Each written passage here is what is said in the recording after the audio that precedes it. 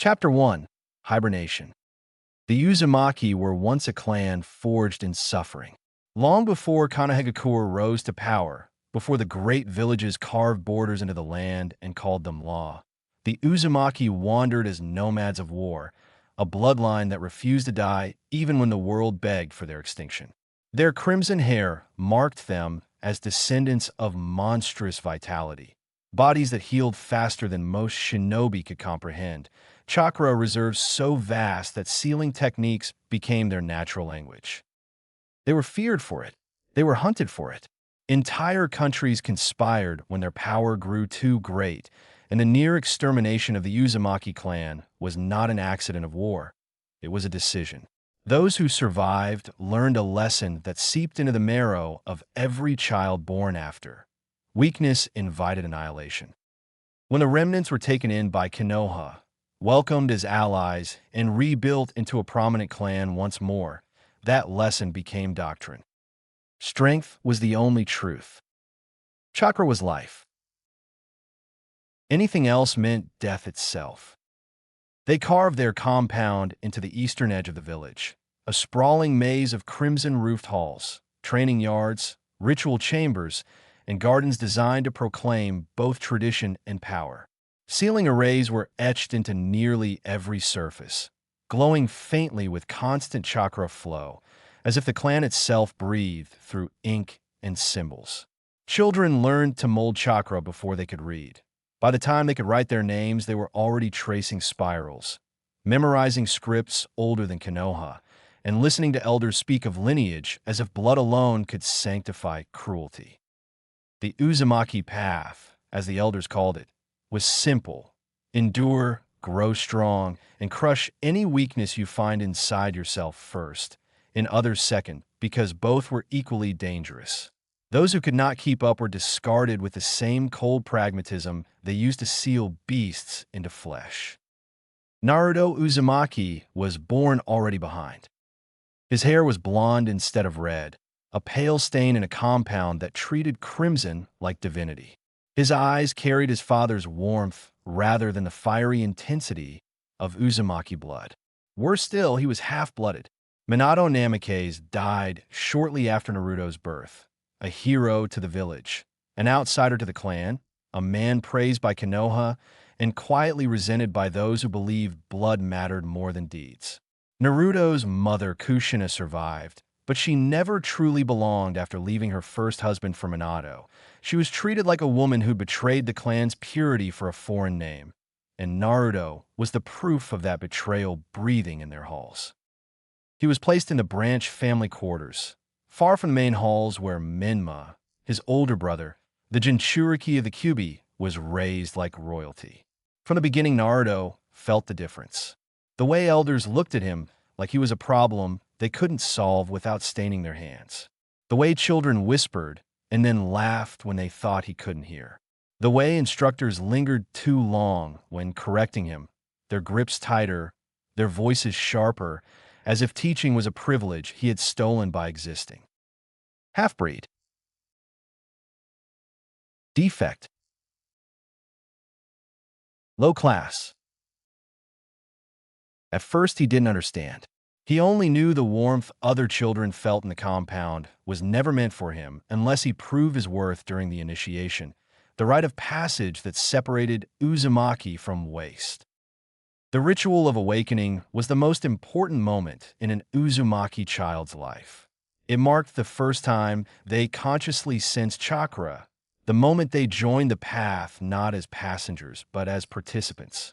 The ceremony took place deep beneath the compound in a chamber carved from ancient stone, its walls layered with powerful sealing inscriptions passed down from the clan's earliest ancestors. Torches burned in iron brackets. Incense filled the air with a thick, bitter scent that clung to the throat. Elders stood in a crescent formation, robes adorned with spiral crests, their chakra signatures pressing down on the room like gravity.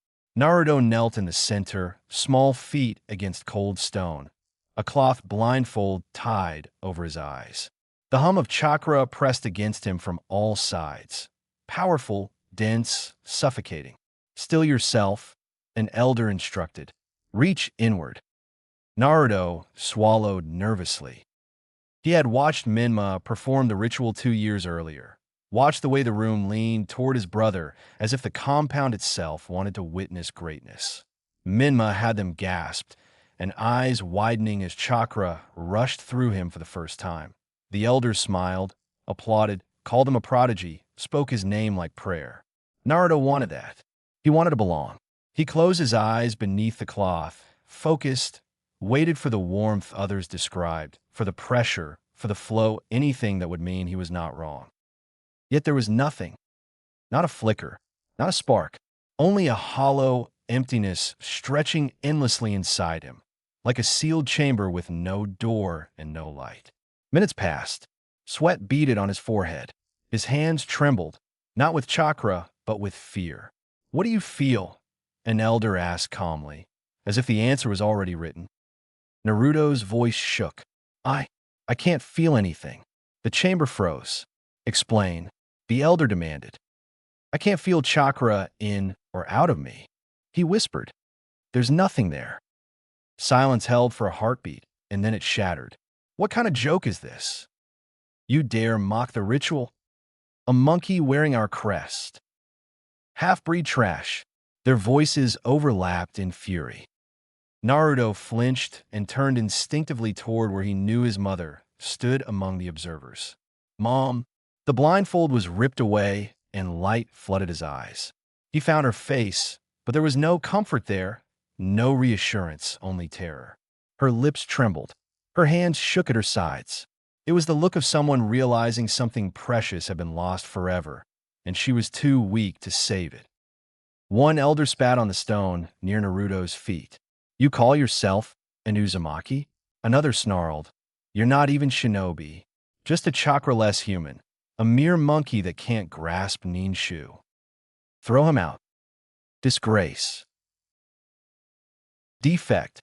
The word struck harder than fists, because fists bruised and healed. Words settled into bone. From that day on, the clan stopped pretending Naruto was theirs. He was a stain they tolerated because killing a child inside Konoha drew questions, and questions were inconvenient. Instructors ignored him during lessons, and when they did acknowledge him, it was with cruelty disguised as practicality. "You don't need chakra drills," one scoffed. "What's the point?" He was told. Children were warned not to associate with him. Some listened, others learned it was acceptable to hurt him, push him into walls, trip him during training, steal his food, call him monkey and laugh. Naruto never fought back, not because he couldn't, but because somewhere deep down he believed them. Maybe he really was worthless. Over time, his mother grew quieter with each passing week. Her shoulders slumped, her eyes dulled, and the smiles she offered Naruto were like paper masks worn too long. At night, he heard her crying through thin walls, whispering apologies, begging to someone he couldn't see. In the fall of his 6th year, the whispers stopped. One morning, the compound buzzed with low murmurs as servants hurried through the garden. Naruto followed the noise with small, slow steps, as if he already knew where it would lead. He found them beneath the cherry blossom tree. Pink petals drifted gently through the air. His mother's body swayed slowly in the breeze, a rope cutting in her neck, hair falling across her face like a curtain.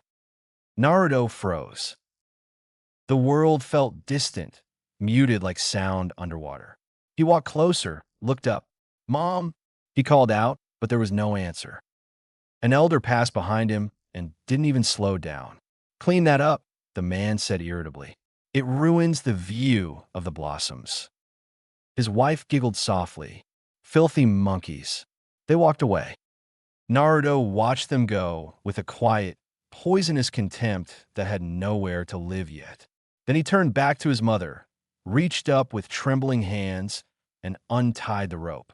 Her body collapsed into his arms, cold, heavy, and unmoving. Something inside him shut off, so completely it felt like a door locking from the outside. "It really does," he whispered faintly, laying her gently on the grass and closing her eyes. From that moment on, Naruto stopped feeling. He moved. He worked. He trained, but inside, everything went quiet. Years passed in a blur. He grew taller, lean, muscles hardening from constant labor. While other children advanced in chakra techniques and sealing arts, Naruto was assigned menial work, tending fields, hauling supplies, cleaning training halls.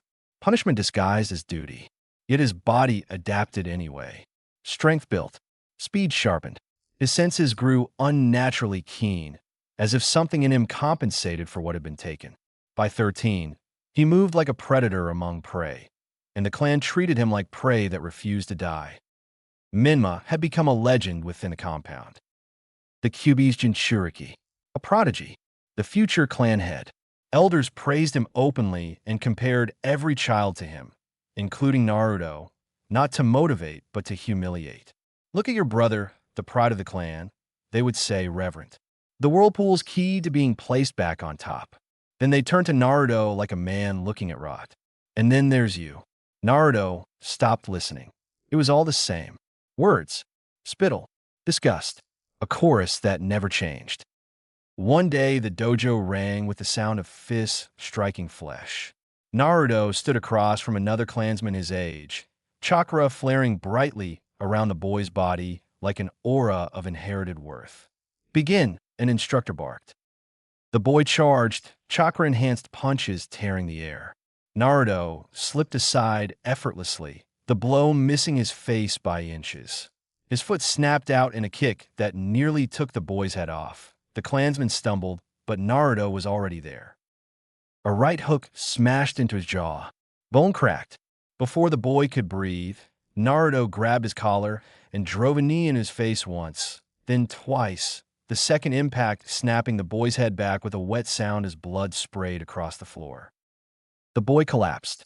Naruto stood over him, breathing steady, eyes empty, and the hatred burning in the boy's gaze only made Naruto's movements cleaner.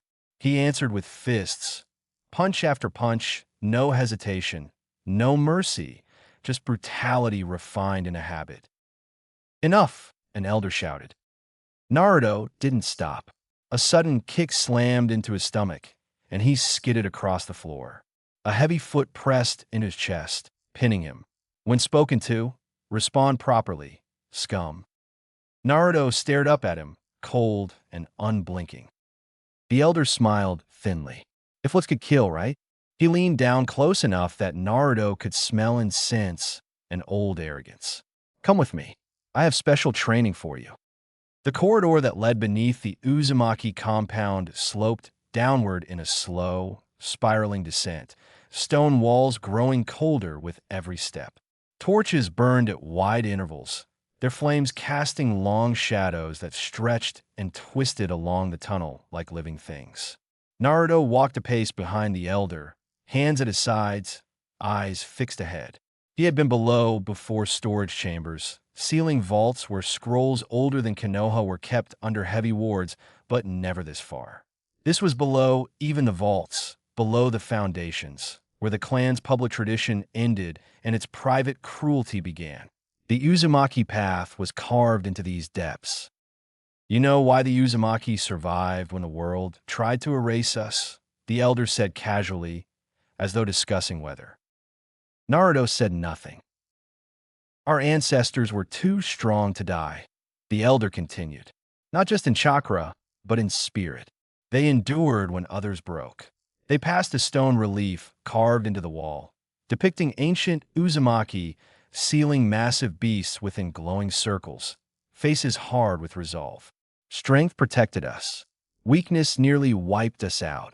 The elder's eyes slid sideways toward Naruto. And so weakness must be purged. The air grew damp, thick with the metallic tang of blood. But you are different, the elder went on, his tone almost amused. You have no chakra, which makes you less than nothing. Naruto remained silent.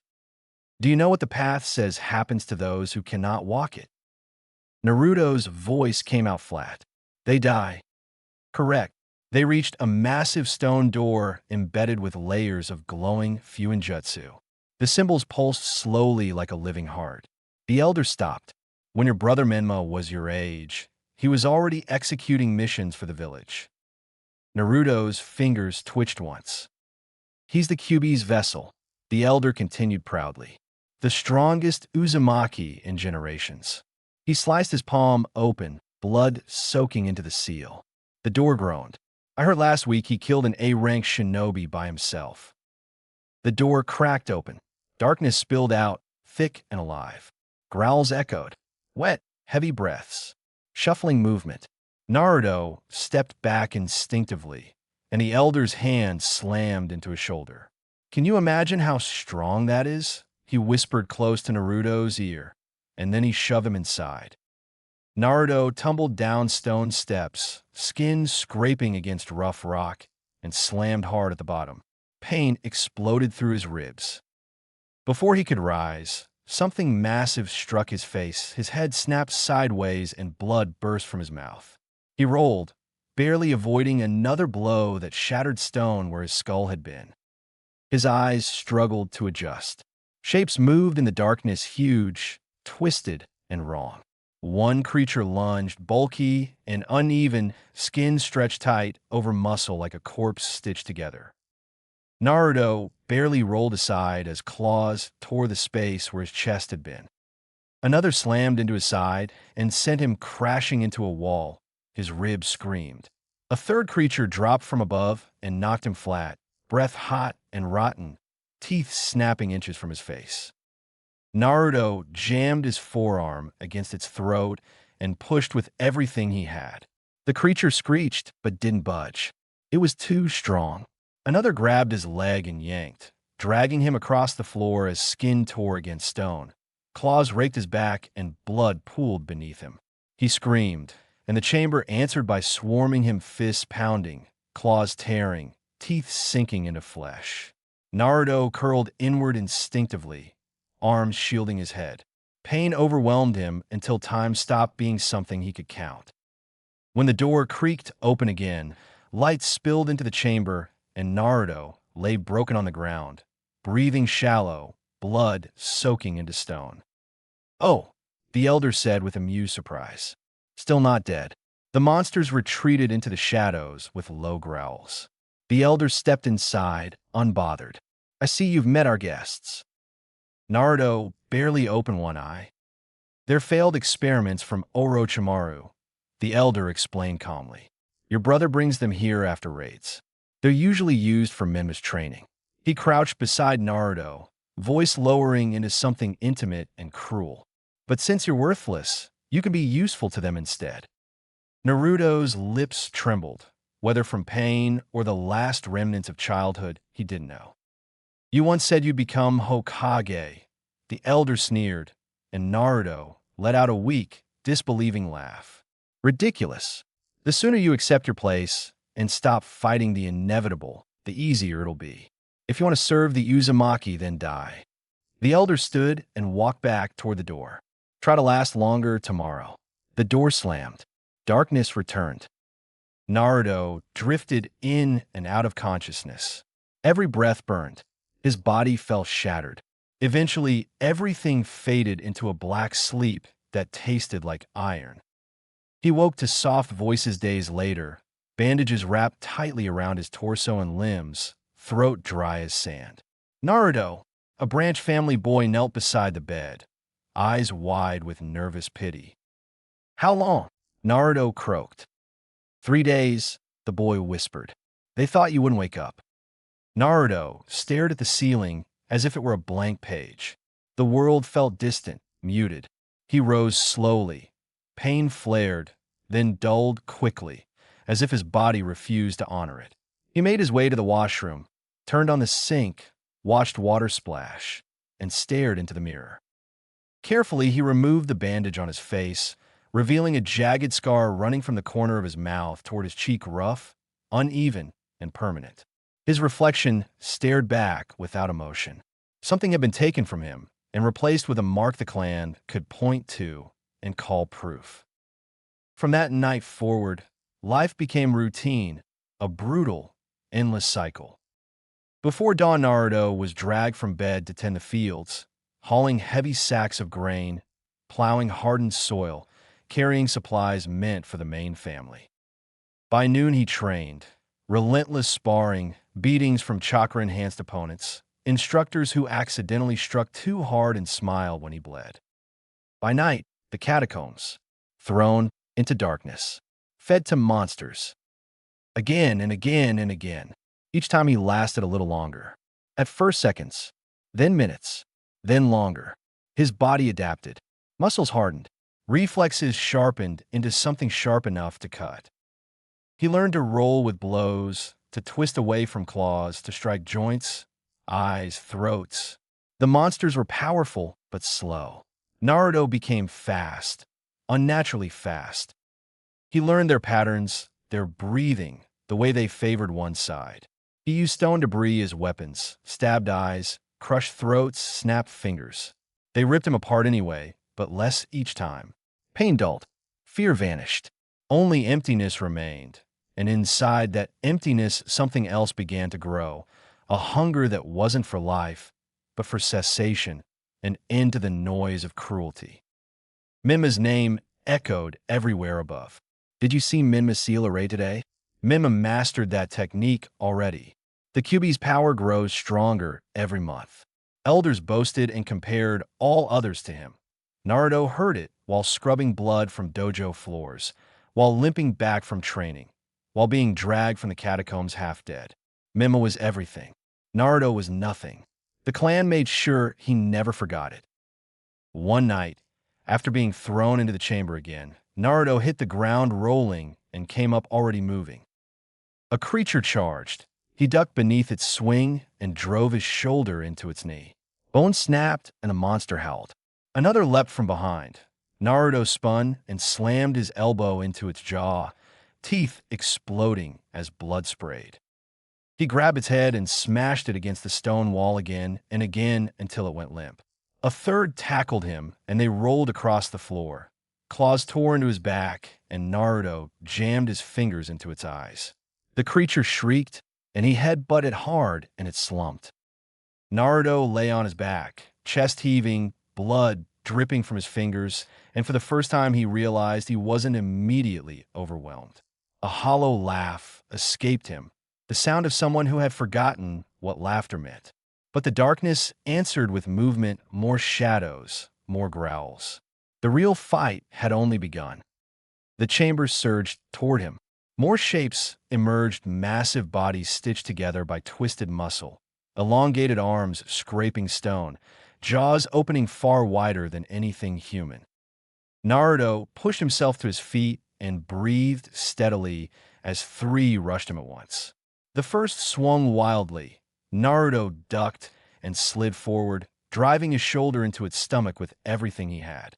The impact lifted it slightly off the ground, and it crashed backward into another, both tumbling into a heap. The third leapt.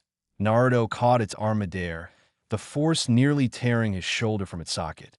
Muscle screamed, but he held on, twisted, and there was a sickening crack as the arm snapped the wrong way. The creature shrieked.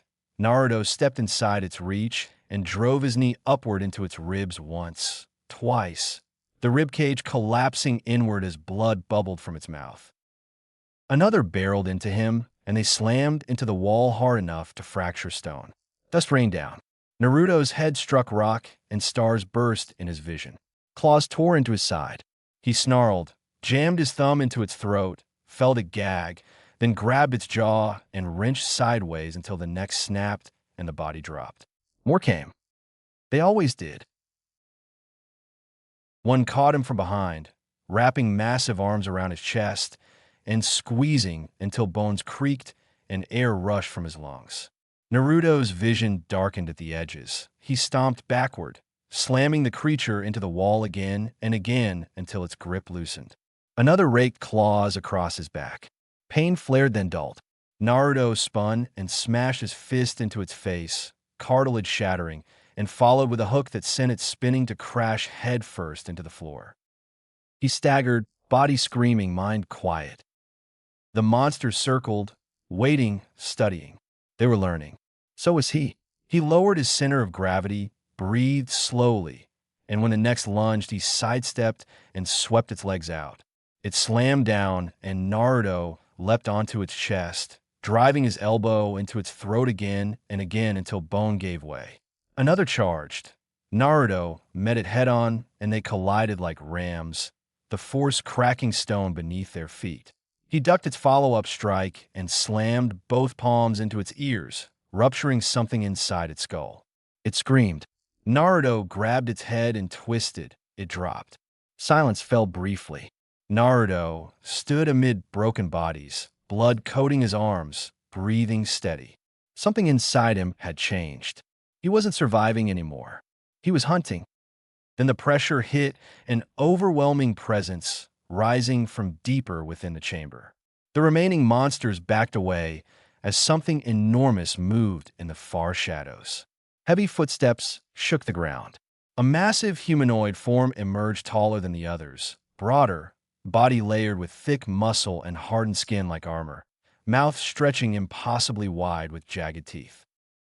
Its eyes fixed on Naruto, and it roared, the sound slamming into him like a wave. Naruto braced as it charged, stone shattering beneath its feet. He sprinted forward instead of away, and they collided, the impact throwing him backward across the chamber. He slammed into the wall as pain rippled through him. The monster followed instantly. A massive fist crashed into his stomach, lifting him off the ground and slamming him down again. Naruto coughed violently, blood splattering stone. The creature grabbed him by the head and smashed him into the floor once, twice, 3 times until the world blurred and his body felt heavy, broken. Why am I still fighting? He wondered. Pain roared through him, and then her face rose through the fog. His mother's gentle smile before everything changed, her tears, her body beneath the cherry blossom tree. Endure. The word echoed faintly like a prayer he never meant to say. The monster tightened its grip, and Naruto gasped. Endure. Something deep inside him shifted, not chakra. Something else, raw and primal, strength beyond limit. Endure it. He didn't scream aloud. He roared in his own skull. His hands slammed into the creature's wrists, muscles bulging, veins standing out, and with a guttural strain, he tore the monster's grip apart.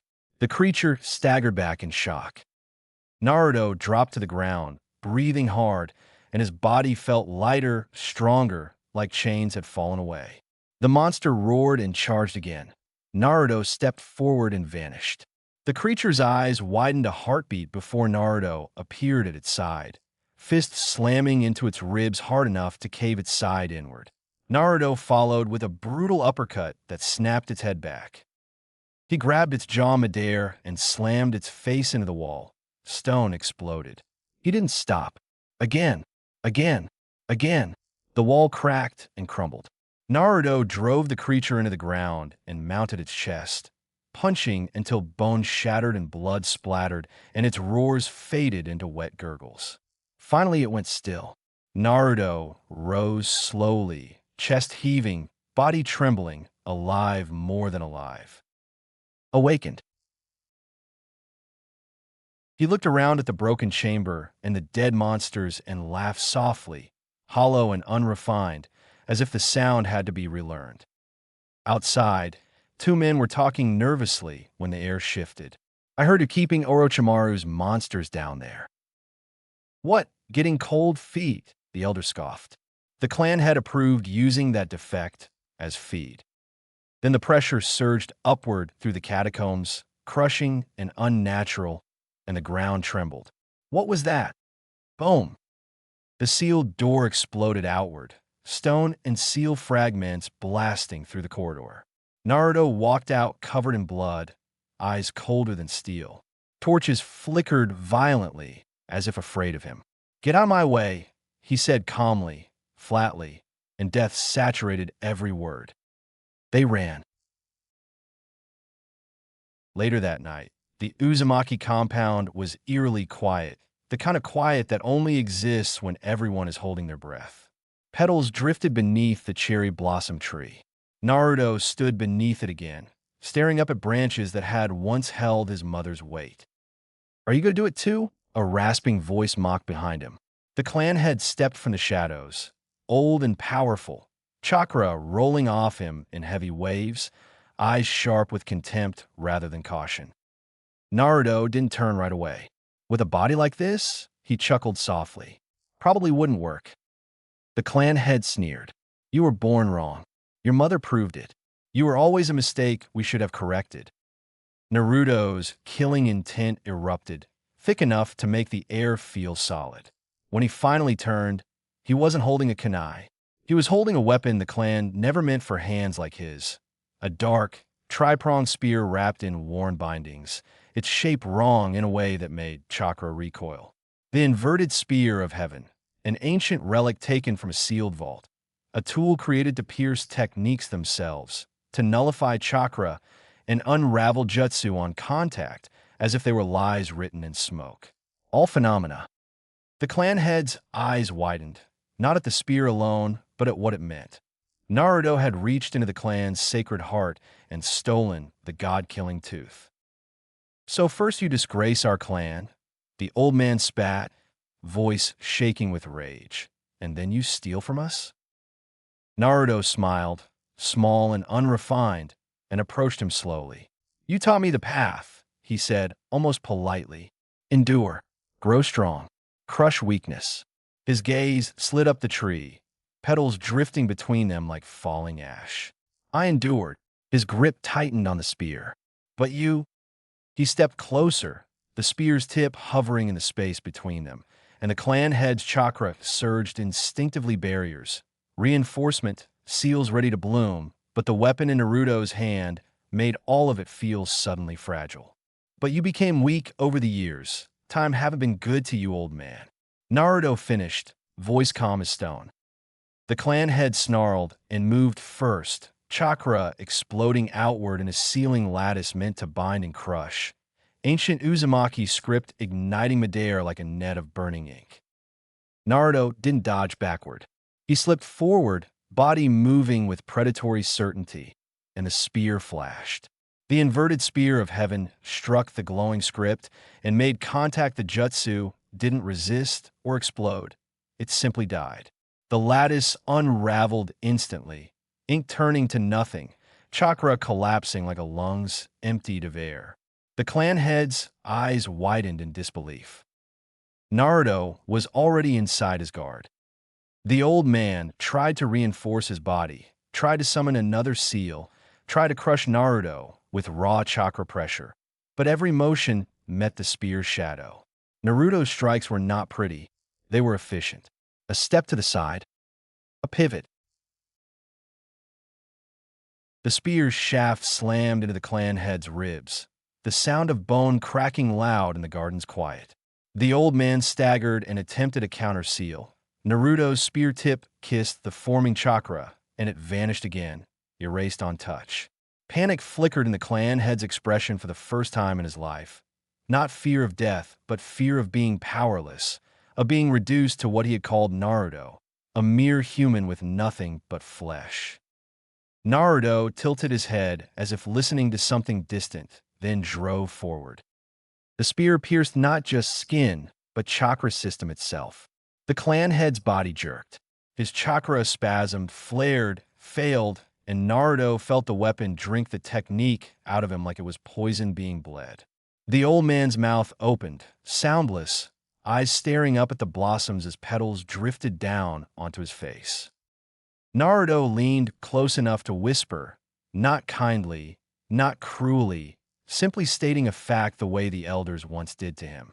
The sooner you stop fighting the inevitable, he murmured, the easier it'll be. Then he pulled the spear free. He left the garden behind him, leaving the tree and the corpse and the old doctrine to rot together beneath falling petals. Weeks later, in a dim tavern far from the Uzumaki compound, a man flipped through a bingo book with stained fingers. Pages rustled. Names. Cream. Bounties. Then his breath caught, and his eyes widened as if the ink itself had bitten him. Konohagakure. Naruto Uzumaki, S rank. Bounty, 100 million. Dead or alive, proceed with extreme caution. Reason: murder of Uzumaki clan head. Chapter 2: The Invisible Man. The moon hung low over the land of iron, a pale coin nailed to a sky that didn't care who lived beneath it. Its light spilled across the mountains in cold sheets, turning the snowfields into a vast, broken mirror. Wind prowled between the ridgelines and through pine boughs, whispering like something hungry. The silence out here wasn't peaceful, it was patient. The kind of quiet that waited for violence the way a blade waited in its sheath. Naruto moved through it like a ghost. Black cloth wrapped his frame, broken only by the dull glint of metal at his hip, and a simple mask pulled over the lower half of his face. No insignia, no hadvant, no colors that told a story. In the shinobi world, everyone left a trail, chakra signatures like footprints in fresh snow, a presence that trained sensors could taste in the air. But Naruto left none. He walked through the night with a body that the world insisted shouldn't exist, and every step was proof that the world was wrong. The land of iron was built on suspicion. Samurai territory, a nation of steel and vows, where honor was both currency and excuse, where shinobi were regarded like knives, useful when you needed something cut, dangerous when you didn't. Naruto had no interest in their politics. He never did. Nations argued, Kage threatened, clans plotted, and children suffered while leaders called it necessity. He had learned young that necessity was just a prettier word for cruelty. His mission was simple: find a target, end him, get paid. The target was a high-ranking samurai who lived in a fortress perched above a ravine, a man known for brutal tactics and corruption. He had bled villages dry through taxes and protection fees, executed dissidents publicly to keep the rest obedient, and sold favors to rival lords until the land of iron itself started to feel the itch of civil fracture. He had made too many enemies, and enemies with money always found a way to buy silence. Naruto didn't ask why. The contract didn't include morality, only details. Name, residence, routine, proof of death required, payment delivered in full. The payment this time was heavy enough to make the cold feel like a mild inconvenience. He crouched behind a rock outcropping half buried in snow and watched the fortress. Guards patrolled the perimeter in steady loops, steel boots crunching in rhythm. Lanterns burned behind slitted windows, the light weak against the overwhelming night. He listened, not with chakra enhancement or summonings, but with the sharpened animal awareness of someone who'd spent years learning how to survive without a single supernatural advantage. There was a faint clink of armor, muffled voices carried by wind, and, deeper within, the soft scrape of paper and pen. Someone awake, working, unaware that his final hour had already begun. Naruto's eyes narrowed. He cataloged everything: guard spacing, blind spots, the way one patrol lagged half a step behind his partner, tired, complacent. A side service door with a fresh set of footprints leading to it, used recently. The angle of the watchtower and the direction the sentry preferred to look when he yawned. Then Naruto moved. He crossed open snow without sound, his weight distributing perfectly, his footfalls placed where the wind masked the faintest crunch.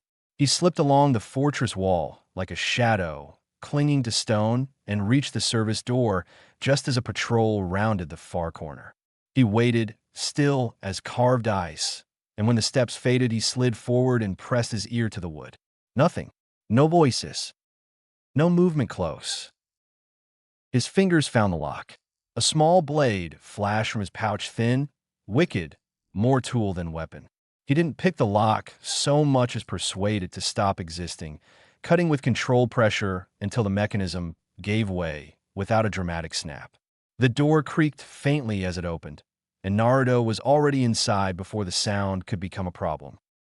Warm air hit him first, then the smell of oil and steel, incense burned by men who thought ritual could wash blood from their hands. The hallways were narrow, designed for defense, corners meant to trap intruders. Naruto welcomed corners. Corners meant blind spots. Blind spots meant control. He moved through the fortress like it was built for him. Guards stood in pairs at key junctions, but their senses were tuned to the wrong things: sound, sight, the ripple of chi, the hint of chakra. Naruto gave them none. When he passed behind them, he did it within the exact breath between their conversation and the turn of their heads, timing his movement with the same cold calculation he once used to survive the catacombs beneath the Uzumaki compound.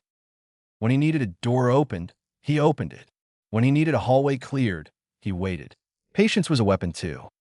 He found a target's chamber at the top level of the fortress. A heavy wooden door reinforced with iron bands. 2 guards posted outside alert, more disciplined than the ones below.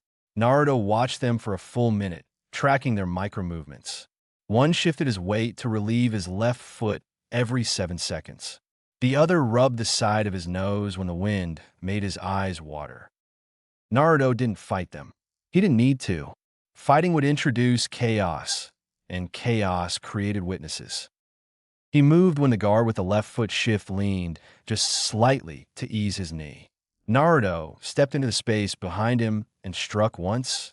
2 knuckles pressed into the carotid, a precise compression that stole consciousness without spilling blood. The guard crumpled silently, caught by Naruto's other hand before his armor could clatter. The second guard turned at the faintest shift in air and found nothing but darkness. Naruto was already behind him, palm covering his mouth, forearm locking his neck. A quick twist, a controlled drop. The man's body folded into sleep. Naruto dragged them into the shadowed alcove beside the door and set them down as gently as a mortician. Then he worked on the lock.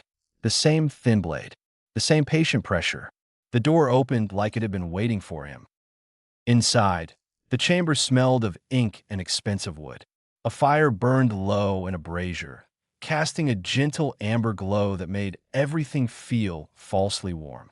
The samurai sat at a desk, broad shoulders hunched, scribbling onto a scroll with the satisfaction of a man who believed the world obeyed him. He didn't look up. He didn't sense anything. He didn't deserve to. Naruto stepped in and closed the door softly behind him. He crossed the room without haste, letting the moment stretch. There was a quiet cruelty in that, giving the target a second longer in the world without him knowing it. He reached into his pouch and drew a kunai. Plain steel. Practical. Light. It wasn't ceremony that ended a man. It was efficiency. "Nice desk," Naruto remarked dryly, his voice cutting through the room like a thin wire. "Shame it's going to be covered in your blood." The samurai whipped around, eyes wide, hand going for the sword at his side. But he was too slow, and Naruto had stopped measuring life and fairness a long time ago. Naruto closed the distance in one step and in one blurred, predatory movement, driving the kunai into the man's throat with a clean, practiced thrust. The blade sank deep. The samurai gagged, both hands flying to his neck, disbelief filling his eyes like water rising in a drowning man. Naruto leaned in, voice calm, almost conversational. "You really thought you could get away with everything, huh?" The samurai tried to speak. Only wet air escaped. Naruto twisted the blade slightly, ensuring the job was done. Not out of malice, out of certainty. A dead target didn't come back to complicate payment. "Well, here's the thing," Naruto continued, watching the light in the man's eyes dim. "When you piss off enough people, eventually someone comes knocking." He tilted his head, as if considering the room, the wealth, the arrogance. "And unlucky for you, I'm the guy they send." With a final, swift motion, Naruto pulled the kunai free. Blood spilled down the samurai's armor and onto the polished wood, staining it just as Naruto promised. The man collapsed, throat bubbling, limbs twitching once before going still. Naruto wiped the blade on the man's clothes and slipped it back into his pouch. He stood over the corpse for a heartbeat, not reveling, not mourning. It was business, always business. And yet there was a faint flicker of something else under the numbness, a quiet satisfaction, not in death itself, but in the proof. Proof that a boy with no chakra, no clan, no village, could still carve his will into the world. "Another job done," he murmured, voice barely more than a whisper. "Proof required." Naruto crouched, produced a smaller knife, and cut off the samurai's finger with a quick, economical motion. Blood welled. He wrapped the severed finger in cloth and tucked it away. Then he left as quietly as he'd entered. The fortress remained unaware. Guards continued their patrols. Lanterns continued to flicker. Somewhere below, a man laughed at a joke he would never remember, and above, a corpse cooled in a room that smelled of ink and arrogance. Naruto stepped out into the night again and let the wind hit his face. The snow didn't care what he'd done. The moon didn't judge. The land of iron remained what it had always been: hard, unyielding, unforgiving. And Naruto was the same. He moved across the ridgeline and vanished into the white. X. The land of wind was warmer, but it had its own bite. Sand replaced snow, grit replacing frost, and the air carried the faint scent of dust and dry stone. Sunagakure slept beneath the stars like a coiled animal, walls and patrols and layered defenses meant to keep out the world and keep in power. Raza nearly sprang from his bed when the knocking came. It wasn't a knock on his door. It was on the far wall of his room, 3 soft taps where no one should have been able to reach without crossing layers of security.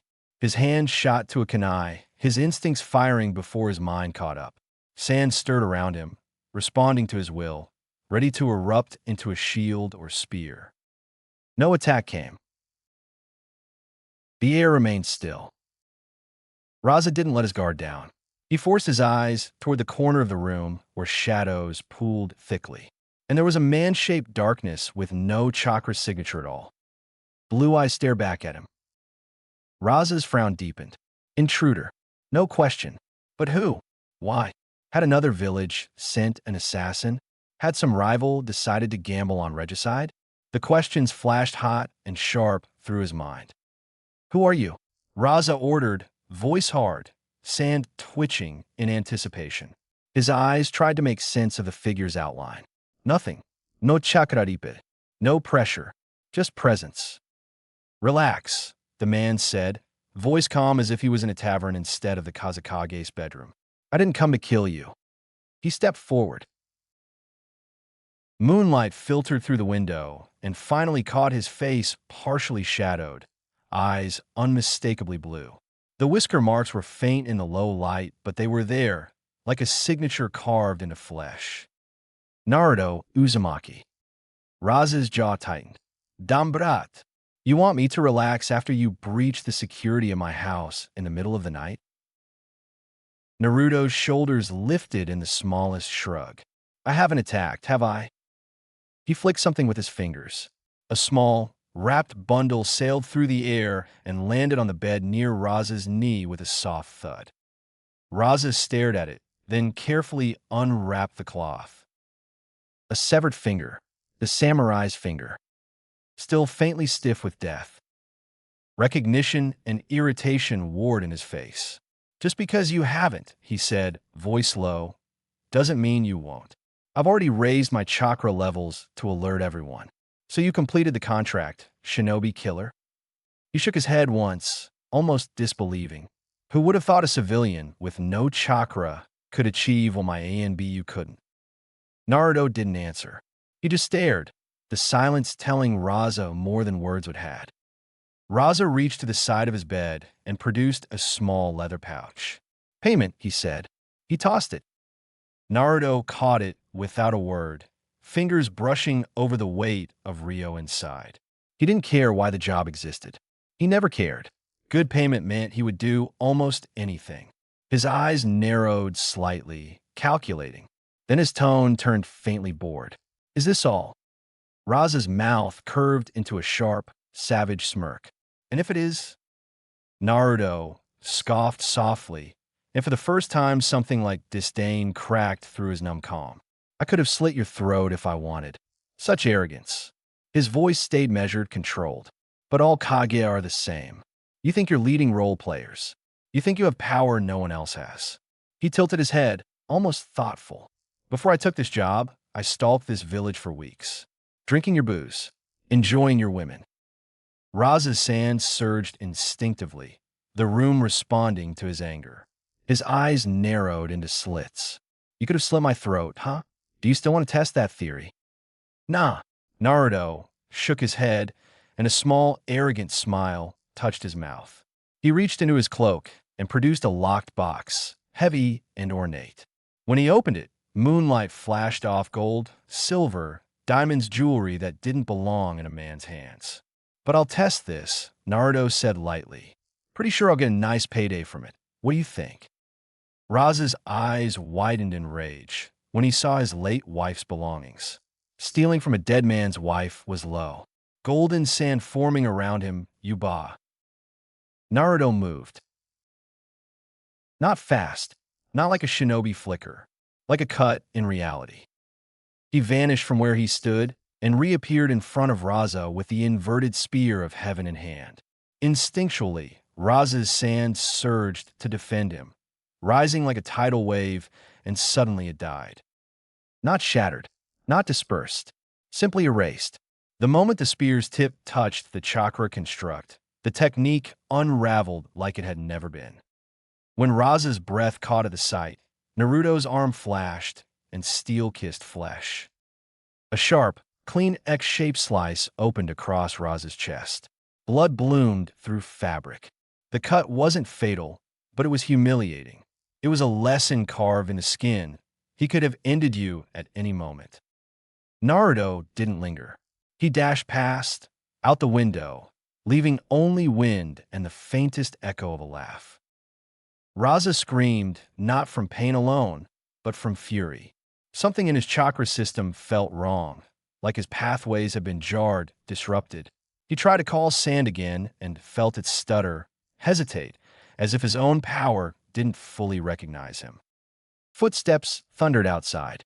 The door burst open. Men flooded in. Baki was first, eyes snapping to the bleeding Kazekage, reading the room in a fraction of a second. Raza was livid. Shinobi were already spilling through corridors, alarms rising, search squads forming. Guards would be sent back to training. Heads would roll. Demands would be made. He sat there breathing hard, chest burning, and hated how the night had proven something he refused to accept. In the dark, vultures attacked. This is an insult to Suna, Raza snarled, eyes locked on Baki. It is not the first time someone has infiltrated the village, Baki replied firmly. He didn't flinch under Raza's rage. He'd survived too many storms to fear one more. The third Kazekage disappeared, and even now we don't know what happened. Raza's mouth twisted. He didn't need the reminder. He didn't need the ghost of that failure dragged into this moment. I don't need to be reminded of that. What matters now is finding where he is, Baki pressed, and getting information about him. Aside from him being a mercenary, was there anything else? Anything you noticed? Raza's eyes narrowed, forcing himself to recall details through anger. He stayed in the darkness, he said, jaw tight. But I'm certain he had blue eyes. And that blade, it takes away chakra. I'm still struggling to control mine. His fingers curled in his sheets. I want you to find information. Even if we must pay. We will. His voice dropped bitter. Is Suna this week? No, Baki said immediately, steady as stone. Assassins are trained to infiltrate defenses. Sometimes it's impossible to stop them from getting in. Nobody just dares to try on a Kage. Not unless they're confident. Raza's glare sharpened. Someone dared, and almost succeeded. Almost, Baki repeated, emphasis calm. Raza's expression twisted. Does it look like I care? Baki didn't answer that. He didn't need to. The cut across Raza's chest answered it all. Outside the village gates, Naruto walked with the jewelry box tucked beneath his cloak. The night wind bit at his face, sand hissing across the dunes. He opened the box briefly, letting the moonlight catch diamonds and gold, and his smile turned real for the first time in a while, sharp and greedy. More money to gamble with, he muttered, voice low, almost pleased. I hear the land of stone has great horse racing. He closed the box, slipped it back into his cloak, and continued into the desert. Behind him, Sunagekyu's search squads swarmed like ants, angry and blind, chasing footprints that were never there. No chakra signature. No trail to sense. Only a rumor moving faster than logic. As he walked away from the land of wind biting his face, Naruto allowed himself a small smirk. He had done it again, another contract completed, another powerful enemy humbled, another system reminded that titles didn't make you untouchable. His reputation as the shinobi killer was growing. And somewhere, in the shadowed channels of the world's underbelly, a new name began to spread with it, half fear, half disbelief. The Invisible Man. Land of Fire. Weeks later, the news finally arrived, and it arrived the way most bad news did, in a shinobi village, quietly, wrapped in paperwork, delivered without ceremony, as if the paper itself could soften the weight of what it contained. Hiruzen Sarutobi sat behind the Hokage's desk with the posture of a man who had been upright for too long, spine stiff from duty and the slow grind of regret. It felt like a lifetime since Naruto disappeared, not in the way time moved on calendars, or the way seasons rolled through the village like gentle waves. Spring to summer, summer to autumn, soft and indifferent to human grief. It felt like a lifetime in the way guilt took root and spread, in the way every quiet hour became an accusation. Hiruzen had lived through wars, burying friends and enemies alike, watching generations rise and fall beneath the Hokage's hat, but there were burdens that aged a man faster than battle ever could. This was one of them, the kind that sat behind the ribs and never loosened, the kind that made food taste like ash and morning light feel undeserved. Had self-mutilation been a ritual that erased sin, he would have done it. If carving out his own flesh could have atoned for the boy lost under his watch, the knife would have been in his hand before the thought finished forming.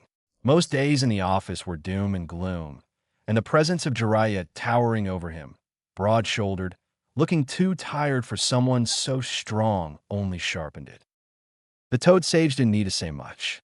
His silence carried the weight of every unmade decision, every compromise dressed up as politics, every moment they told themselves they would step in tomorrow, and every tomorrow that had come and gone without courage.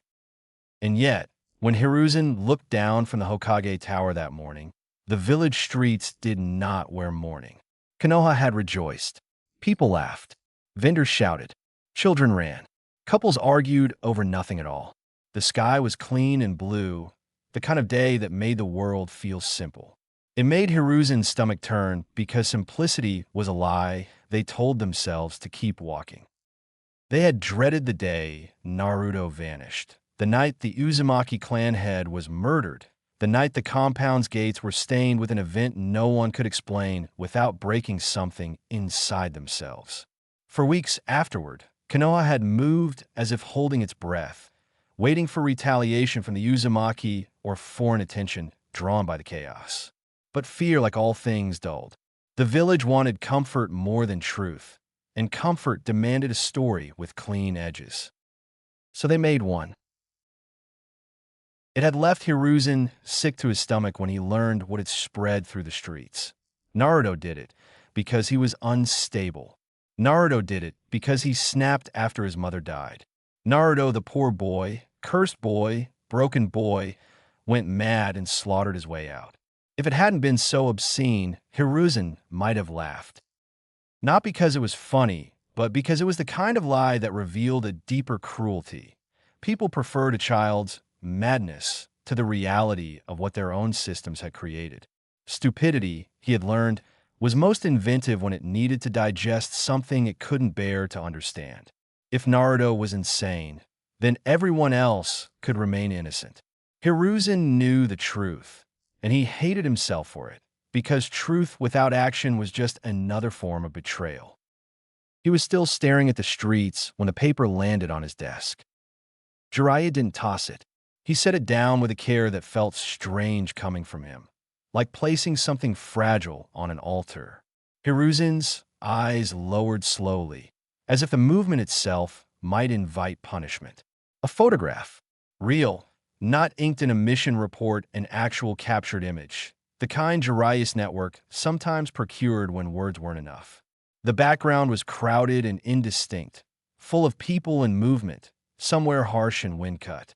The subject stood near the edge of the frame like he'd been caught by accident, as if the world had snapped the picture without asking permission. Hiruzen's breath stalled. 17, if time had been honest, but the boy in the photo looked older in ways age couldn't explain. His posture wasn't that of a shinobi showing confidence. It was the posture of a man who had stopped expecting mercy from the world. His hair was blonde, long enough to fall over part of his face, shadowing the eyes. Yet there, unmistakable as a curse, were the whisker marks on his cheeks. Naruto was alive. For a moment, just a moment, Hiruzen didn't care about the bounty, the title, the crimes. Relief hit him with a sharpness that almost hurt. Alive meant the story wasn't finished. Alive meant that whatever afterlife awaited mothers who died too young, Kushina Uzumaki couldn't reach down and tear his soul apart for losing her son completely. When and where was this taken? Hiruzen asked, and he hated how his voice cracked around the question. About a month ago, Jiraiya replied. His tone was quiet, eyes fixed on the village streets through the window, as if he couldn't bear to look at the picture too long. Land of Wind, near the border heading toward Earth Country. Hiruzen's jaw tightened at the careless look on Naruto's face. It was joy, but not truly joy. More like there was an ease to him in the photo that shouldn't have existed in a fugitive carrying 100 million Rio, dead or alive bounty. He looked like a traveler, not a criminal. Like someone on vacation rather than someone hunted. He looks like someone enjoying himself on vacation. Hiruzen murmured, almost to the picture. Not someone running. Jiraiya's expression darkened. That's what scares me. The old man set the photo down, then picked it up again, as if letting it go would make it disappear. I feared, when the Uzumaki locked themselves down after that day, something worse had happened, Hiruzen admitted. The compound went silent. No fugitives, no petitions, no justice, just stone walls and closed gates. He let out a long breath, one that sounded like an old weapon being unburied. At least we know he lived. Jiraiya glanced at him, then away. He couldn't fault the Hokage entirely, at least not without condemning himself. Hiruzen had suggested intervention. He had said the situation was bad. He had warned that the Uzumaki path, the way the clan had rotted into something that worshipped strength like a god, would swallow that boy whole. Jiraiya had rejected it. I'm not suited to be a guardian, he had said, and he had believed it. He had told himself Naruto would survive because Naruto always survived. He had told himself Minato's son had a kind of fate, some bright, stubborn destiny that would keep him intact even when the world tried to break him. He blamed himself now for thinking a child could outlast a system designed to grind children into silence. This means he's moving, Jiraiya said finally, forcing his mind into strategy, because strategy was safer than grief. Village to village. Borders. Maybe he's a spy. The word didn't sit right, even as he said it. Or a gun for hire. Hiruzen's gaze stayed on the photo. He leaves no trail. Yeah. Jiraiya's voice flattened. Before this, there was nothing. No sightings. No rumors that stuck. Just silence. A ghost, Hiruzen whispered. A complete ghost, Jiraiya agreed. And the agreement tasted like dread, because shinobi were trained to track what moved. Ghosts were what happened when the world failed to notice something until it was too late. Hiruzen's eyes narrowed, shifting from relief into the cold arithmetic of leadership. It begs a question, he said quietly. Who does he work for? And what is his end game? Jiraiya's gaze hardened. We can only answer that by asking Naruto. The words hung in the room between them like a blade. Because asking Naruto didn't mean sending a letter. It meant pursuit. It meant confrontation. It meant dragging a boy no, a young man now, into the light and forcing him to answer for blood. Even though he was Minato's son, Justice didn't care about lineage. Even though he was alive, he hadn't come home. He hadn't sent word. He hadn't tried to explain. It couldn't be that he didn't remember. Naruto had known them. He had known his heritage. He had turned down training in the past, turned away from hands offered too late. He chose not to come, and that raised a question neither of them wanted to say aloud. Maybe he didn't come because he didn't want to. Any news from him recently? Hiruzen asked, voice quieter now, almost ashamed of the hope threaded through the question. No. Jiraiya rubbed the bridge of his nose. His trail's gone silent again. My networks are watching borders, merchants, missing mean channels, anything that breeds gossip. But he vanished after this. Hiruzen tapped the photo lightly with 2 fingers, studying Naruto's expression, the way his shoulders sat loose. He shouldn't be hard to find, he said slowly, more to himself than to Jiraiya. It almost looks like he doesn't care about being seen. Jiraiya snorted softly, humorless, or he knows he can't be caught. Hiruzen looked up at his student, the weight of command settling over his features. You have to find him, Jiraiya. Jiraiya's lips pressed into a thin line. You don't have to tell me twice. I will. This is partly my fault anyway. Hiruzen didn't debate whose fault it was. Blame was a luxury when the village was at risk. He simply stared at the photograph again and thought of Kakashi, thought of how the silver-haired Jonin carried grief like an extra organ, how he smiled less with every year as if expressions were privileges he no longer deserved.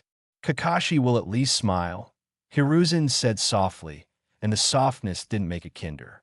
Yet another one of our failures. Sasuke-kun has also fled to join Orochimaru. Nothing has been done right.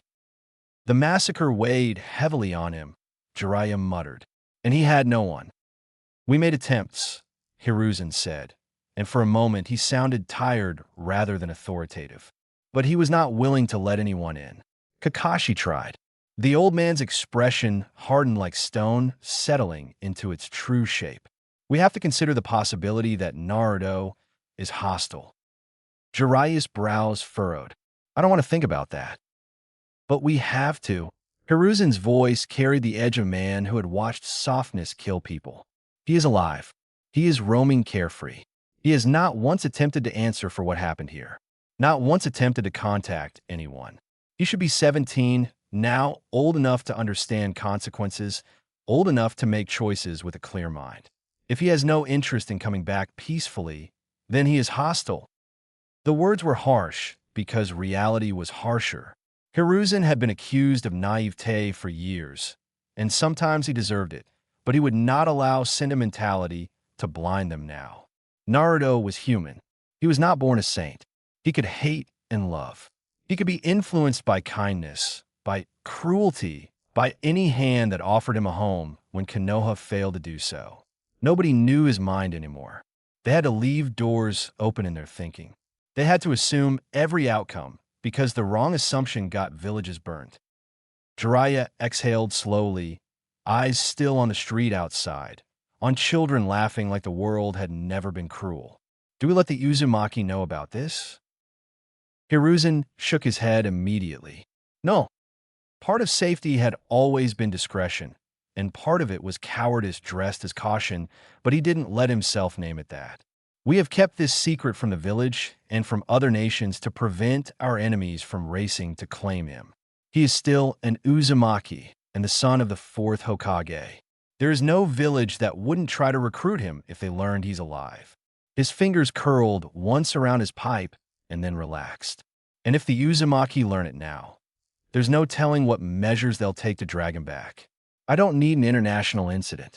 Not with the way the world already watches Konoha after the Kyuubi attack. Not with our fractures showing. Jiraiya's expression tightened. Do you think he'd join Konoha's enemies? Hiruzen didn't hesitate, because hesitation was a kindness he could not afford. Why would he not? If they offer him a home and treat him well, there is no logical reason to refuse. His eyes remained on the photograph, on the shadowed ease in Naruto's face. Naruto was young when he left, never in the academy. Loyalty was not something we built in him. We cannot let others know. We must continue to do this secretly. Jiraiya stared out the window again, hands curling into fists at his sides. Somewhere out there, a boy they failed had become a ghost. And ghosts didn't come back for forgiveness. They came back for something else. X. Uzumaki compound. Ever since their clan head was assassinated, nothing in Whirlpool had been the same. Not truly.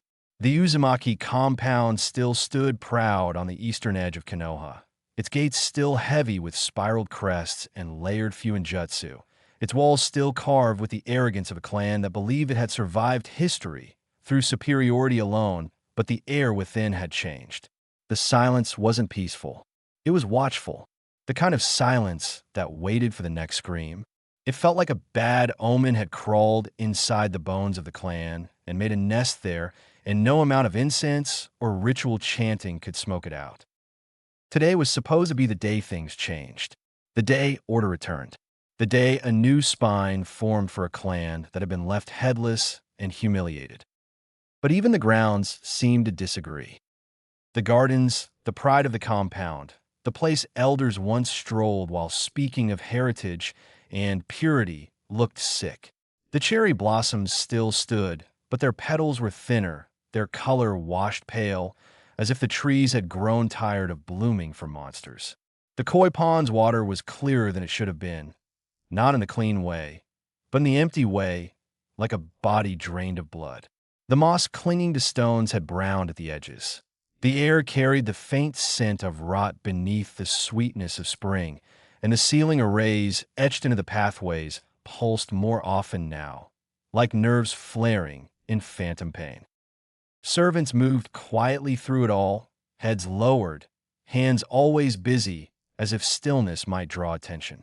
Even the children, those who should have been loud, careless, alive, had learned to speak in half voices.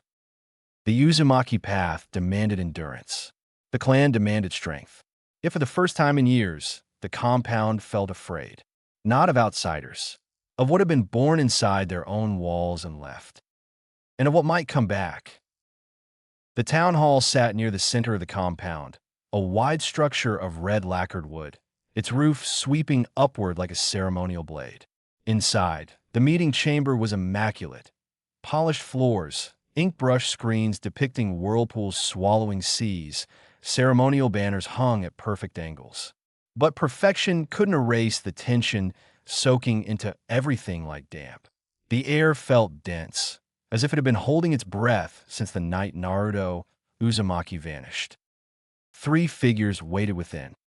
Mukai Uzumaki sat first, still as a carved statue, patience worn so thin it looked like restraint.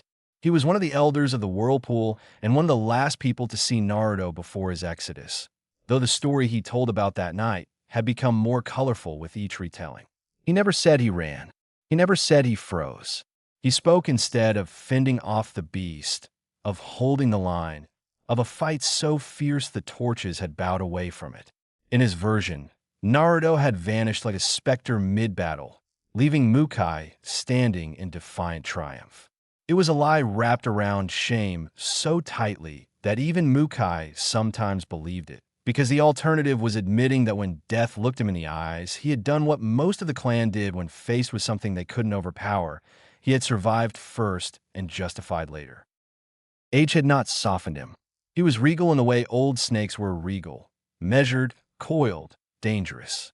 His red hair was tied neatly into a bun, not a single strand out of place, as if disorder itself offended him.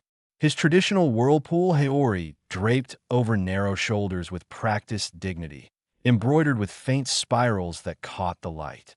But it was his eyes that did the real, talking sharp purple, cold as drawn steel, the eyes of a man who had spent decades writing seals meant to bind monsters and believed the world should be grateful for it.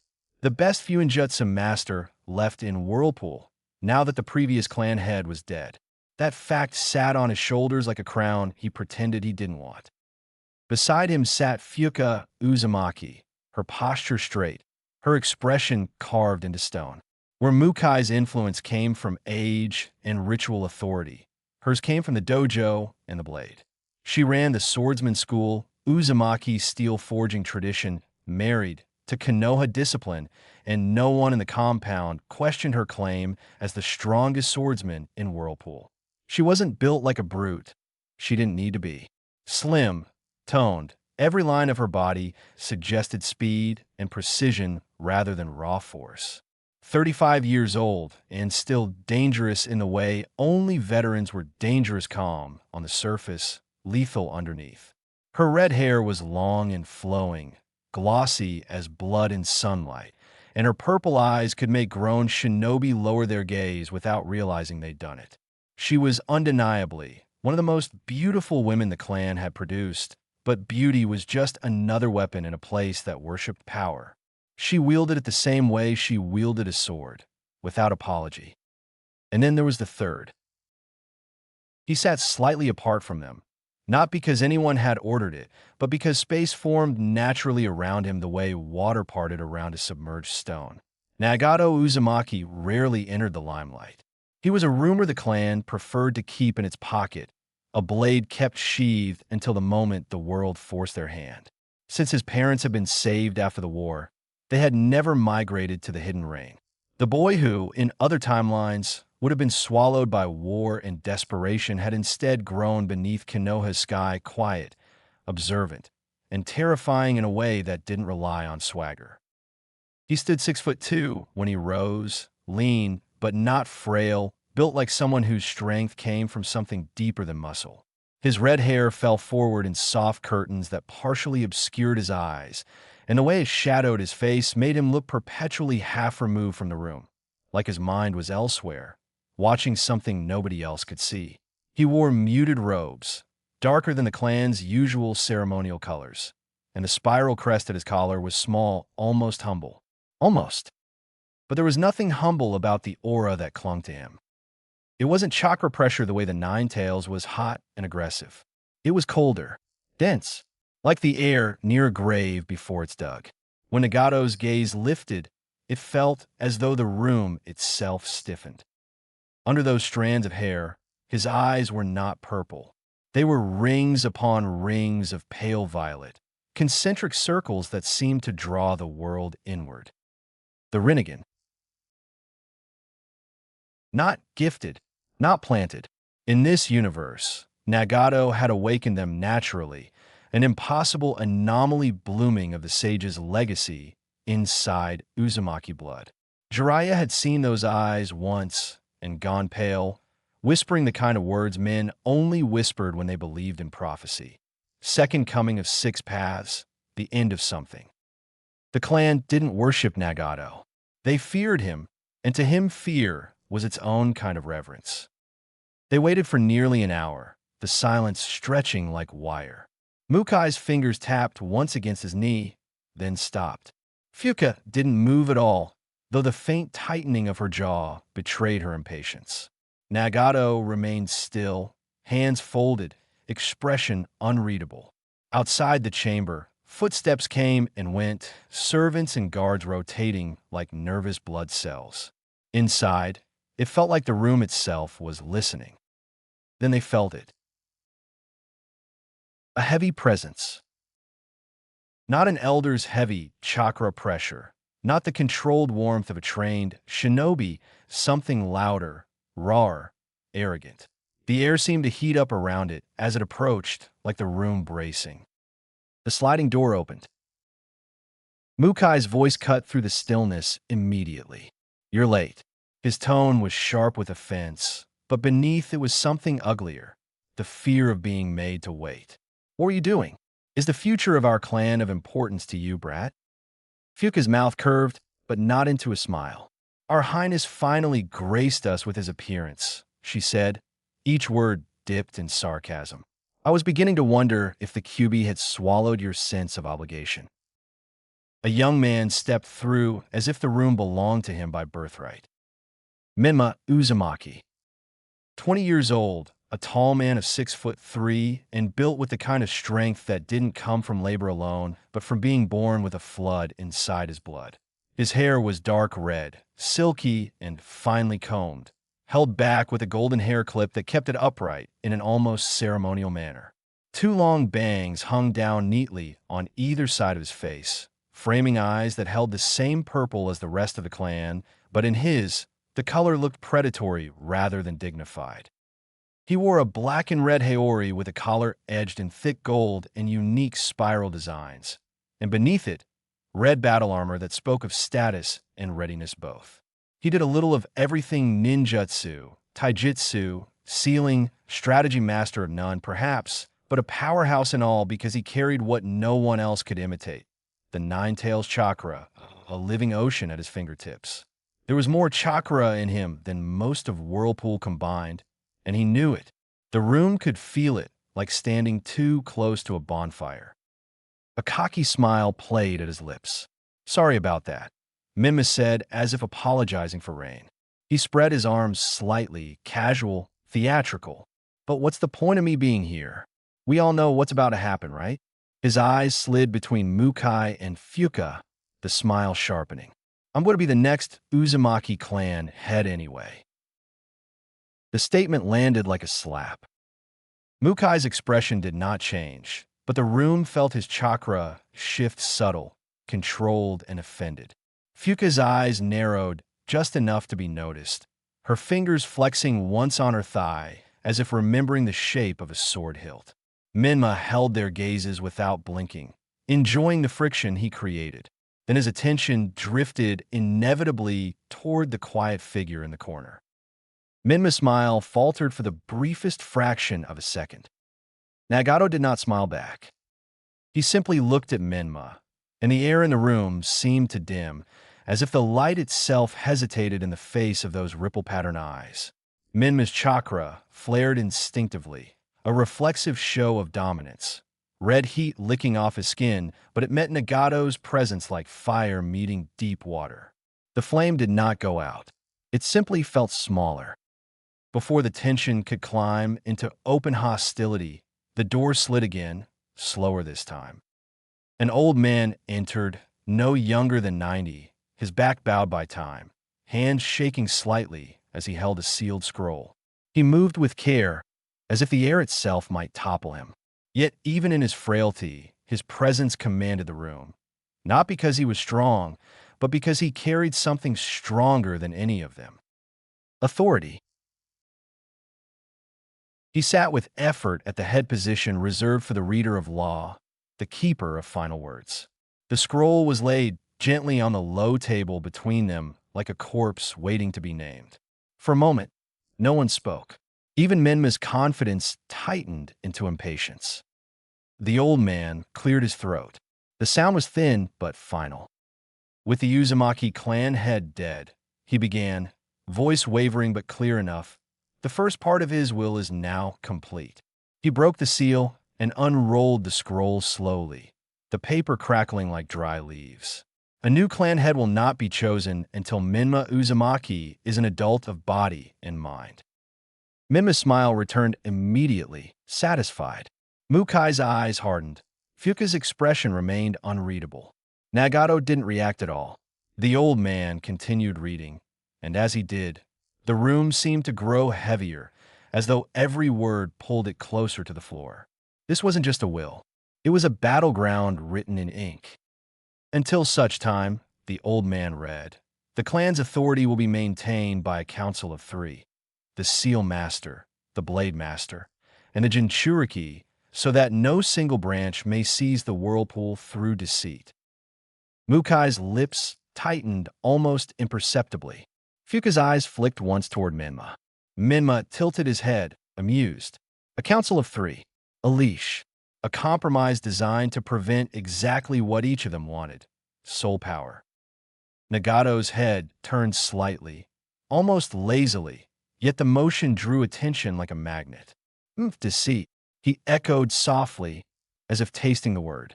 His voice was calm, almost gentle, and that made it worse. As if truth is what killed the clan head. Mukai's eyes snapped toward him. "Careful," he warned, tone sharp. "Words have weight in this room." Nagato's rinnegan fixed on Mukai, and the elder's warning died in his throat, not because Nagato threatened him, but because the gaze itself felt like judgment.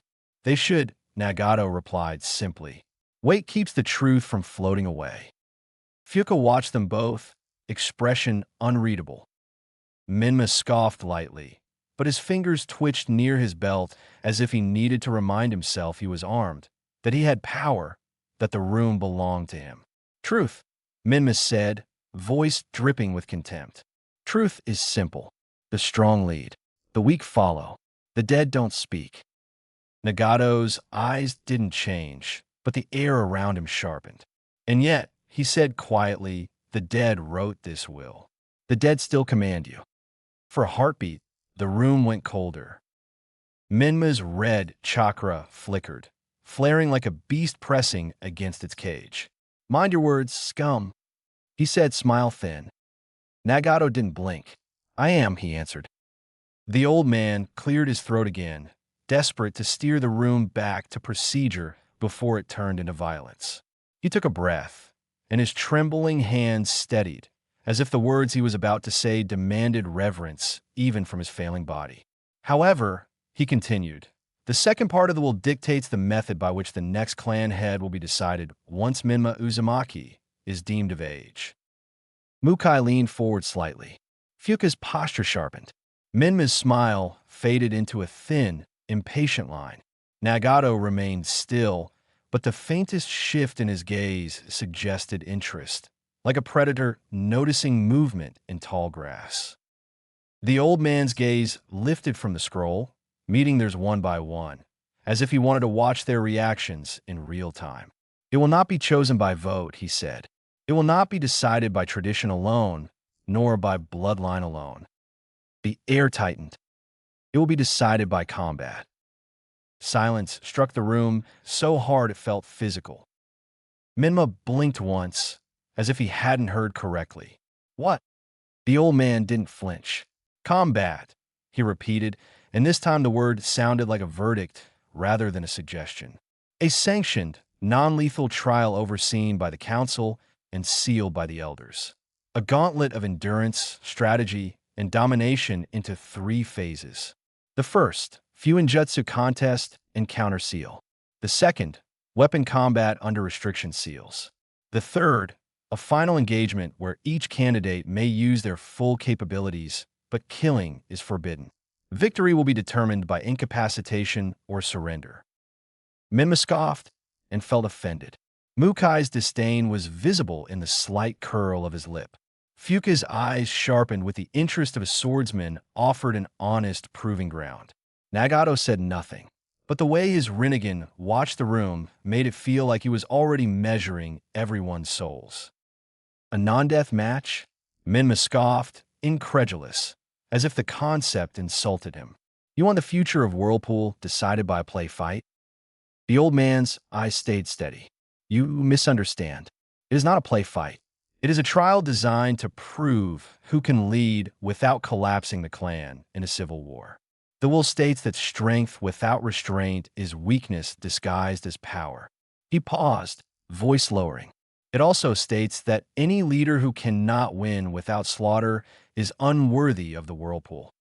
The last line hung in the room, sharp and personal, like the dead clan head had aimed it directly at Minma from beyond the grave. Minma's smile returned, but it was colder now. Fine, he said at last. I'll win anyway. I'll just do it without killing, so everyone can sleep easier. Mukai nodded once, slow. Agreed. He said, though agreement wasn't peace, it was preparation. Let the clan see what true mastery looks like.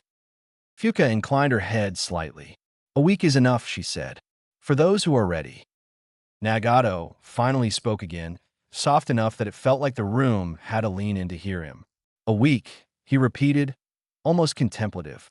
Then his gaze slid briefly toward the far wall, toward the direction of the compound gates beyond which the world moved. Long enough for rumors to travel, he murmured, and for certain ghosts to hear them. Mukai stiffened. You think? I think, Nagato interrupted gently, that the clan is not the only thing without a head. His Rinnegan glinted in the torchlight, and that something else has been walking free. Minma's red chakra pulsed once, hotter. Naruto, he spat, the name like poison. The room didn't need clarification. Everyone knew which ghost haunted their halls, which absence had become the clan's true sickness. Fuka's voice was calm, but her eyes sharpened. If he returns, she said, it won't be for forgiveness. Nagato's expression didn't change. No, he agreed. It will be for revenge.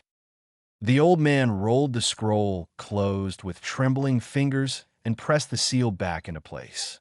Then it is settled, he said, and for a moment his voice carried something like relief or perhaps resignation. 1 week from now, Whirlpool will have its direction. Mima rose first, chair scraping softly. He didn't bow.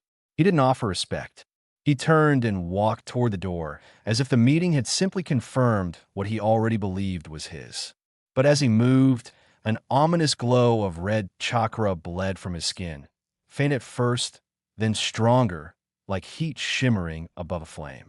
It wasn't a technique, just leakage, emotion escaping containment. The nine tails stirred beneath his ribs, responding to his pride like it recognized kinship. At the doorway, Minma paused, looking back over his shoulder. His gaze passed Mukai, past Fuka, and stopped on Nagato. For a heartbeat, the two locked eyes, purple predatory ambition against pale, concentric inevitability. Minma's smile sharpened. "Don't get in my way," he said. Nagato's response was a quiet certainty. "You assume you're walking towards something I want." Minma snorted and left, the red glow trailing behind him like a warning. Mukai watched him go, with eyes sharp as blades. Fuka watched him go like a swordsman watches the wind before a storm. Nagato watched him go like a god watches a man boast beneath a sky that does not answer.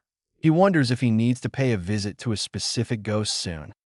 Outside, the compound's sickly blossoms trembled as if they could feel what was coming, and somewhere far beyond the walls, the real omen, the one they refused to name, walked the world like a shadow with no chakra at all. Tanzakugai. A real omen.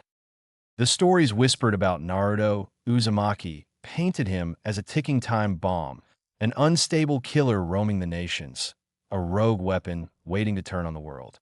In the minds of village elders and mercenary brokers alike, he was a storm gathering strength, a specter of violence moving with purpose. The truth, at least for tonight, could not have been further from that grim image. The border town near the Land of Fire buzzed with life beneath the glow of lanterns strung across narrow streets. Neon signs flickered against damp stone, reflecting pools of gold and crimson light across the snowmelt that slicked the ground. Music poured from open doors, shamisen strings clashing with drunken singing, while laughter, curses, and the sharp clatter of dice blended into a single chaotic rhythm. The air was thick with the scent of fried batter, spilled alcohol, tobacco smoke, and perfume cheap enough to sting the nose. Naruto moved through it all like he belonged. His blonde hair was loosely tied back, stray strands brushing the jagged scar that cut across the corner of his mouth. He wore dark traveling clothes, simple and worn, but there was an ease to his stride that drew eyes without effort. He wasn't tense. He wasn't cautious. He looked like a man enjoying himself. Casino after casino fell to him. In one gambling hall, he sat at a low wooden table surrounded by shouting patrons, dice rolling across polished surfaces slick with years of use. Bets were slammed down, voices raised in challenge. Naruto flicked the dice forward lazily, barely looking. They clattered. Double sixes. The table erupted. Men cursed, slapped their foreheads, and stared in disbelief as piles of Rio were shoved toward him. Naruto simply smiled and scooped his winnings closer. At another establishment, lanterns swayed above spinning wheels and snapping cards. Dealers dealt with sharp, practiced motions, eyes narrowing as Naruto's hands turned perfect combinations again and again. The murmurs started after the third flawless round. No one was that lucky. At a kunai-throwing booth, rotating wooden targets spun at varying speeds, while challengers missed more often than not. Naruto stepped forward casually, flicking his wrist. Bullseye. Again. And again. And again. By the time he left the third casino, his pockets were heavy and his presence was being whispered about in irritation. By the fourth, guards were already watching him before he sat down.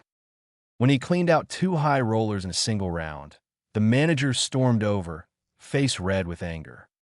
"Sir," he snapped, forcing politeness through clenched teeth, "we're going to have to ask you to leave." Naruto raised a brow. "Already, you're disrupting business."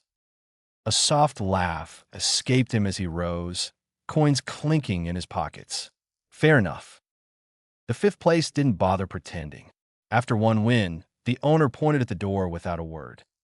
Naruto shrugged and stepped back into the night, a satisfied grin tugging at his lips. Luck of the devil, they called it. Maybe it was luck. Or maybe it was something sharper. Either way, his stomach chose that moment to growl loudly. He turned toward a warmly lit restaurant nestled between 2 taverns, steam drifting from its open doorway along with the rich smell of grilled seafood. Inside, the noise was gentler than the casino's wooden counters, low tables, soft lantern light bathing everything in gold. Naruto slid onto a stool at the bar. "Can I assist you, sir?" the waiter asked. "Yes, can I have a prime rib and takoyaki balls?" Naruto said easily, leaning back. "Oh, and a large vase of sake. The most expensive you have." The waiter blinked in surprise. "Plenty of money to spend tonight," Naruto added with a grin. The man's face lit up instantly. He bowed quickly, scribbled the order down, and hurried off. The words might as well have echoed across the room. A few seats away, a blonde woman slumped over her empty cups, irritation etched across her beautiful face. Tsunade had been losing all night again. She had sent her apprentice away hours ago, convinced Shizen was bad luck, yet the losing streak hadn't broken. Debt clung to her like a shadow. Then she heard him. Plenty of money to spend. Her head snapped toward the voice. The man was tall, broad-shouldered, relaxed. The jagged scar on his face gave him a dangerous edge, while the calm in his blue eyes spoke of someone unafraid of the world. A wealthy young traveler, she decided. Possibly gullible. Her posture straightened slowly as she smoothed her top, subtly pushing forward her curves before sliding closer. "Well now," she said warmly, leaning on the bar. "That's quite the order." Naruto glanced sideways, studying her for a brief moment before smiling. "Well, a man gots to eat." She laughed softly. "Lucky night. You could say that." "Mind if I sit? Be my guest." She took the stool beside him and crossed her legs deliberately. "Name's Tsunade." "Naruto." "Just Naruto?" she teased. "Just Naruto." "Oh, so mysterious," she murmured. The waiter returned with steaming plates and a massive vase of sake, eyes shining at the generous order. Naruto poured 2 cups without hesitation. They drank. Then drank again. Conversation flowed easily, stories of travel, of bad luck, of men Tsunade swore were cursed. Naruto listened with amused interest, responding with dry humor that made her laugh louder than she meant to. They shared food, shoulders brushing, cups refilling faster than either noticed. Soon Naruto was singing horribly off-key to the music drifting through the room. Tsunade joined in, just as loud and just as terrible. Patrons groaned. Someone shouted. The owner stormed over. "Out, both of you." Naruto laughed so hard he nearly fell from his seat. They stumbled into the street with bottles in hand, still giggling. "Guess we're too fun for them," Naruto said. "Clearly," Tsunade snorted. She tilted her bottle. "You got a place?" "Rented a room nearby." "Nightcap." Naruto's grin widened. "Why not?" The room was small and simple, wood floors, a low bed, a single window overlooking the glowing street. They barely shut the door before laughter turned into closeness, bodies brushing, eyes lingering. Tsunade's fingers traced his chest. "Your trouble," she murmured. "You have no idea," Naruto muttered, face getting closer.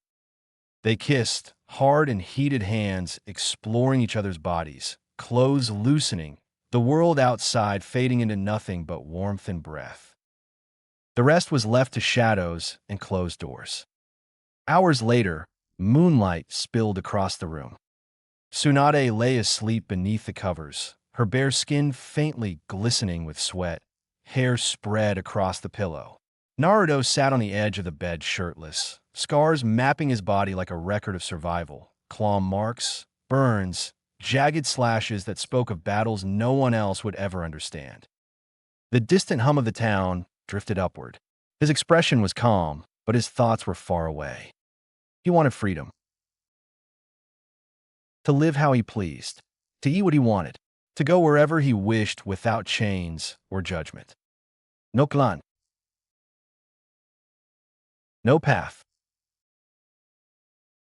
No system that decided worth by chakra. His fists slowly clenched. They rejected me. All of them. The Uzumaki, the villages, the shinobi world that worshiped power like a god. They had broken him for what he lacked, and now they couldn't touch him. He could slip through their strongest defenses, kill their elites, steal from their kage, and vanish before anyone could react. A low chuckle escaped him. "I'll bring you all to your knees," he whispered. The pinnacle of Ninshu, the world that decided who mattered. He would tear it down. No matter what it took. Chapter 3, Succession. The village held its breath the morning the Uzumaki called judgment. Not because Kanehagakure feared the spectacle. Konoha had seen war, funerals, and politics dressed up as ceremony, but because everyone understood what sat beneath it. The Uzumaki compound had been sealed tight for years, its gates closed like clenched teeth. No one entered without permission. No one left without being watched. The clan's grief and rot had remained behind those walls like a sickness quarantined from the rest of the village. Now the gates stood open, and with them came the uneasy realization that the sickness had never stayed contained. It had simply been waiting. A cold wind moved through the eastern quarter, carrying the scent of damp earth and weak blossoms. The gardens looked worse than usual. Cherry petals fell in thin, pale drifts, as if the trees had begun shedding beauty out of exhaustion rather than celebration. The koi pond was still, too still, water clear like glass over a bottom that looked strangely empty.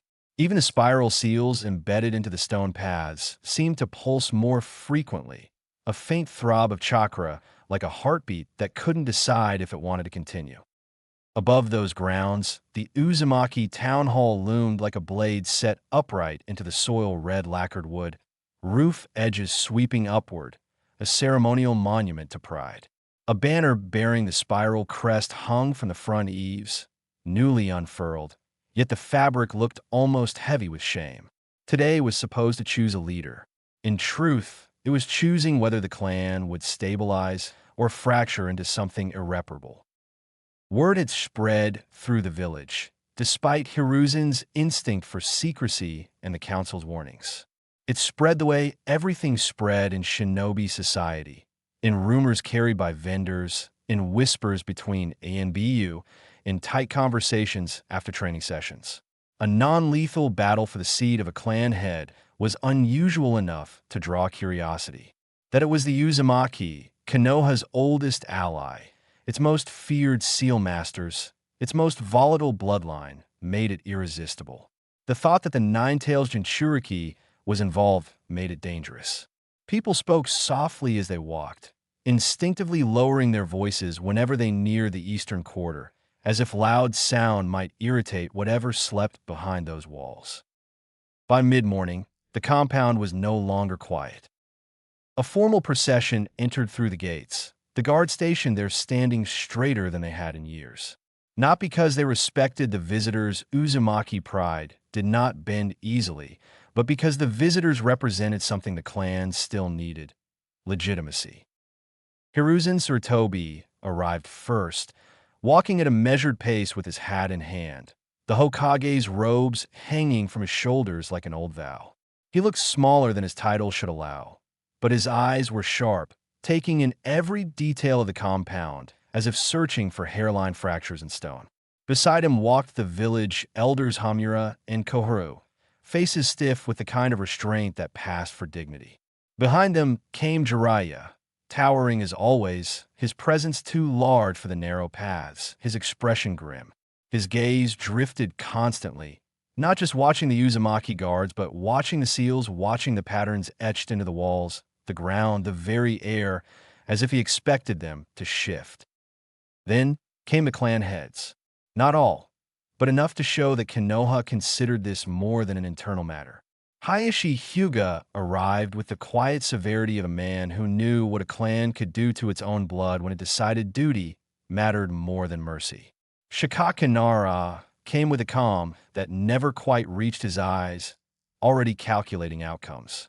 Inoichi Yamanaka wore a neutral expression that fooled no one who understood minds. Choza Akimichi carried himself like a wall that could move when needed. Even the Aburame were there, silent as shadows, insects whispering beneath their coats like secrets. No one spoke loudly. No one laughed. Even the Uzumaki servants guiding them through the courtyard moved with careful formality, eyes down, hands folded. The guests were led along the main path toward the arena grounds, a training field that had been transformed into a ceremonial battleground for the day. The arena sat in a wide clearing behind the town hall, bordered by wooden stands and stone platforms carved with spirals and ancient script. The Uzumaki had built it long ago for rites of passage and public duels, events meant to prove strength, dominance, and the right to speak. The ground itself was a mosaic of ceiling arrays, concentric circles, spirals within spirals, ink-black lines that cut through stone like veins. To the untrained, it looked like art. To anyone who understood Fuinjutsu, it was a cage. 3 phases, the will had declared. A gauntlet of endurance, strategy, and domination. The first portion, a Fuinjutsu contest and counter-seal control against control, minds fighting through ink and intent. The second portion, weapon combat under restriction seals where chakra would be choked and regulated, leaving steel, timing, and training to decide who deserved to stand. The final portion, an engagement where each candidate could use their full capabilities, everything they were, everything they had, yet killing was forbidden. Victory would come by incapacitation or surrender, no matter how violently the clan preferred to solve disputes. Non-lethal, Jiraiya muttered under his breath as they were seated along the highest platform reserved for village leadership. The words sounded like a joke that couldn't find the strength to become laughter. In a clan that considers weakness a defect. Hiruzen didn't respond immediately. His eyes tracked the arena, the seals, the armed Uzumaki guards stationed at every corner. There were too many, too heavily armed, too alert. This didn't feel like a tournament. It felt like a siege disguised as tradition. "It's not the participants I'm worried about," Hiruzen said softly. "It's the clan watching them." Jiraiya's gaze flicked to him. "You think they'll riot?" "I think," Hiruzen replied, "that a clan accustomed to cruelty does not accept limits easily, and a rule against killing is a limit." Jiraiya exhaled slowly. He understood what Hiruzen meant without needing it spelled out. The Uzumaki path was endurance. Yes, but endurance in Whirlpool wasn't patience. It was the willingness to suffer, to inflict suffering, to treat pain as proof of worth. The clan had taken a lesson from extermination and turned it into a religion. Weakness invited annihilation, so weakness had to be burned out before it could spread. A contest with rules was almost unnatural to them. Below, the Uzumaki spectators began filling the stands, the clans segregated in subtle layers. The main family sat closest to the arena. The branch families were seated farther back, under partial shade, as if their presence was tolerated rather than welcomed. Servants and lesser affiliates gathered along the edges, standing. Children sat beside parents, strangely quiet, eyes fixed on the arena, as if this day might decide the shape of their entire lives. A drum sounded, a deep, slow beat that rolled through the clearing and made conversation die instantly. From the town hall entrance, the first candidate emerged. Mukai Uzumaki walked with the unhurried confidence of a man accustomed to being obeyed. He wore a ceremonial haori embroidered with spirals and dark crimson thread, his red hair tied into a neat bun without a single strand misplaced. His face was lined with age, but not softened by it, and his purple eyes were sharp enough to cut. He carried no weapon in his hands yet, but anyone who knew Fuinjutsu understood he didn't need one. His weapon was knowledge, seals that could bind, erase, crush, and twist the rules of any battlefield into his favor. A murmur ran through the Uzumaki crowd as he stepped onto the stone. "He's the Grand Seal Master," Shikaku observed quietly, voice like a chess player naming a piece. "He'll dominate Phase 1. Unless someone counters him," Inoichi replied, though his eyes were already narrowing in thought. "Which is rare." A second drumbeat echoed. Fuka Uzumaki appeared next, and the arena felt subtly different the moment she stepped into view, like a sword had just been unsheathed somewhere behind everyone's neck. She was dressed for combat rather than ceremony, fitted shinobi garb beneath a dark haori, sleeves shortened for movement, her long red hair flowing behind her like a banner. A sword hung at her hip, simple in design, but the way her hand rested near the hilt made it clear she and the blade were not separate things. Her purple eyes swept over the crowd without flinching, then settled briefly on the village officials, as if acknowledging that their presence mattered only because it complicated the politics. "She's a blade master, right?" Choza said under his breath. "She'll own Phase 2. And maybe more," Hayashi added quietly, gaze unreadable. He knew what it meant to train a body into a weapon. A third drumbeat sounded heavier than the others. Menma Uzumaki stepped out like a proclamation. He wore red battle armor beneath an ornate black and crimson haori lined with gold, the spiral crest displayed proudly. His dark red hair was pulled back with a golden clip, neat and controlled, but the energy rolling off him was anything but. Even before he stepped into the arena, the air around him shimmered faintly, an ominous glow of red chakra that pulsed like an animal breathing. It wasn't a jutsu. It was leakage, power too abundant to be fully contained. The crowd reacted immediately. Some bowed their heads in reverence. Some leaned forward, eyes hungry. Some looked away as if afraid to meet what lived behind Menma's gaze. "The Jinchuriki," Hamura whispered, voice tight. Menma smiled like he'd been born for worship. He stepped onto the arena's stone and turned slowly, letting the clan see him. He looked toward the village officials and held their gaze without respect, as though daring anyone to remind him that even a Jinchuriki was still, technically, a Konoha asset. Jiraiya's jaw clenched. "He's enjoying this." "Of course he is," Hiruzen murmured. "He believes this seat is his by destiny." A pause settled after Menma's arrival, an uncomfortable gap, as if the ceremony itself hesitated. There was supposed to be a fourth.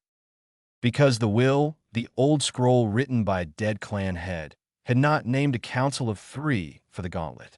It had named 4 candidates to be tested, for pillars meant to bear Whirlpool's future. The drums sounded again, and the air changed. Not with heat, like Menma's chakra. Not with sharp discipline, like Fuka's. Not with Mukai's calculated seal pressure.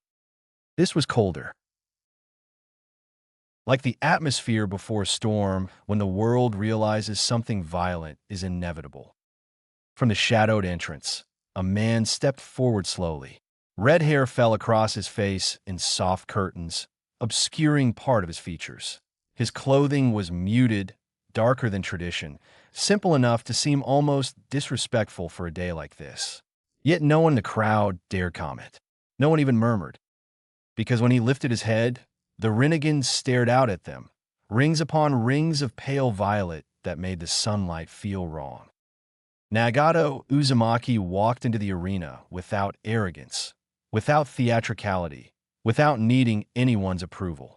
He moved like the world made room for him automatically.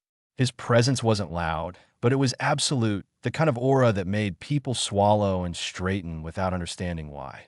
Even Menma's red chakra seemed to hesitate, flickering subtly, as if the nine tails inside him recognized something ancient and dangerous and chose caution.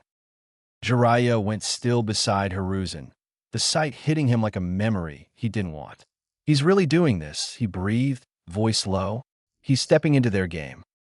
Hiruzen's eyes narrowed, watching Nagato carefully. I don't think he didn't come for the seat, he said quietly. He came because he believes the seat matters for the future of the clan.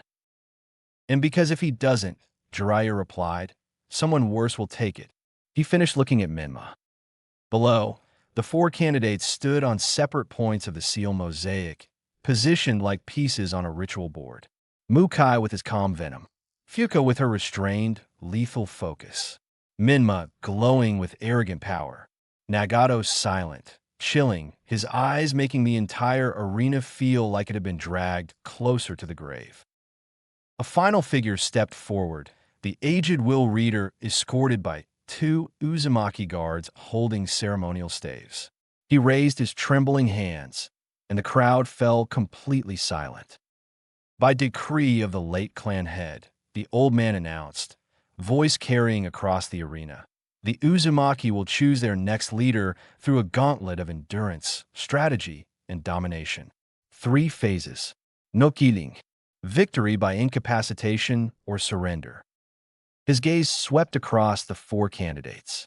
You will be tested, he said, and the words sounded less like ceremony and more like condemnation. Not only for your strength, but for your control. Not only for your power, but for what you will become when power is challenged. The crowd leaned in, breath held. The seals in the ground pulsed faintly, responding as if the arena itself was waking. The Will Reader lifted a small scroll, inked with the first challenge, and broke its seal. Phase 1, he declared. The Fuinjutsu contest will begin. The arena shifted the moment Phase 1 began. It was subtle at first, barely noticeable to anyone without Uzumaki blood or years of training in Fuinjutsu, but those who understood seals felt it immediately. The concentric spirals carved into the stone floor glowed faintly, thin lines of chakra lighting like veins beneath skin. Ancient arrays etched long before Konoha existed stirred awake, responding to the intent of battle. The Uzumaki had not built this place merely to watch fights. It was a crucible, a living seal formation designed to amplify technique, punish recklessness, and reveal who truly understood the art that had once made their clan feared across nations. The crowd leaned forward in near unison. This was the true Uzumaki heritage. Not raw chakra. Not brute force. Seals. The Will Reader stepped back, voice echoing through the charged air. Phase 1 will test mastery of Fuinjutsu alone. No weapons. No unrestricted chakra output. The arena will enforce balance. At his gesture, several Elder Seal masters slammed their staves into the stone. The ground flashed. A suppression array surged outward in a massive ripple, washing across the arena like a wave of pale light. The effect was immediate. Minma's blazing red aura faltered, shrinking violently before being forced down into his body. Fuka felt her chakra flow tighten, like water forced through a narrow pipe. Even Nagato's immense presence dulled, slightly not weakened, but constrained. Mukai alone did not change. His chakra signature remained smooth, controlled, perfectly measured, like ink flowing precisely along lines already drawn. This is their domain, Jiraiya muttered. The seals regulate power output, so no one can brute force their way through. Hiruzen nodded slowly. It forces technique over volume, experience over arrogance. Minma clicked his tongue in irritation as the Nine-Tails chakra was throttled down inside him. Teach, cowards can't stand up to my might without these petty rules. Mukai turned his head just enough to regard him. A faint, thin smile crossed the elder's lips. You will learn today, boy, Mukai said calmly. The arena rearranged itself. Stone plates slid apart with grinding echoes, rising and lowering into distinct platforms. Two wide circles formed across from each other, each inscribed with complex counterseal matrices designed to prevent escape. The first pairing was already decided. The crowd erupted as the first pairing was announced. Mukai Uzumaki.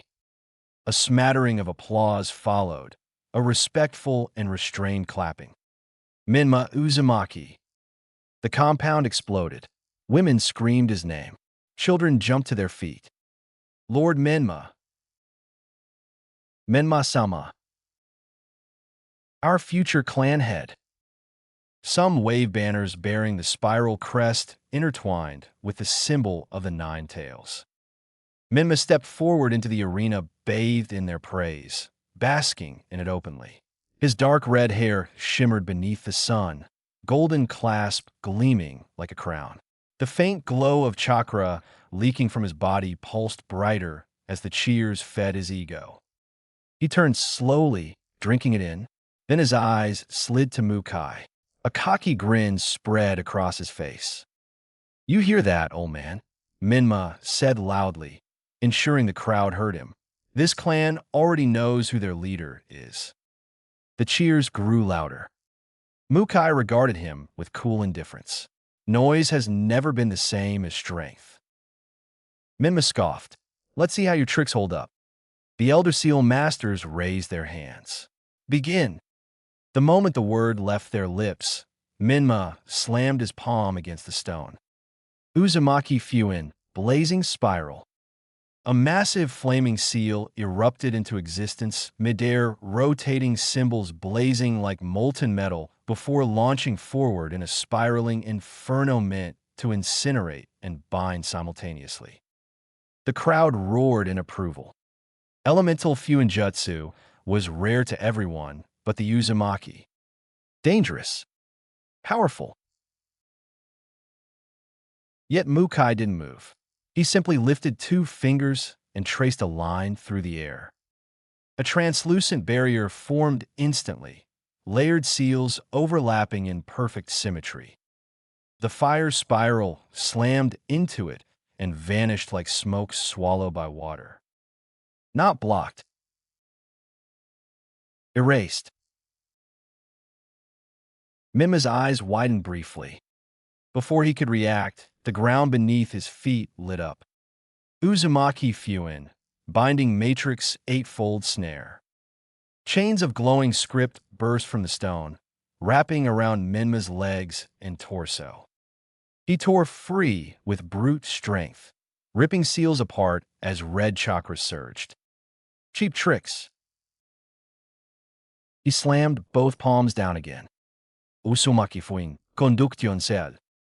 Electric symbols shot across the arena floor, racing toward Mukai like living serpents. But Mukai had already prepared. The elder stamped his foot. The arena responded. Stone golems tore themselves from the platform, humanoid constructs carved from ceiling script and earth, their bodies glowing with layered reinforcement arrays. They stepped directly into the lightning seals. The electricity dispersed harmlessly across their bodies. Minma stared. "You're summoning with seals alone? Did you forget, boy? This is the foundation of Whirlpool," Mukai replied calmly. "Long before chakra beasts. Long before villages. Long before ninjutsu." The golems charged. Minma leapt back, forming seals rapidly. Compressed air seals detonated outward, slicing through one golem's torso and exploding another's head into fragments. But the pieces reassembled midair. The constructs reformed. Reinforced. Relentless. Mukai raised his hand slowly. More seals ignited across the arena. The floor itself became a shifting maze of trap arrays. Pressure seals detonated near Minma's feet. Gravity wells tugged at his limbs. Binding marks flashed across the air. Minma fought violently, tearing free again and again. But for every seal he broke, 3 more replaced it. "This is ridiculous," he roared. Finally, in frustration, the Nine Tails chakra surged. Red energy burst from his body. The crowd gasped. The suppression array strained. Mima's power skyrocketed as he forced more of the QB's chakra outward. Now let's see your seals stop this. He rushed forward in a blur, tearing through two golems with monstrous strength. Mukai's eyes sharpened. So you rely on borrowed power, he said quietly. His hands moved faster than anyone could follow. Symbols layered upon symbols. A massive seal array formed above Minma's head like a glowing halo. Temporary suppression, tailed beast lock. The seal slammed downward. The red chakra vanished instantly. Minma froze mid-step. His power collapsed.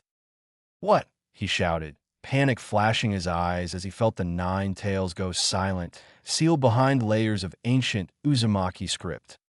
Such arrogance, Mukai said calmly. Never forget that it is our clan that imprisoned that beast you rely on. Minma staggered. The golem struck. One slammed him from the side. Another pinned him to the ground. Binding seals wrapped his limbs tight. He struggled. Couldn't move. Couldn't draw chakra beyond the regulated flow. Humiliation burned across his face. I can still. Mukai stood several paces away, calm and composed, hands folded neatly within his sleeves. You fought with noise and borrowed strength, he said coolly.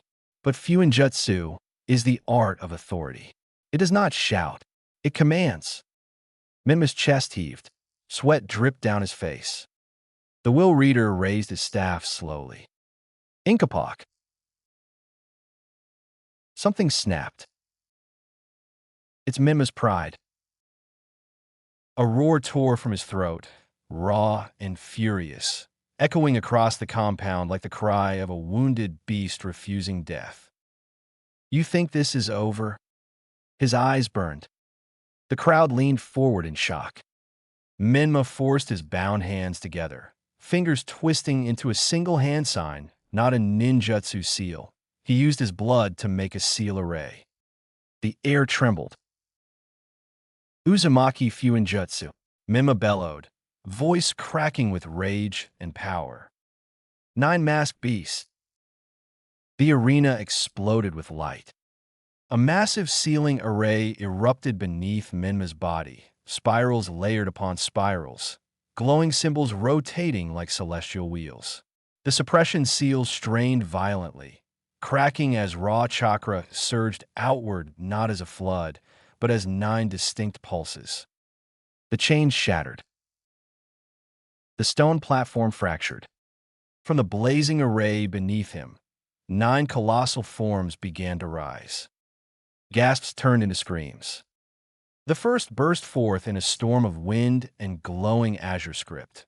Sarayu, the azure dragon, its long serpentine body twisting through the air like a living cyclone, scales shimmering with elemental seals that pulsed with speed and cutting force. Next came Shizuku, the vermilion bird, wings blazing with living flame, each feather etched with fire rays that left burning trails in the sky. Jinbu emerged with a thunderous crash, a massive tortoise with a serpent coiled around its shell, water seals cascading like waterfalls over its armored body. Byako leapt forward in a roar of white chakra, a massive tiger whose muscles rippled with brutal strength, claws glowing like forged steel. The central beast rose last, a golden dragon-like creature wreathed in dense chakra, its presence radiating overwhelming authority. Around them appeared 4 smaller masked figures, the divine priests, humanoid constructs bearing ritual markings, immediately erecting shimmering barriers of layered Fuinjutsu around Minma. The arena shook. The crowd erupted. Our clan's true power.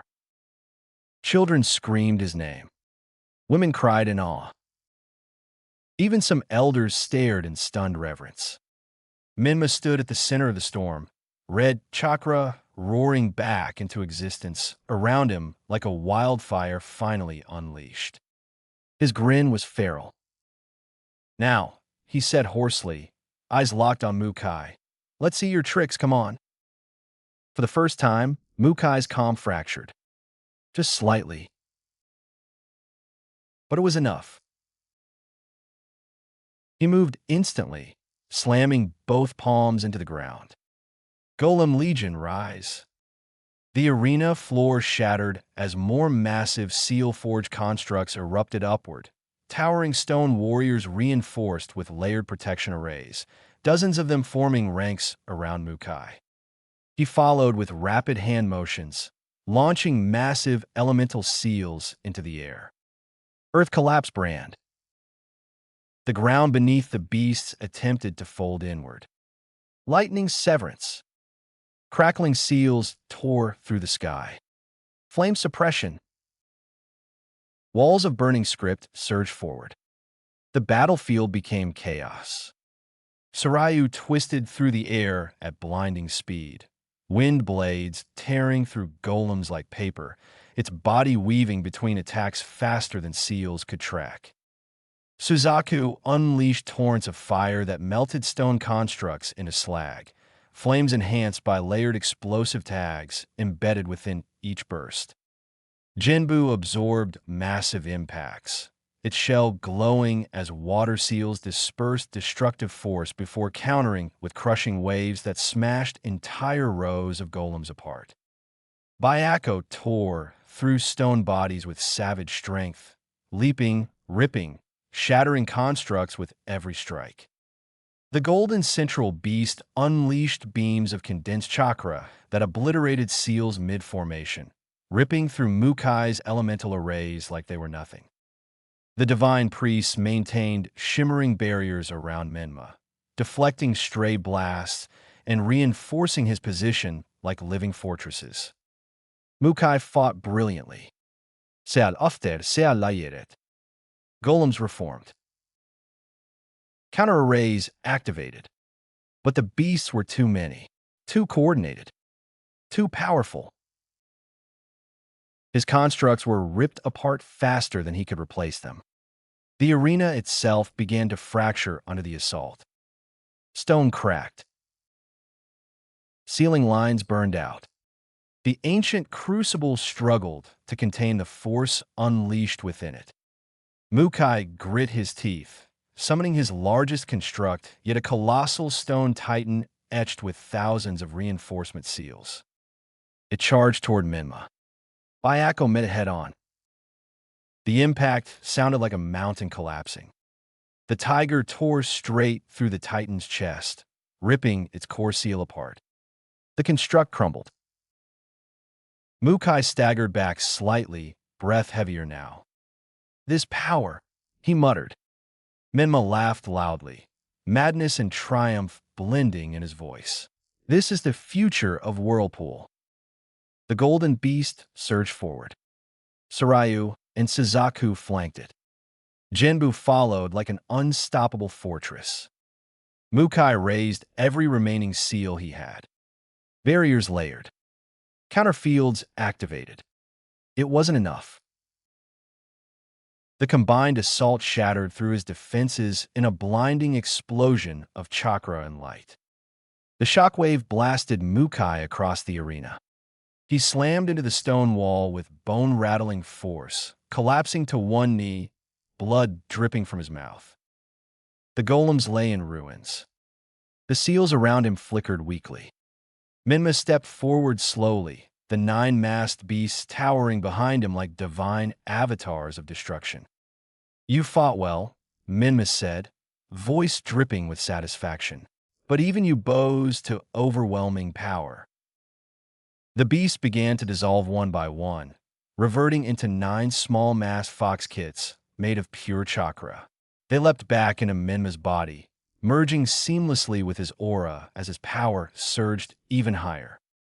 The 9 tails roared faintly beneath the surface. Mukai attempted to rise. His body failed him. Incapacitated, the will reader declared in a shaken voice. For a heartbeat, silence. Then the compound erupted in thunderous celebration. Menma's name was screamed like a war chant. The clan wept in joy. Children waved banners. The Uzumaki worshipped their idol. Mukai lay defeated. Not hated now, just irrelevant. Across the arena, Nagato watched in silence. His Rinnegan reflected Menma's blazing chakra, reflected the cheering clan, reflected the future they were carving. A future built not on control, but on overwhelming force. And far beyond the compound walls, the real ghost of their clan walked free, a man with no chakra at all, unaware that the Uzumaki had just crowned the very thing that would one day tear them apart. X. The arena shifted again. Stone plates slid apart with deep, grinding echoes, rearranging into two opposing platforms etched with fresh ceiling matrices. The light beneath the floor dimmed, spirals reconfiguring themselves with deliberate precision, as though the crucible itself understood the weight of what came next. The Will Reader's voice carried, solemn and tight. Fuka Uzumaki. A wave of applause followed, strong, respectful, confident. The swordswoman stepped forward with measured calm, one hand resting near her katana despite knowing she would not draw it yet. Her posture was perfect, spine straight, shoulders relaxed, eyes sharp. This was her domain, control violence, discipline forged in a muscle memory. She did not look afraid. Nagato Uzumaki. The response was not applause. It was silence. A hush fell, so sudden and complete it felt like sound itself had been sealed. No chairs, no shouts. Even the children went still. Eyes followed the red-haired man as he stepped into the arena, his movements unhurried, unremarkable until one met his gaze. The Rinnegans stared outward, pale violet rings cutting through the light like something unearthly. Nagato did not smile. He did not posture. He simply took his place, hands at his sides, as though the outcome had already been decided, and this was merely procedure. Fuka studied him carefully, not with contempt, not with fear, with calculation. The signal was given. She moved instantly. Seals erupted into existence around her like a storm of petals, symbols flaring bright as they snapped into formation midair. Piercing array. Dozens of razor-sharp chakra constructs screamed toward Nagato from every direction, converging with lethal precision. Nagato did not dodge. He raised one hand. The constructs vanished. Not shattered. Not deflected. Gone. The crowd gasped in unison.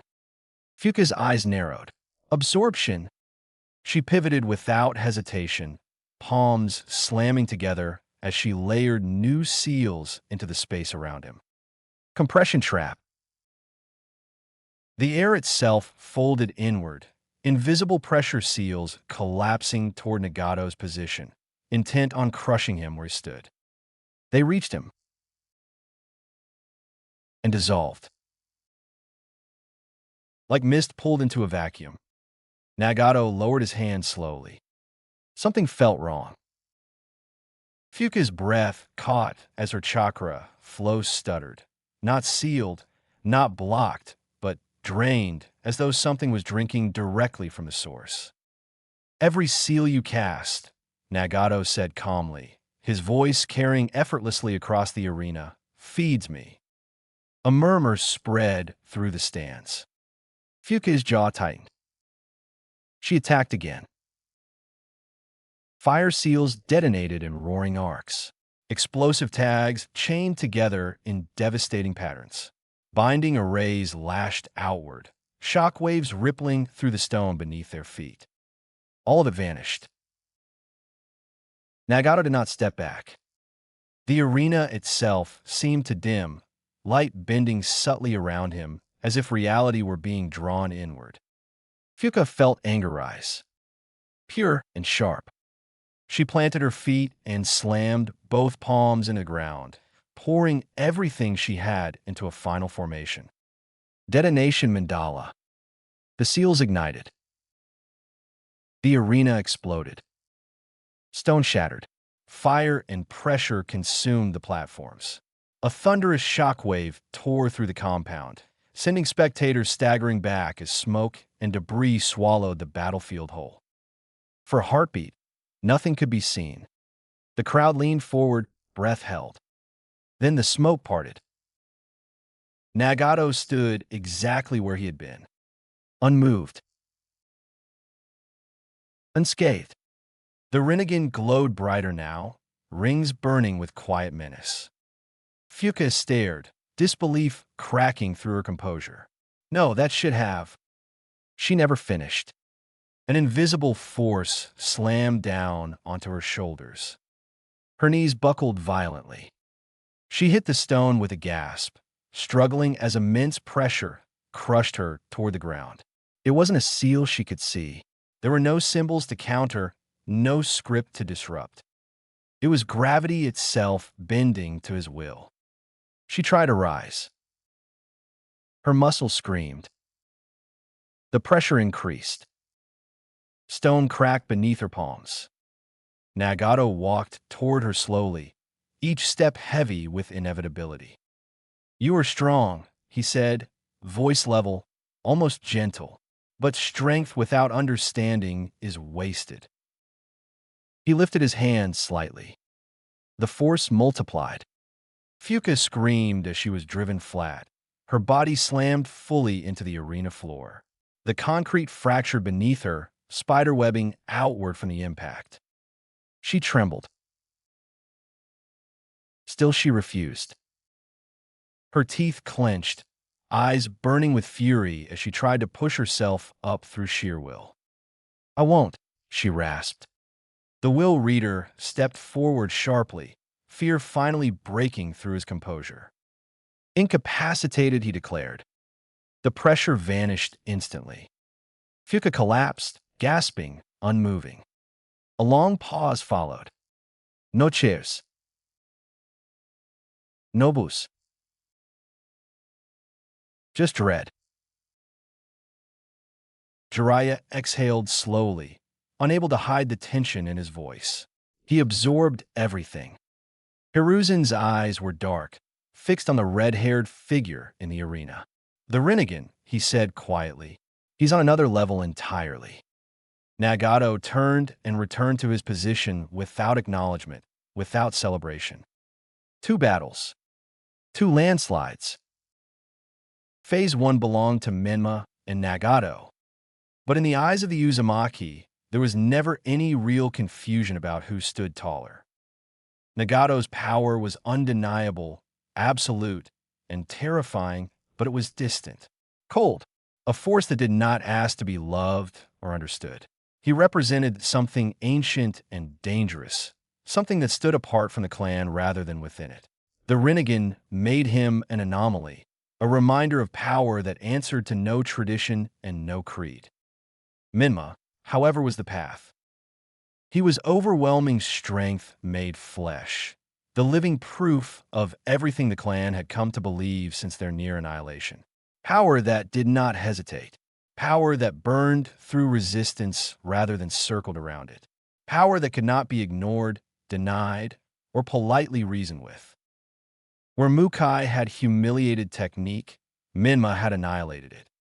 Where Nagato inspired fear, Menma inspired worship. The crowd roared his name again and again, the sound rolling through the compound like a chant, like a prayer. Women pressed hands to their chests, eyes shining. Children shouted until their voices cracked, waving spiral banners with unthinking devotion. Even elders who had frowned at his recklessness found themselves nodding, reassured by the simple, brutal certainty he represented. This was the Uzumaki path as it existed now. Endure, grow strong, burn away weakness. Menma stood at the center of the arena, blood on his armor, red chakra simmering faintly around him like heat haze. He did not bow. He did not thank them. He only smiled wide, sharp, satisfied, and let their faith wash over him. Across the stone, Nagato watched in silence, Rinnegan reflecting the spectacle without sharing in it. He did not envy the cheers. He did not fear them either. If Menma was the fire the clan worshipped, then Nagato was the gravity beneath it, inevitable, unseen, and patient. The seals beneath the arena pulsed again, brighter now, responding to the frenzy above them. Phase 1 had ended, and it had revealed something far more important than winners or points. The Uzumaki were no longer choosing who could lead them. They were choosing what kind of power deserved to exist. The path had chosen fire. It had not yet reckoned with what fire eventually consumed. What followed Minma's victory was not relief nor unity, but something far more dangerous, a certainty. The Uzumaki did not merely cheer, they affirmed. They shouted his name as if invoking a truth that had always existed and simply waited to be acknowledged. Minma Uzumaki stood at the center of the arena, red chakra still simmering faintly around him, and the clan looked upon him not as a candidate, but as a conclusion. Above the arena, on the raised platform reserved for village leadership, Hiruzen Sarutobi watched in silence.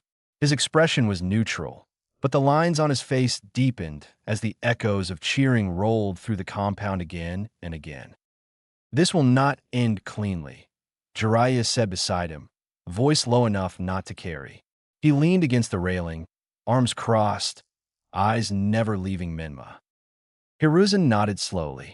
"Power without restraint," he murmured. "They mistake it for security." Jiraiya exhaled through his nose. "And anyone who doesn't fit into that idea becomes expendable." They both felt it the way the crowd's energy shifted whenever Nagato's name was whispered, the way silence followed him like a shadow. Minma was worshipped because he was loud, because his power announced itself. Nagato was feared because his power did not ask to be seen. The two dominated their respective fields so completely that no one doubted their collision was coming. It was not a matter of if, but when. "Blades next," Jiraiya muttered, "and Mukai's out." Below them, healers moved swiftly around Mukai's fallen form. The Elder Seal Master was alive, but barely. His body bore the cost of holding back divine avatars with human flesh and inked symbols. When the Will Reader approached him, Mukai lifted a trembling hand. "I forfeit," he said quietly. The declaration rippled outward. Gasps, murmurs. The Will Reader nodded solemnly. By forfeiture, Mukai Uzumaki withdraws from Phase 2. Eyes shifted immediately. "Nagato." The Rinnegan bearer did not react. He neither smiled nor frowned. He simply inclined his head once, acknowledging the buy granted to him. Some in the crowd looked relieved. Others looked uneasy. Nagato's power was undeniable, but it was not entertaining. It did not flatter the clan's hunger. Mima scoffed loudly. "Figures," he said, rolling his shoulders as if loosening muscles already itching for violence. "Guess that leaves the swordswoman." Fuka Uzumaki stepped forward without ceremony. She had watched Mukai's defeat without expression, watched Minma bask in adoration without envy. Her focus had never wavered from the blade at her side. She moved now with quiet precision, fingers tightening briefly around the katana's hilt as she took her place on the arena stone. Phase 2 demanded restriction. As the Will Reader raised his staff again, a second suppression array activated, heavier than the first. Chakra flow tightened further, clamps locking into place along invisible channels. This was a battlefield where technique would not be carried by overwhelming energy. Steel would speak louder than chakra ever could. Minma grinned as the restriction settled over him. "Good," he said. "I wouldn't want anyone saying I needed help." Fuka did not respond. She drew her katana in one smooth motion, the blade singing softly as it cleared the sheath. Its edge caught the light, unadorned and lethal. Minma followed suit, unsheathing his twin blades with theatrical flair. They were shorter than a katana, broader, built for aggression rather than elegance.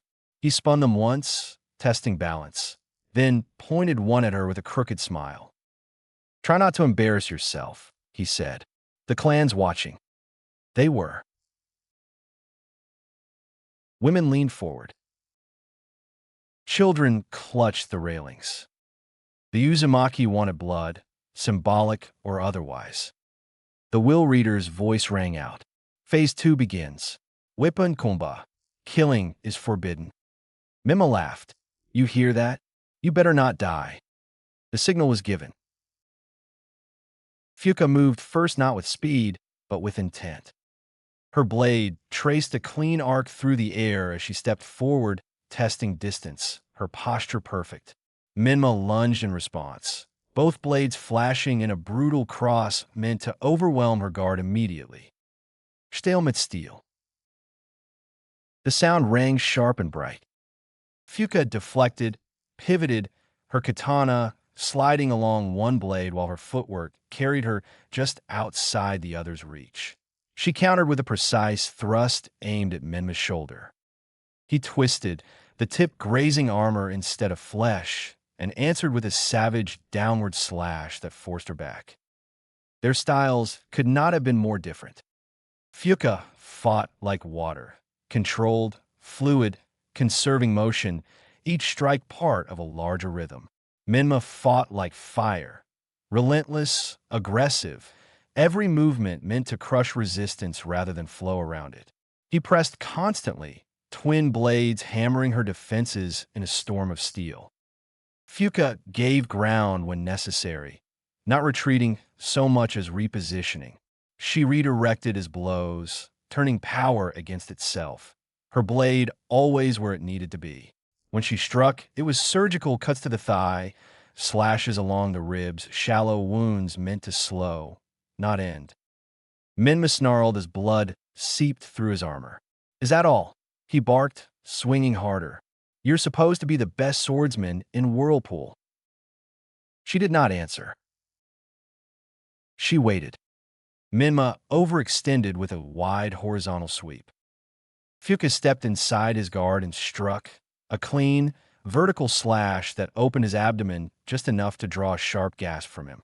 She followed with a kick to his knee, forcing him down for half a second. The crowd gasped. Minma staggered back, breathing heavier now, red leaking from beneath his armor. For the first time, doubt flickered across faces.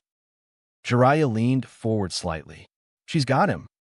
Hiruzen said nothing, but his eyes narrowed.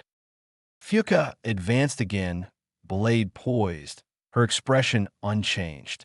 She struck faster now, rhythm accelerating, her katana a silver blur as she drove Minma back step by step. His swings grew wider, sloppier.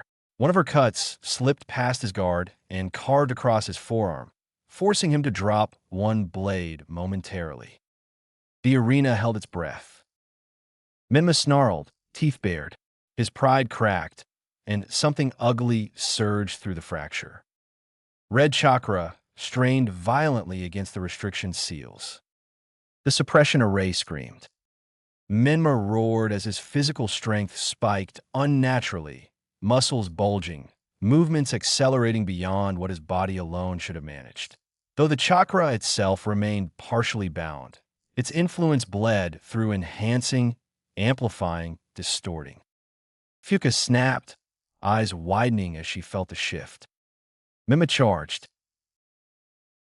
The impact of his next strike nearly tore her katana from her hands. The sheer force rattled her arms, numbing fingers, forcing her to retreat faster than she intended. Minma followed relentlessly, blades crashing down again and again, each blow heavier than the last. This, he growled between strikes, is what strength looks like. Fuka gritted her teeth, adjusting, compensating, but the margin was shrinking. She parried desperately, each impact sending shockwaves through her frame. One misstep, one fraction of a second too slow. Steel flashed. They moved at the same time. Minma spun, both blades sweeping outward in a brutal horizontal arc. Fuka stepped in and brought her katana down in a decisive vertical slash. The sounds overlapped. Metal screamed. They passed each other. For a moment, nothing happened.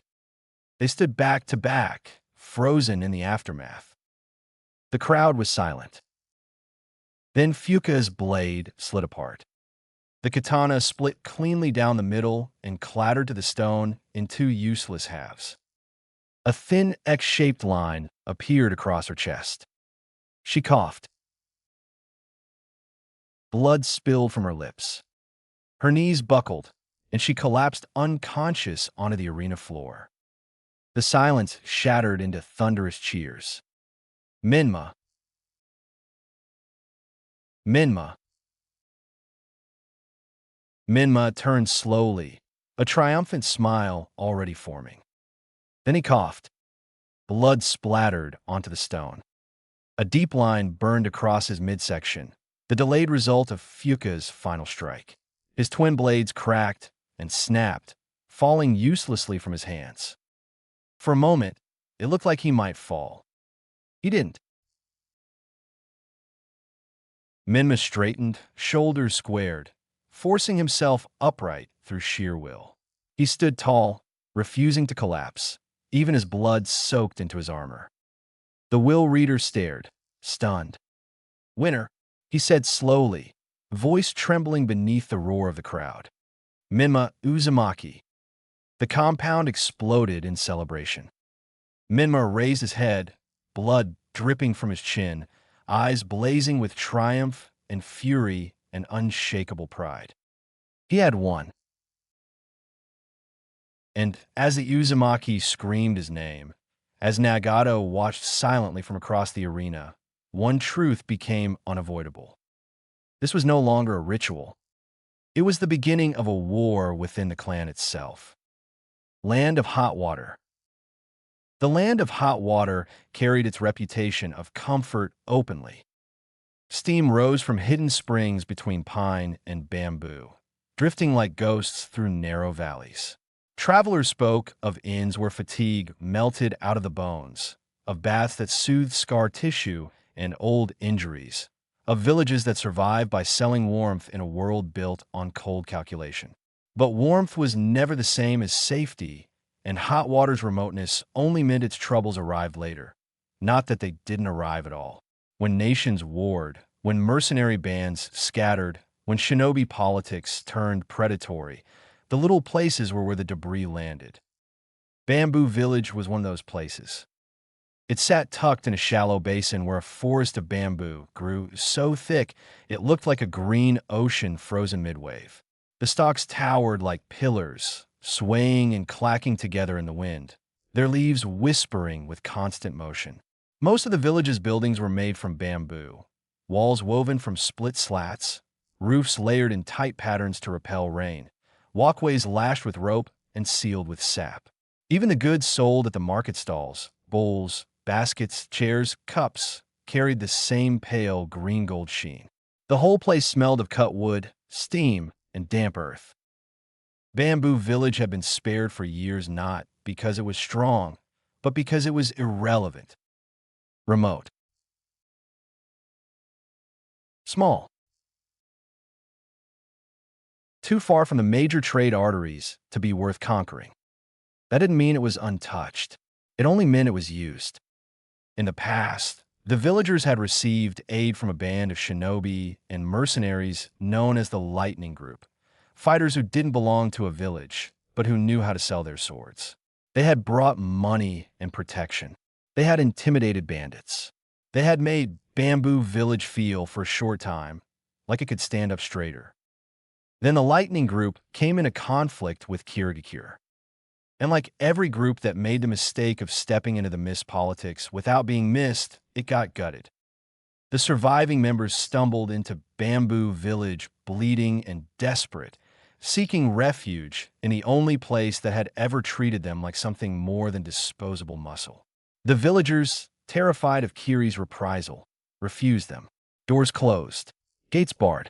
The same hands that had once accepted protection turned away those who needed it. Years later, that betrayal birthed another predator, the Dark Thunder Group, men who wore Lightning Group insignia like mockery, who claimed vengeance as purpose, who turned Bamboo Village into a lesson in fear. The village had been saved once by a wandering Konoha team by Sasuke Uchiha's blade, by the kind of intervention that looked heroic in stories and accidental in reality. But salvation was not a permanent thing. It was just a pause. That day, Bamboo Village glowed with paper lanterns, soft light spilling onto wet bamboo streets. The steam from hot springs drifted between buildings in lazy sheets, masking faces and muting sound. The village's main road curved gently toward its largest gathering place, a bar that doubled as an inn, the kind of establishment that fed travelers and let locals pretend their lives were simple. Inside, the air was thick with smoke, laughter, and alcohol. Bamboo tables were scarred by knives and years. Cups clinked. Deserative. A few men sang too loudly in the corner, already deep into drink. The bartender, a thin old man with tired eyes, moved behind the counter as if trying not to draw attention. At the far end of the bar sat a man who made attention inevitable. He was tall and heavily built, his shoulders wide enough to make the bamboo stool beneath him look fragile. His skin had a pale, grayish cast under the lantern light, and his short, spiky black hair looked permanently uncombed. Dark eyes stared into his cup with a dead kind of focus, as if he was trying to drown something he couldn't name. A broad, brutal, cleaver-like sword rested beside him, leaning against the bar with casual menace. Kobe Karabocho, the executioner's blade. There were people in the room who recognized it. They didn't look too long. They didn't whisper his name. Recognition in the shinobi world was dangerous. It invited questions, and questions invited consequences. Zabuza Momochi drank anyway, like the room belonged to him, like he had earned the right to be hated. For years had been enough time for legends to decay into rumor, for blood to dry, for shame to rot inside a man until it became a second skeleton. He'd once had everything in motion: followers, money, ambition, an entire village's fear as leverage. He'd clawed his way out of Kiri's academy system by turning it into slaughter, killing over 100 students in a graduation exam that didn't pretend to be anything but a filter for cruelty. He'd become a weapon, then an ANBU, then one of the 7 ninja swordsmen. Under the bloody mist, he tried to change things in the only way men like him knew how, through violence. Aku, a blade at the Mizuki's throat. He'd been betrayed. He'd fled with a stolen sword and a stolen future. He'd found Haku, an impossible child with a bloodline that turned ice into a mirror of murder and trained him into a weapon because that was the only language Zabuza could speak to something as gentle as loyalty. Then Kakashi Ataki had killed Haku, forced him to retreat, forced him to live. And living without a purpose was a slow, humiliating kind of death. Zabuza slammed his cup on the counter. Bartender, he growled, voice thick with drink. Another shot. The old man flinched. You've had enough, sir. Zabuza's hand drifted toward the cleaver. The bartender's throat bobbed as he swallowed. Zabuza lifted the sword slightly, letting the room see the weight of it. I said, give me more. The old man nodded fast, hands shaking. Instead of pouring a single glass, he brought the whole bottle and set it down like an offering. Zabuza snorted, satisfied, and began drinking straight from it. The bartender stepped back, trembling, eyes flicking constantly toward the blade, as if expecting it to move on its own. Zabuza noticed the fear and scoffed.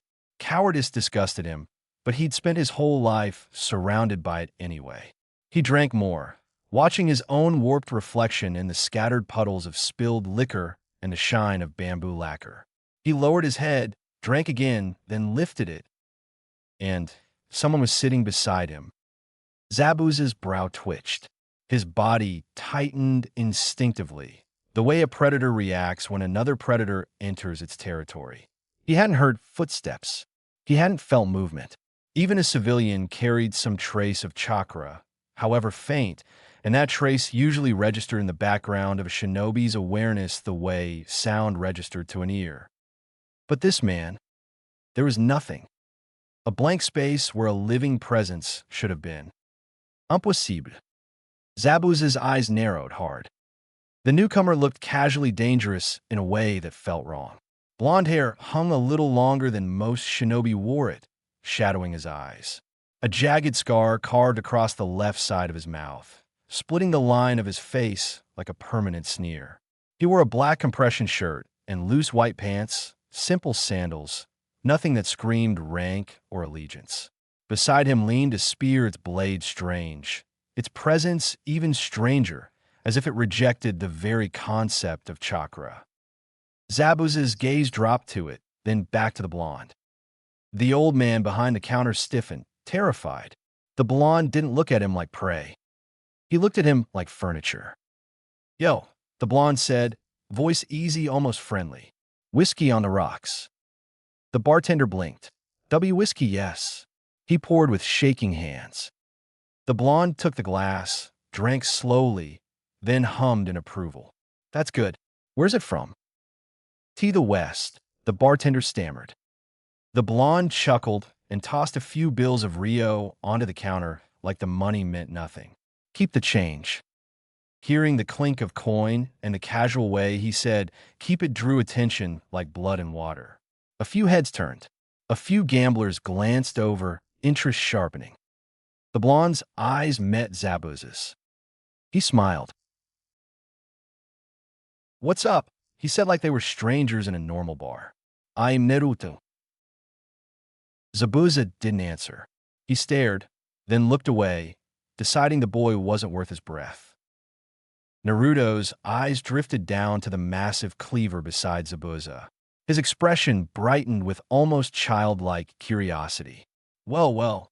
He leaned slightly, studying the blade like an art collector inspecting a prized piece. "If it isn't Zabuza Momochi himself." Zabuza's fingers tightened around the bottle. "Back off," he said, voice low, irritated. "If you value your life." Naruto chuckled as if threatened with a joke. He reached into his pocket and pulled out a folded paper, then slid it across the counter between them. "A wanted poster." Zabuza's own face stared up in ink. "Dead or alive. A bounty large enough to motivate desperate men and greedy ones alike." Naruto tapped the paper with one finger specifically on the word dead. Then he looked up, still smiling. "Hey," Naruto said, tone almost apologetic. "I don't normally do this, but can I get your autograph? I've been tracking you for a long time." He pushed the paper closer. "Sign right there." His voice didn't change, but the air did. Zabuza felt it, sober clarity slicing through drunken haze. This wasn't a fan. This was a hunter. The bar exploded. The counter shattered as Zabuza's sword tore through bamboo and lantern light in one violent motion, the wall behind them bursting outward. Water from a steam basin poured in as the structure ruptured, spraying tables and screaming patrons. People scattered in panic, bodies slamming into each other, chairs toppling. Naruto's glass shattered on the floor. Two black blurs shot outside. They hit the street, then the bamboo forest beyond the village like arrows released from the same bow. Naruto landed lightly on wet earth, smiling when he didn't immediately see his target. "Smart," he murmured, tone approving rather than annoyed. Mist began to gather. Not natural fog, this was deliberate, thickening rapidly, swallowing the bamboo trunks until the world became narrow and close and cold. The air dampened, sound muffled. To most shinobi, it would have been disorienting. A place where the blade came from nowhere, where death arrived before warning. Naruto inhaled once. He didn't flinch. Catacomb darkness had been worse. Monsters had been worse. This mist was theater, nothing but child's play. The wind shifted above him. Something cut through the air, fast, heavy. Naruto rolled, right as the executioner's blade slammed into the ground where his shoulder would have been. The impact gouged earth and bamboo roots, the blade sinking deep. Zabuza landed on the handle, balanced like a crow on a post, staring down at Naruto. Naruto straightened calmly, hands loose, eyes half-lidded. Attacking in the mist, he said without raising his voice. Kiri's favorite trick. He tilted his head slightly. But your movements are loud, Zabuza. To me, they're obvious. Zabuza's irritation flashed. He jumped down, reaching for the blade. The second his hand touched the handle, Naruto drove his spear through the weapon's opening near the hilt with vicious precision, pinning it in place. The move halted Zabuza just long enough for Naruto to pivot into it, one hand on the ground, body folding upside down, legs whipping up in a scorpion kick aimed at Zabuza's shoulder. Zabuza blocked with his wrist.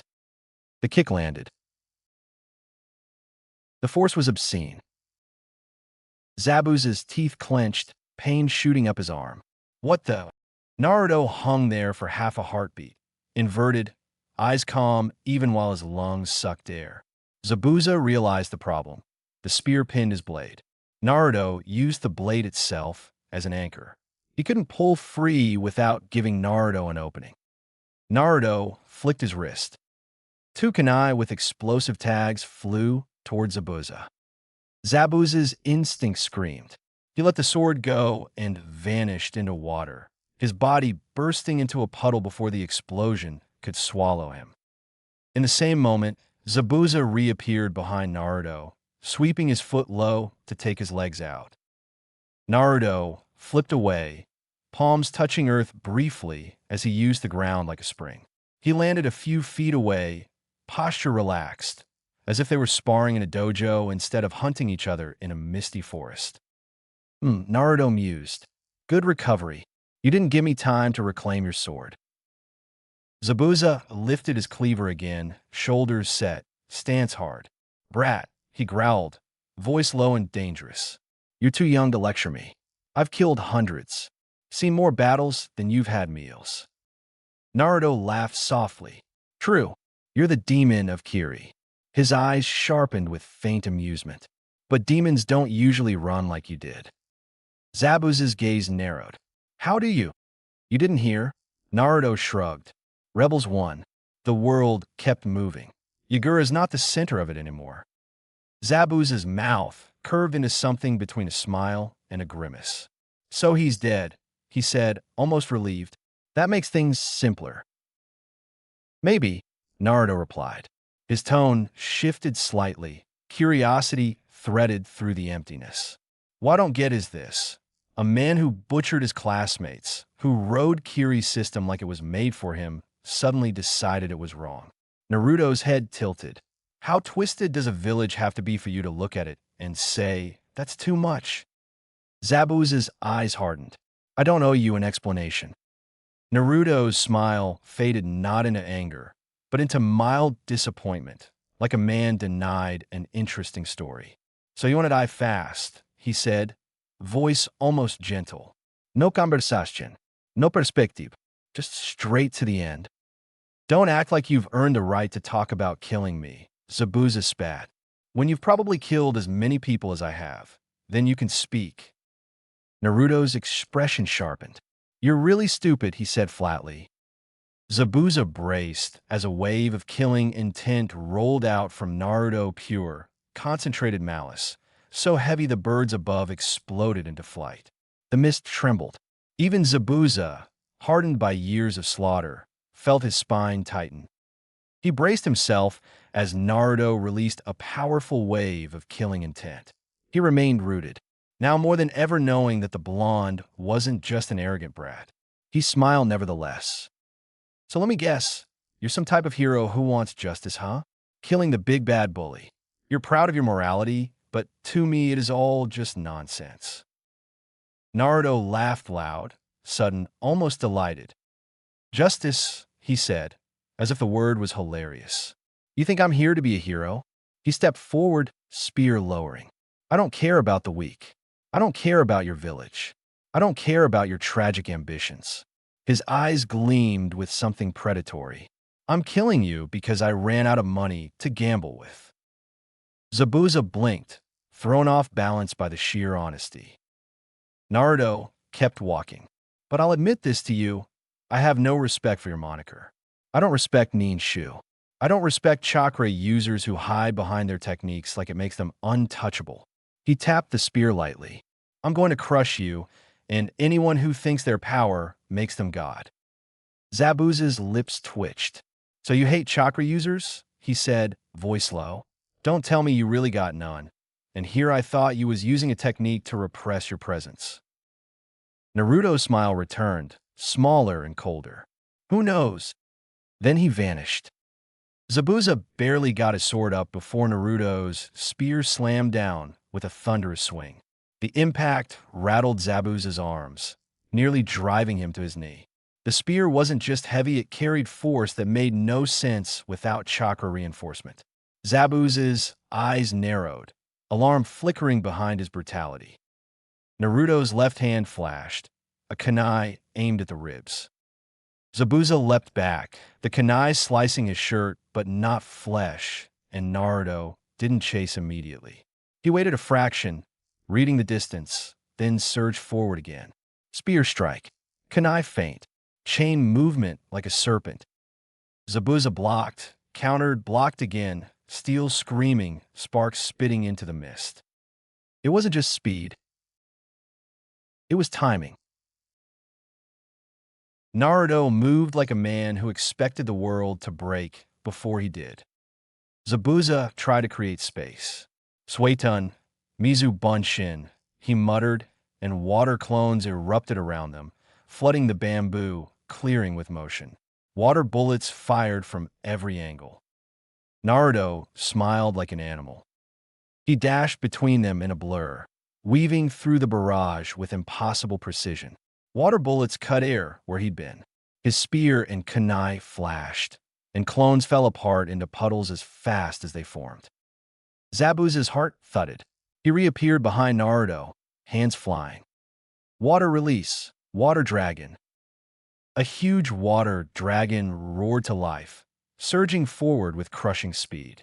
It should have swallowed Naruto whole. Naruto ran into its mouth laughing. Inside the roaring torrent, he grabbed the inverted spear of heaven by its hilt and drove the blade through the jutsu's core. The spear's presence ate the chakra structure like a hole in reality. The dragon split from head to tail, collapsing into a rainstorm. Zabuza stared, stunned. Naruto stepped out of the falling water, shaking his head like disappointed amusement. Your techniques are useless, he said casually. Then he disappeared and reappeared with a kick to Zabuza's chin that sent him airborne. Naruto flashed above him, seized his throat, and slammed him down with such force the earth buckled. Zabuza hit headfirst, shock ringing through his skull. Naruto didn't give him time to recover. He yanked him from the crater and hurled him into the trees. Zabuza flipped midair, landing before he could smash into bamboo. He raised his cleaver, breathing heavy. Naruto stood across from him, unmoved. Cold. And somehow bored. Zabuza realized, with a clarity that sobered him faster than any pain, that he might die here. Naruto's eyes held none of the hatred most bounty hunters carried. No Daichi's Rai. No desprithange. It was worse than hatred. It was indifference. For a demon, Naruto said, voice almost mild, you're underwhelming. He tossed the executioner's blade back toward Zabuza as if returning a borrowed tool. The gesture wasn't respect. It was contempt, the casual message that Zabuza wasn't worth being disarmed. Zabuza caught it, muscles tense. Naruto's smile widened, and he moved. Zabuza swung in a brutal horizontal slash aimed for Naruto's waist. Naruto stepped through the line of steel like the world's physics didn't apply to him. The inverted spear of heaven flashed once, then twice, too fast for the eye to follow cleanly. Yet each motion felt heavy, final. They passed each other and ended back to back. Zabuza's breath hitched. A wet sound followed. Pain ignited in his shoulder so violently it almost blinded him. Blood poured, warm and immediate, down his arm. He looked down in horror, expecting to see his shoulder separated, his arm falling away. For an instant, his mind tried to reject what his body screamed. He twitched his fingers. They moved. His shoulder still attached. His eyes darted to Naruto. No chakra. No genjutsu. So why did it feel like he'd already been cut apart? Then the delayed reality landed fully. The second strike hit. Zabuza's waist tore open, not as a clean sever, but as a brutal split, and his legs collapsed out from under him.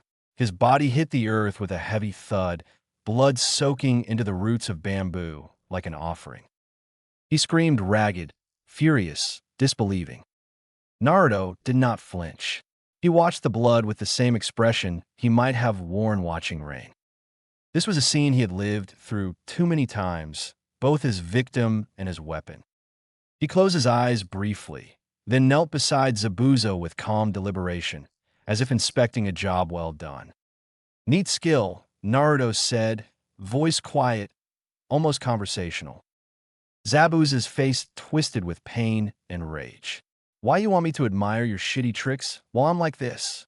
His voice came out hoarse, broken by blood and breath. Naruto's expression didn't change. "Have no fear of death," he said evenly. "You've killed people. Today, it's your turn." He leaned closer slightly, eyes half-lidded, tone almost thoughtful. "Who knows, tomorrow it may be mine." Chapter 4. Out of Luck. The arena had been repaired in haste, but the cracks never truly vanished. You could cover splintered stone with fresh plates, redraw the spirals with new ink, and pretend the crucible had not been forced beyond its intended limits, but the Uzumaki compound remembered. The seals underfoot pulsed more often now, like a heart beating too fast. The air held that strange blend of incense and iron, the perfume of ceremony trying to smother the scent of blood. Phase 1 had crowned the art of Fuinjutsu. Phase 2 had crowned art of swordsmanship. Now, the final round waited like a knife held at the throat of the clan. The villagers and clan members had packed the viewing stands until the bamboo railings creaked under the weight of bodies. Children stood on toes. Women pressed forward, faces flushed, eyes shining. Elders sat stiff-backed in ceremonial robes, their expressions carved into something between reverence and hunger. Even Konoha officials, clan heads, council members, and shinobi of rank had been pulled into the gravity of it, forced to witness the Uzumaki decide their future with violence dressed as tradition. Minma Uzumaki stood at one end of the arena like a bonfire given human form. Bandages wrapped his torso beneath his armor, but they did nothing to hide the way his chakra leaked red and volatile, a living heat haze. His twin blades had snapped in phase 2, but new ones hung at his hips now, their edges sharper, their handles wrapped in spiral-patterned cloth. He rolled his shoulders, grimacing once as the wound across his midsection tugged, then smiled wide anyway, basking in the cheers as if pain were only proof he was real. The crowd roared his name. "Minma! Minma! Minma! Minma!" He lifted one hand and the stands erupted louder, the sound swelling into something like worship. The Uzumaki path was painted on their faces, the belief that strength solved everything, that power was the only mercy the world respected. Minma did not just embody that belief, he validated it. He made it feel righteous. Across the arena, Nagato Uzumaki stood utterly still. No flare of chakra, no theatrical presence, only an oppressive calm that made the air feel colder despite the sun. His red hair fell forward, partly veiling his face, but the Rinnegan remained visible when he raised his gaze, rings upon rings of pale violet that seemed less like eyes and more like windows into something ancient and indifferent. The crowd's noise faltered whenever attention drifted to him. It wasn't that they didn't recognize his power. They did. They had watched him render Fuka helpless like gravity itself had turned against her bones. They had watched seals vanish into him, elemental arrays swallowed like they were smoke. They didn't cheer because they didn't know how to love something they couldn't control. Nagato didn't look at the crowd at all. His gaze stayed on Minma. Minma grinned back, teeth white, posture loose, as if he were about to entertain rather than fight. "You're awfully quiet," he called, voice carrying arrogance. "Nervous?" Nagato's expression didn't change. No, that single word landed heavier than any insult. The will reader stepped forward to the center platform, staff striking stone once. The arena suppression arrays flickered, reconfiguring into the final phase formation, still active enough to prevent outright slaughter, but loosened compared to Phase 2. Full capabilities were permitted now. The clan demanded it. They had come to watch monsters. "The final engagement is upon us," the will reader announced, voice taut. "Candidates may use full capabilities. Killing is forbidden. Victory will be determined by incapacitation or surrender." The crowd roared. Minma rolled his neck, then looked up toward the officials' platform, towards Hiruzen Sarutobi and Jiraiya. His eyes sharpened, playful arrogance turning into something more pointed. "Watch closely," he said, like the Hokage himself or just another spectator. "This is what true leadership looks like." Hiruzen's face remained neutral, but his hands rested heavier on the railing. Beside him, Jiraiya felt a familiar itch of wrongness crawl up his spine. He knew the Uzumaki weren't just choosing a clan head. They were testing how far they could push before the village itself had to intervene. If Minma won, Konoha would inherit a clan led by a Jinchuriki who had just proven he could strain suppression seals through sheer will. If Nagato won, they would inherit something else, an uncontrollable force wrapped in quiet uncertainty, power that didn't seek validation and therefore couldn't be negotiated with. Either way, the political fallout would echo far beyond the compound walls. The will reader lifted his staff to give the start. Before he could strike it down, a faint ripple of chakra brushed Jiraiya's shoulder. A tiny toad appeared in a puff of smoke no larger than a teacup, perched neatly on the railing like it belonged there. Its eyes were alert, mouth set with urgency. This wasn't one of the larger messenger toads that arrived with ceremony. This was one of Jiraiya's spy toads, small enough to slip through borders unnoticed, trained to find whispers and follow ghosts. It leaned toward him, croaked once, then spoke in a voice too small for the crowd, but clear enough for Jiraiya. "Sighting," it said. "Land of hot water. Bamboo village." A blond boy with no chakra took out an A-rank ninja. Jiraiya's breath caught. For a second, the sound of cheers of the crowd vanished from his ears, replaced by a memory. Infant baby crying in Kushina's hands. Then an older boy at the morgue, staring at her corpse without tears. Lastly remembers the same young man with whisker marks and eyes too dark staring at him coldly and denying him when he offered to help him. He remembered the boy had a darkness no man should have. "Naruto," he muttered. Jiraiya's jaw tightened so hard it hurt. He turned his head slightly toward Hiruzen, keeping his expression controlled even as his pulse spiked. Hiruzen's gaze flicked to him, sharp with years of reading faces. Jiraiya leaned in just enough to be heard. "One of my spy toads, sighting in the land of hot water." Someone matching Naruto's description, scarred and blonde. The Hokage's eyes narrowed. The arena below shook with anticipation. Minma and Nagato still faced each other, frozen in their stare-off. The will reader hesitated only because the political figures above had shifted. Hiruzen's face did not soften, but something grim settled into place behind his eyes. He had always known this moment would come. The choice between managing the present crisis and chasing the one that could redefine the future. He nodded once. "Go," he said quietly. Jiraiya didn't hesitate. "Keep an eye on Nagato," he murmured. "If Minma pushes too far." "I know," Hiruzen replied, voice flat. "Find the boy." Jiraiya's fingers formed a quick seal.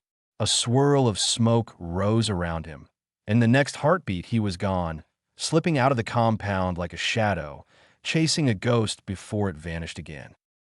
Hiruzen watched him disappear, then returned his gaze to the arena. The will reader raised his staff again. Begin.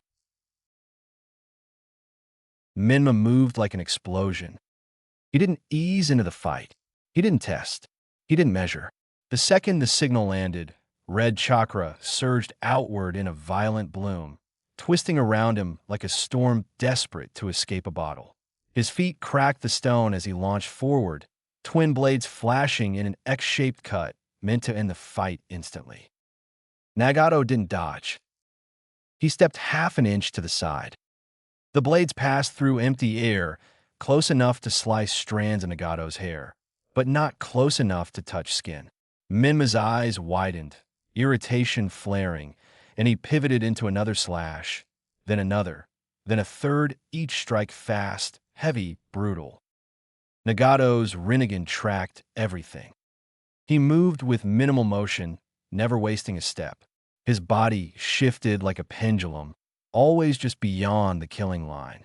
Minma's strikes grew faster, sharper, the air hissing with steel. The crowd screamed louder, enthralled by the ferocity. Push him. Overwhelm him. Come on, Minma. Minma snarled and threw distance between them, palms slamming together as seals erupted into the air. He realized a head-to-head, one-on-one bout would be fruitless. Uzumaki Fuinjutsu, 9 masks va. The arena lit up. The massive array flared beneath Minma, spirals rotating like celestial gears. 9 masked forms began to rise again, divine beasts and priests emerging from the ceiling matrix, their chakra signatures roaring outward in coordinated fury. The crowd lost its mind. The Shinju rose first, Sarayu twisting through wind, Suzaku igniting the air, Jinbu rumbling with water-heavy defense, Byako prowling with lethal muscle, and the central golden beast radiating oppressive authority. Then the 4 divine priests followed, erecting barriers and support arrays, their masks blank and holy. Minma spread his arms slightly, as if presenting them. This is what the whirlpool was meant to be, he said, voice loud, proud. A force that the great nations feared. The power to subjugate anything that stood in its way. The beasts surged toward Nagato in coordinated assault. Nagato lifted one hand. The first wave of chakra-based attacks crashed towards him, wind blades, firestorms, water-crushing pressure. It all reached him and vanished. Absorbed. The Rinnegan negated them in without strain. Minma's grin faltered for a fraction. He compensated instantly, directing the beasts not to throw techniques, but to attack physically. Byako leapt, claws poised to tear. Jinbu's massive shell barreled in. The golden beast lunged, jaws wide. Nagato didn't retreat. An invisible pulse of force erupted outward as a barrier, gravity bending, repelling, and the beasts were thrown back as if slammed by an unseen wall. They crashed into each other, skidding across stone. Minma cursed, red chakra flaring brighter. The priests reinforced the formation, barriers snapping into place to stabilize the beasts. Seeing the almost pathetic display, instead of berating the boy before him, Nagato's voice remained calm, almost bored. You treat Ninshu like a performance. You clearly have no respect for the art. Why abuse something you have no knowledge of? Minma's eyes narrowed. Don't speak as if you already won. He launched himself forward again, attempting to combine his beast's pressure with direct blade work. This time he didn't swing wildly. He attacked with intent feints, sudden acceleration, twin blades aimed for throat and ribs and tendon. Nagato's Rinnegan followed every twitch. But like last time, Minma quickly realized the truth. Physical attacks do not work. It wasn't because Minma lacked skill, but because Nagato's eyes dismantled the idea of surprise. Minma's chakra flared before every burst of speed. His muscles telegraphed intent before every cut, and Nagato read it all with inhuman clarity. Minma found himself constantly a fraction late, constantly missing by a hair. He tried to brute force the gap. More speed, more power, more QB chakra. But Nagato remained just beyond him. Minma's frustration turned into rage, and rage made him sloppy. Nagato punished sloppiness with simple physics. The red head charged at him, but a sudden gravity shift yanked Minma's footing sideways, forcing him to stumble. Another invisible pull dragged one of his blades downward mid-swing, ruining his angle. Minma snarled, twisting out of it, but the control was undeniable. Every moment Minma fought, Nagato learned his attack patterns more completely, and every moment Nagato responded, Minma felt smaller. The crowd still screamed Minma's name, but their screams began to sound desperate. Less celebration, more pleading. They needed him to win because he represented what they understood. Nagato's dominance felt like a condemnation. Minma backed up, panting, blood leaking from old wounds reopened by strain. He pointed one blade toward Nagato like an accusation. "You're nothing without those eyes," he spat. "Nothing but a freak." Nagato's gaze didn't waver. "And you're nothing without this crowd. A clown used for their entertainment." Minma's face twisted in rage, and he unleashed a wave of chakra so violent the arenas itself trembled. The nine-masked beasts surged again, swarming Nagato with coordinated assault, barriers layered, attacks alternating between spaces, physical strikes coupled with bursts of elemental jutsu. Nagato absorbed the elemental attacks and repelled the physical force. Minma saw his chance in the moment the golden beast's bulk obscured Nagato's line of sight. He darted in behind it, twin blades crossing for a lethal strike meant to behead him and end everything.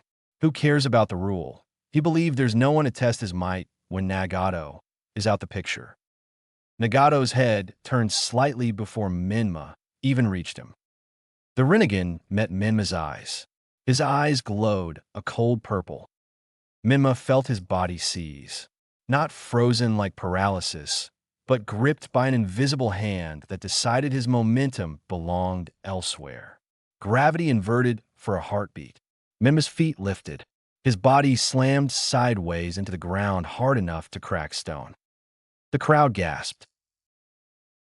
Minma rolled, furious, forcing himself up with a roar, only to be dragged again.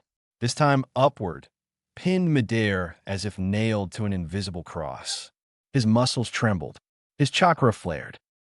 Nagato stepped closer, calm as winter. "Let me ask you something. Why do you want to be clan head?" he asked. Minma blinked, caught off guard by the question more than the technique.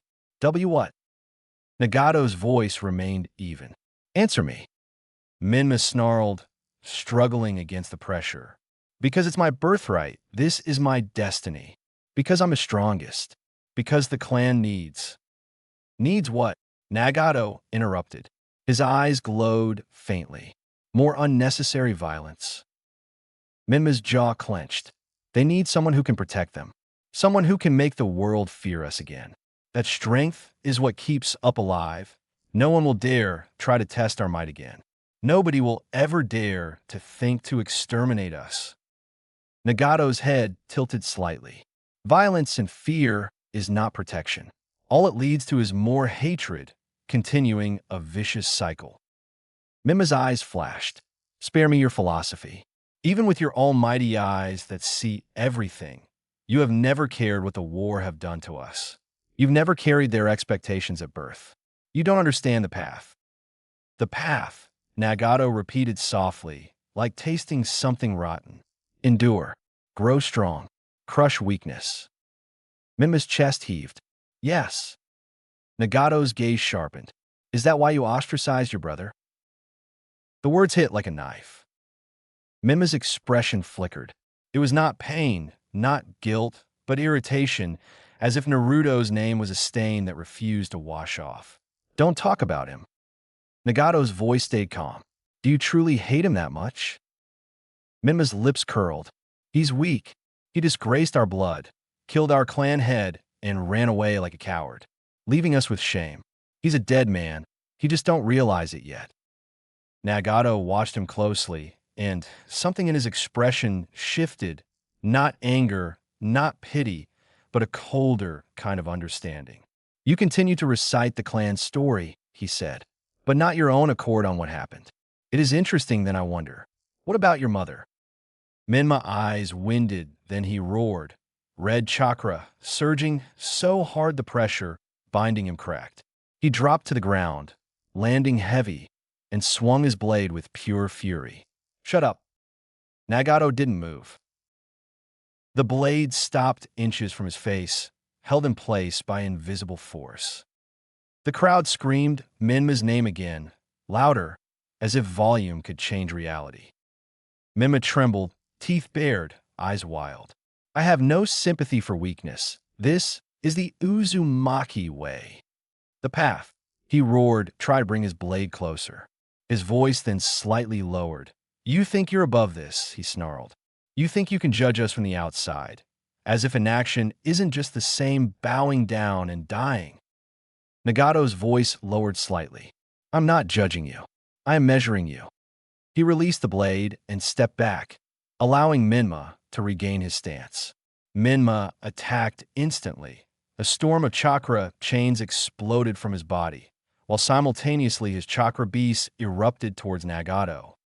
Nagato countered with nothing flashy. He completely dodged each chain that tried to skewer him, while at the same time negate the charging masked beasts. He absorbed. He negated. He redirected. He dismantled. Suddenly appearing behind Nagato, enhanced with Kyuubi's chakra, Minma's mouth released a red flame that consumed everything in its path. Fire release, raging fox flames. The raging flames, which formed into a kitsune visage, raced towards the red head, but Nagato was a void that fire couldn't burn. The raging flames died down at the palm of his hands. Minma snarled in anger and without strategy charged towards him, blinded by rage. As the fight dragged on, the crowd's cheers became frantic.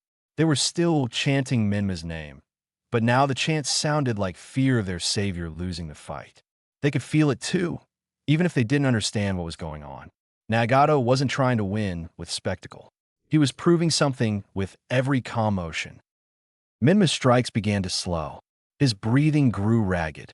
The masked beasts flickered, some forced back into kitsune fragments by Nagato's pressure. Minma tried to recall them, to merge them, to manifest the nine tails fully, but every time he attempted to escalate, Nagato's Rinnegan drank the chakra buildup like it was offered. Minma's arrogance began to crack under the weight of futility. Nagato watched him struggle and finally spoke again, voice quiet enough that only Minma and those close enough could hear. This clan craves blood the way starving men crave food, he said. Violence has become your lifeline, your faith, your comfort. Minma's eyes flared. It kept us alive. No, Nagato replied. It kept you afraid. Minma snarled, swinging again, but Nagato didn't counter immediately. He simply stepped back and let Minma's own momentum burn him.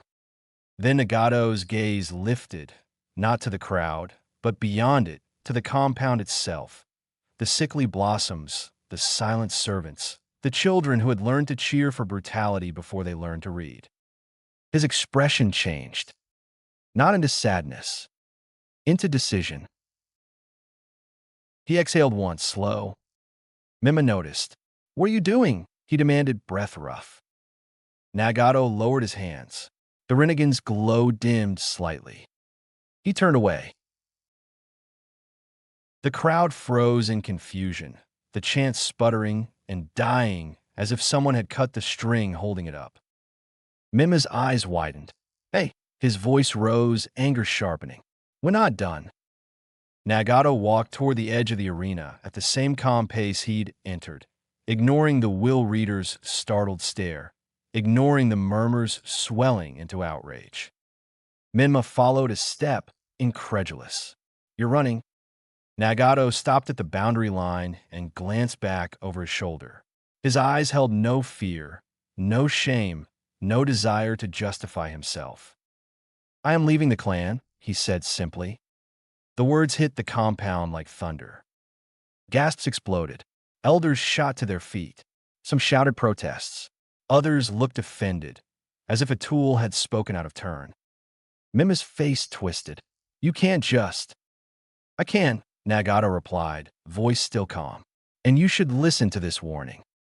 He turned his gaze toward the crowd now, and the crowd recoiled without understanding why. It wasn't his power alone. It was the certainty in him, the cold clarity of someone who had already accepted what they were too addicted to admit. You are devouring yourselves, Nagato said, voice carrying across the arena without needing to be loud. You call it strength. You call it the path. But it is only hunger, and hunger does not build. It consumes. Murmurs grew into angry shouts. Traitor! Ungrateful! You think you're better than us? Nagato didn't flinch. Continue down this route, and you will destroy your own legacy.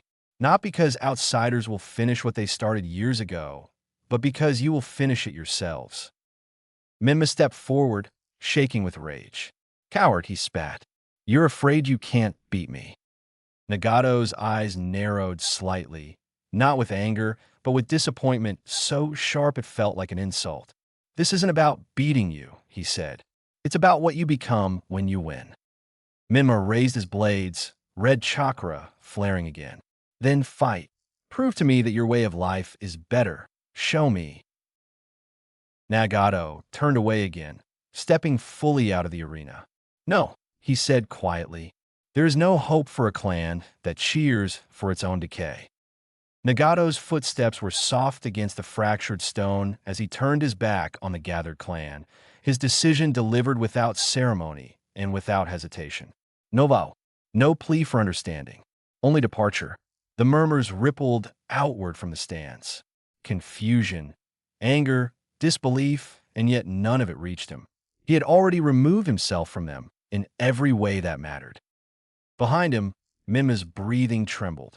No, you're wrong. At first, it was subtle, a tremor in the air, a faint distortion in the ceiling arrays embedded beneath the battleground. The intricate scripts carved into the arena floor flickered like nervous candlelight. Then the tremor deepened into vibration. The ground groaned. Nagato stopped. He did not turn immediately. He simply sensed the built-up chakra. The Nine-Tails chakra began to gather behind him in a rising howl that made the spectators instinctively shrink back. Minma stood hunched at the center of the arena, shoulders heaving, red chakra leaking violently from his pores. The restraint seals placed upon him earlier had long since fractured. What remained clung to his arms like burning paper. His eyes were wide, pupils trembling with manic conviction. The masked beasts emerged again. But this time they did not spread across the battlefield. They converged. One after another, the spectral creatures, dragon, tiger, tortoise, phoenix, all were pulled inward, dragged screaming into a singular gravitational point hovering above Minma's outstretched hands. Their bodies unraveled into streams of blackened chakra, twisting into a growing sphere that swallowed light around it. The arena began to shake violently. Wind tore across the compound, banners snapping from their mounts. Tiles shattered from rooftops. Children screamed as shinobi rushed to form barriers around the stands. High above, Hiruzen raised an arm against the gale, his robes whipping wildly. Ambu appeared beside him in a flicker of motion. Masks turned toward the swelling mass with open alarm. This is beyond the trial, one clan head barked. We must stop this now. But no one moved first. Because no one wanted to be the one standing in front of that. Down below, Nagato finally turned. His expression did not change. Not surprise, not anger, only acknowledgement, the quiet acceptance of a predictable outcome. So you're not done yet, he said calmly. Is this everything you have? Mima lifted his head. A psychotic smile split his face, teeth bared, eyes shining with feverish belief. Traitors like you deserve to die, he rasped. You, and that weak bastard Naruto. His voice climbed into a shout. I'm the future of this clan. My will is absolute, and I'll prove it right now. The sphere swelled larger. 20 feet across, a spiraling vortex of condensed chakra, black and crimson currents grinding against each other like colliding worlds. The pressure alone split the arena floor outward in expanding fractures. Taste the power of the Uzumaki. The spiral howled. In release. Maximum Uzumaki. He thrust both hands forward. The sphere launched. It did not fly so much as erase the space between them, dragging wind, stone, and loose debris into its wake as it devoured the battlefield on approach. Spectators were thrown from their seats. Defensive barriers shattered instantly on contact with the pressure wave alone. For the first time that day, Nagato gathered chakra. The air tightened around him, invisible currents converging toward a single point, his open palm. His Rinnegan gleamed as he extended his hand. Shinra Tensei. The world paused. Then it broke. A silent instant collapsed into a catastrophic detonation of force. The repulsive wave erupted outward from Nagato like a second horizon, colliding with the spiraling sphere in a violent distortion of space itself. The chakra mass compressed, twisted, then detonated backward. Boom! The shock wave flattened the arena. Stone platforms tore free from their foundations and launched into the compound walls. Entire sections of the battleground disintegrated into airborne rubble. Windows shattered across nearby buildings. Training towers cracked along their seams. The ground outside the compound rippled, dust rising across neighboring streets as villagers staggered from the impact. Even the Hokage Tower trembled. Wind roared outward in expanding rings, forcing shinobi to anchor themselves with chakra just to remain standing. Trees bent nearly horizontal under the blast before snapping upright again. At the epicenter, Minmo was hurled through the ruins, the remaining chakra stripped from him as the repulsion swallowed the attack whole and returned it tenfold. His body struck broken stone and did not rise again. Silence followed. Dust drifted slowly through the ruined arena where moments ago the pride of the Uzumaki had gathered. Fragments of ceiling arrays still glowed faintly beneath cracked earth, their purpose forgotten. Minmo lay unconscious in the rubble. Nagato lowered his arm. Without another word, he turned away once more and began walking. No one stopped him. Not the stunned Will Reader clutching the scroll. Not the clan elders frozen between outrage and fear. Not even the spectators who could not decide whether they had witnessed salvation or an omen. And as Nagato vanished into the compound's corridors, the final round ended not with a crowning blow, but with a warning that lingered heavier than the dust settling over the village. Whirlpool's greatest enemy had never been other nations. It had always been itself. Border of hot water. Despite the land of hot water being a hot spot for vacation, due to the hot springs, its neighboring country, Snow Country, was the complete opposite. The snow that dusted from the northern borders looked gentle from a distance. A white powder spread across pine boughs, a clean silence over the hills, but when Jiraiya's sandals crunched into it and the wind knifed through his cloak, the lie peeled away. Cold had a way of stripping everything down to truth. Joints that ached when they shouldn't, lungs that burned just from breathing, fatigue that didn't come from distance so much as years. He pulled his collar higher and kept moving. The toad sage throughout his life had crossed borders in blizzards and sandstorms, and in rain so heavy it turned roads into rivers. He'd fought wars, he'd fled assassins, he'd survived poison and heartbreak and battles he should have lost. But lately, Every step came with a quiet realization. He was old. Not in spirit. There was still spirit in him. That same stubbornness he carried throughout his life, but in the body. The bones felt weathered. The flexibility that once let him bend around death had stiffened. And yet that didn't bother him as much as the thought that truly ate him. It had been 3, maybe 4 years since Naruto vanished. 3 to 4 years of traveling the world with his gut full of alcohol and his heart full of unfinished promises. Jiraiya had never been the kind of man who begged forgiveness. He laughed, he ran, he wrote, he fought, and he avoided anything too raw for too long. But Naruto had been different. Naruto had been his godson, Minato's son, Kushina's boy, a child he'd promised, in his own loose way, to watch over. And he hadn't. Politics, Hiruzen had said. The clan is complicated, Jiraiya had told himself. He'll survive, he'd insisted. Survival wasn't the same as living, and now Jiraiya was forced to chase the aftermath of his own cowardice across the elemental nations like it was a physical thing he could grab and correct. He couldn't even get a whiff of Naruto's trail. Every time there was a rumor, it dissolved into nothing. Every time a witness swore they saw blonde hair and whisker marks, the boy vanished before Jiraiya could arrive. Even the toads couldn't pin him down. Naruto moved like a ghost and left the world blank behind him.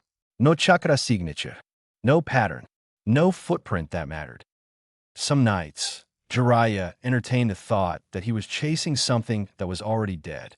He hated himself for even thinking it, but the world was cruel and Naruto had been born into cruelty.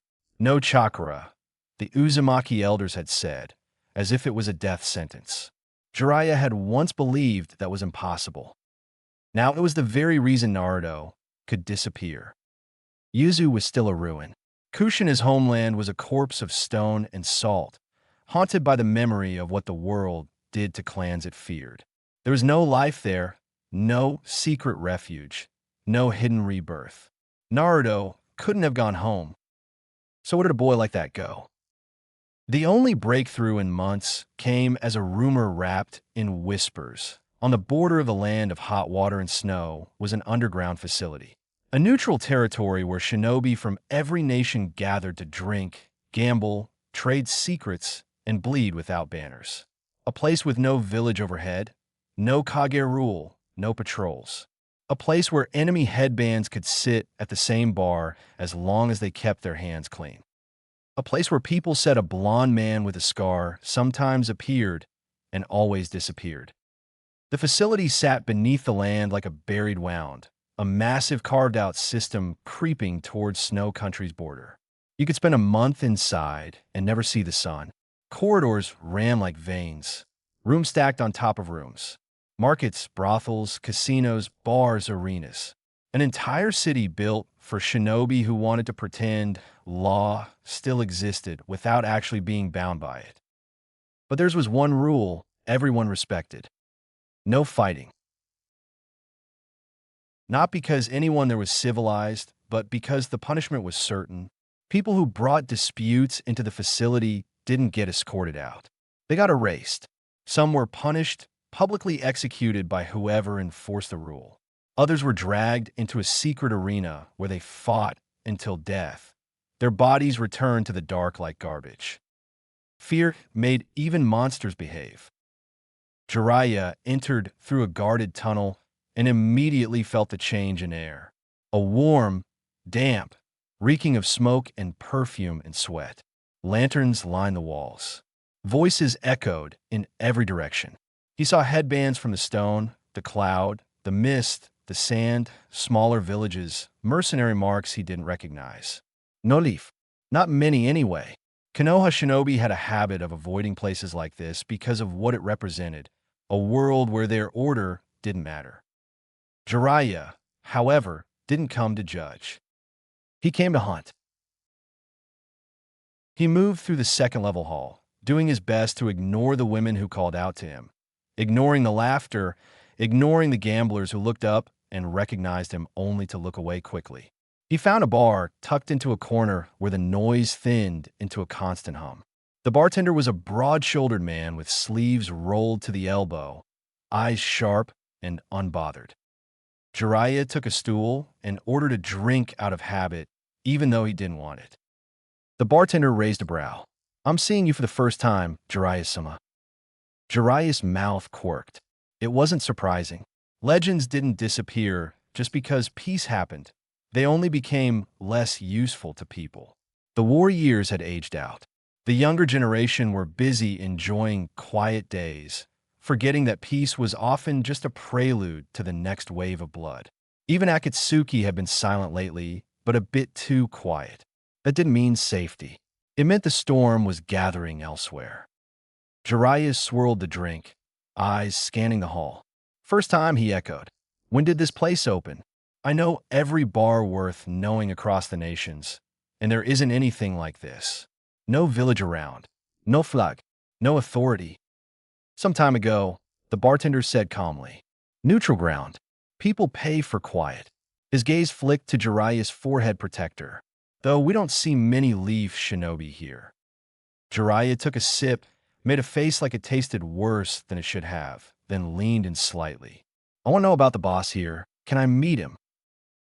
The bartender's eyes narrowed a fraction. "Boss? Why do you need to meet him?"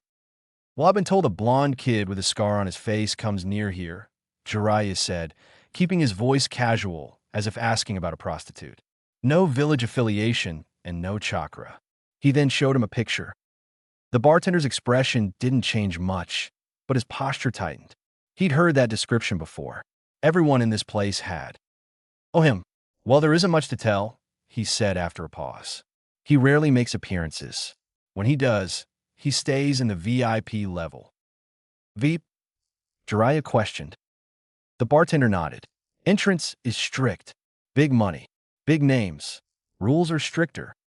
"That's it," Jiraiya pressed. "That's all I know." The bartender wiped a glass slowly. "People who ask too many questions about the third level don't last long." Jiraiya exhaled. He'd come for information and got a wall. Typical. Still, he stayed. Not because he enjoyed this place, but because obsession didn't let him leave. If Naruto was a ghost, then Jiraiya had to haunt the right house. Maybe the blonde would show up. Maybe fate would stop being cruel for 5 minutes. So he waited. Above him, somewhere deeper within the facility, the third level hummed with wealth. X. Third level. VIP wasn't just a room, it was a change of lifestyle. Softer carpets, better liquor, silk screens instead of bamboo slats. Women with trained smiles and knives hidden in their hair. Men who spoke quietly because their words were expensive. Tables where chips stacked like miniature towers and the stakes were life-changing. At one such table, a 17-year-old boy with a jagged scar and a cigarette habit did what he always did. He robbed people blind. 2 pair. Full house. Straight flush. The dealer's hands trembled just slightly as he revealed the last card. The men around the table groaned, some cursing loud enough to earn angry looks. One slammed his fist down hard enough to scatter chips. Another stared at Naruto like the world had personally insulted him. Naruto just smirked and calmly pulled the pile toward himself. "Hey," he said, voice lazy, amused. "It's not my fault you guys don't know when to quit." His stack was obscene now, a small mountain of chips and cash, the kind of pile that made men greedy, then desperate, then dead. He puffed on a cigar like he belonged there, posture relaxed, shoulders broad beneath a long-sleeved black shirt that didn't show much skin but hinted at the scars beneath. His whisker marks were visible in the right light. His hair fell forward, hiding his eyes until he lifted his chin. An old man at the table glared, face red from drink and humiliation. "One of these days, you little shit, I'm gonna beat you." Naruto frowned at him, as if considering whether the man was worth the words. Then he smirked, smoke spilling from his lips. "Not gonna happen, old man. I'm the luckiest son of a bitch this side of the elemental nations, and everyone here knows it. And don't call me a little shit." I'm the big shit now, he quipped while counting a thick wad of cash with amusement. The old man lit his own cigar, downed scotch, and shook his head. That much is true. He stood after a moment, chair scraping softly. As he walked away, he paused just before the exit and looked back over his shoulder, raising his voice so Naruto would hear it over the hum of the lounge. But everyone's luck runs out sometime. Naruto chuckled like the warning was charming. He didn't bother responding. The old man disappeared into the corridor. Naruto leaned back, stretching one arm, like the night was young and endless. Suddenly, the wall behind him exploded. Stone and plaster erupted inward. Dust swallowed the room. People screamed. Chairs toppled. The luxurious calm shattered into panic as patrons scattered, some diving under tables, others sprinting for exits. Call girls shrieked and vanished through side doors. Guards yelled commands. The VIP section emptied with the speed of a stampede. Such incursions were uncommon here. The rule against fighting was sacred, but rules didn't stop desperate men. Rules didn't stop nations when they decided a problem had to be erased. Naruto didn't flinch. He exhaled smoke, unhurried, as if explosions were just weather. Then he turned calmly. 3 shinobi emerged from the settling dust, silhouettes sharpening into figures wearing sand uniforms, the standard Jonin style with flak jackets, desert tone cloth, sleeves wrapped for protection, with pouches strapped tight against thighs. Each carried a sharp object in hand, steel glinting under lantern light, ready and eager. The lead shinobi's expression was businesslike, almost apologetic. "Uzumaki Naruto," he said. "Sorry, but we have to kill you." Naruto kept leaning on the card table like it was his home. "Sorry," he echoed, amused. He flicked Ash casually. "You're sorry you have to kill me? Small. At least be honest when you're assassinating someone." The lead shinobi laughed lightly. "Right. It usually makes targets feel better if they think we don't want to kill them, but have to anyway. Duty is an opiate, you know." Naruto waved a hand dismissively and downed the rest of his cognac. No problem. I'm not the usual target anyways." He tossed the empty glass across the room and waited until he heard it shatter. Then he rubbed his chest absently, like checking old pain. "Regardless, you guys know who I am, right?" The lead shinobi smiled wider. "Uzumaki Naruto, age 17, Nukenin of Konoha, reputed to be the most traitorous man in the elemental countries besides Itachi Uchiha, of course. Nicknamed the Shinobi Killer or the Invisible Man. Yes." He spread his hands a little. "We know who you are. That's why there are 3 of us. Our Kazekage doesn't like how you do business." Naruto blinked. Then he laughed, hard and loud, with genuine amusement spilling out, as if the universe had finally told him a joke worth hearing. "That man thinks you 3. He wheezed, laughing harder. 3 of you will be enough? Oh wow, that's awesome." He wiped at the corner of his eye like he might cry from it. "Man, I don't think I've had someone say something like that with a straight face in a long time. You truly made my day." The lead shinobi frowned. "Don't take us lightly, Uzumaki. The old man that hired us for a reason." He gestured as if presenting a prize. "We are Suna's elite, the Sand Devils. Surely you've heard of us." Naruto's laughter stopped as cleanly as if someone had cut a wire. His expression softened into something calm, collected and sharp enough to cut. Hair fell over his eyes as he tilted his head down slightly, shadowing his gaze. "The Sand Devils," he murmured. "You're the 3 that fought one of Orochimaru's pets, Kidamaru, to a standstill." The lead shinobi's pride flared. "So you have heard of us?" Naruto nodded slowly. The room went quiet. Not just silent, but heavy, like the air itself had thickened. The 2 other Sand Devils glanced subtly at each other, sensing the shift. The lead shinobi smile dimmed. Naruto stood upright and began walking toward them. He stopped a few feet away, as if giving them one last chance to run. "So what's your next move?" he muttered. All 3 froze. They didn't understand why until it hit them, The killing intent he's giving off was heavy. It wasn't loud like Gaara's wildfire aura. It wasn't violent theatrics or Raz's explosion of anger. It was worse. A quiet malice, the kind that said you were already dead and the only question left was how long your body would take to realize it. Naruto reached down and pulled a small katana hilt from a pouch strapped to his leg. No guard. Simple. Red and black fibers wrapped around it in a strange double helix pattern, almost like a seal. He flicked his wrist. A shimmering blade of compressed wind formed from the hilt, a tight, invisible at the edges, long as a man, slightly curved like a daikatana born of air. It didn't radiate chakra the way a jutsu would. It radiated sharpness. Naruto's mouth curved upward on one side, that jagged scar making the smile look twisted. Since I have no chakra, I'm reliant of special tools like this, he said softly.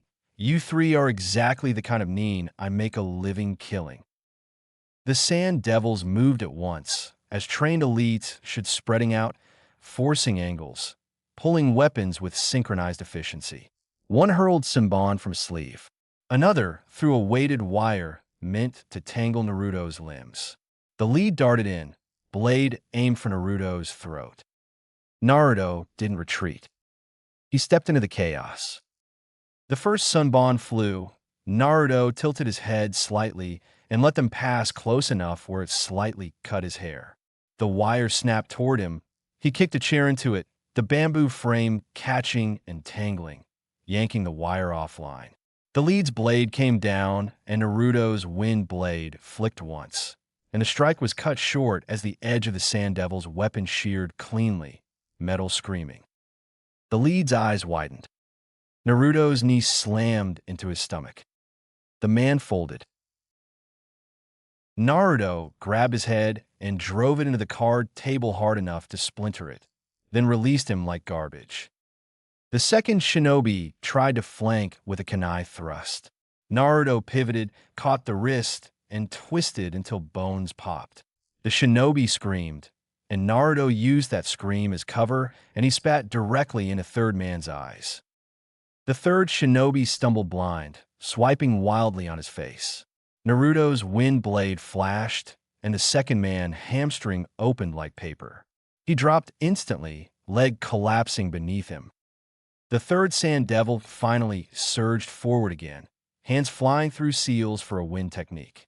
Naruto moved before the chakra could settle, closing distance with a speed that didn't make sense to shinobi who believed chakra was required for acceleration like that. He hurled another chair, not at the man's body, but at his hands. The chair smashed into fingers mid-seal. Bones cracked. The technique failed. Naruto slammed the hilt of his wind blade into the man's jaw. Teeth burst. The Sand Devil fell. The lead shinobi staggered up, coughing, trying to draw another weapon. Naruto didn't give him time. He stepped close and drove his elbow into the man's throat, crushing breath. As the lead collapsed, clawing for air, Naruto casually lifted the man's own kunai and drove it into his shoulder, pinning him to the floor. He didn't need to kill them immediately.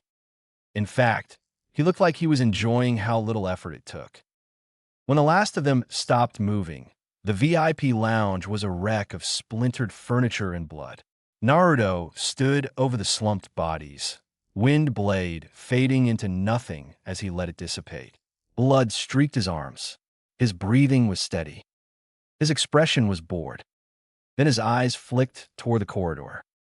The old man from the gambling table, the one who'd warned him, was scrambling away, face pale, hands shaking so badly he could barely walk straight. Naruto watched him like a cat watches a mouse, pretending it's invisible. Uzumaki-sama, the old man babbled, voice cracking. It was a misunderstanding. Naruto scoffed.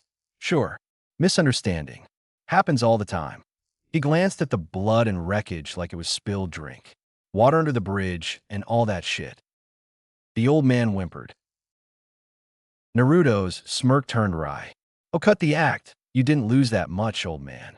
Selling me out to Suna, Probably cleared at least half your debts to the house, right?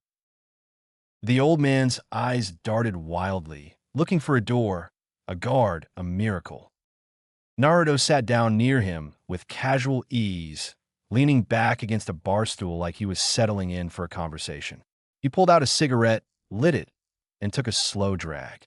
Smoke curled into the air, mixing with dust and the scent of blood. He let the silence stretch, long enough for the old man to start trembling harder. Then Naruto flicked his cigarette away and exhaled like he'd made a decision. "Tell you what," he said lazily, "I'll make you a deal." The old man nodded furiously, near tears. "Igriegajis. Yes, anything."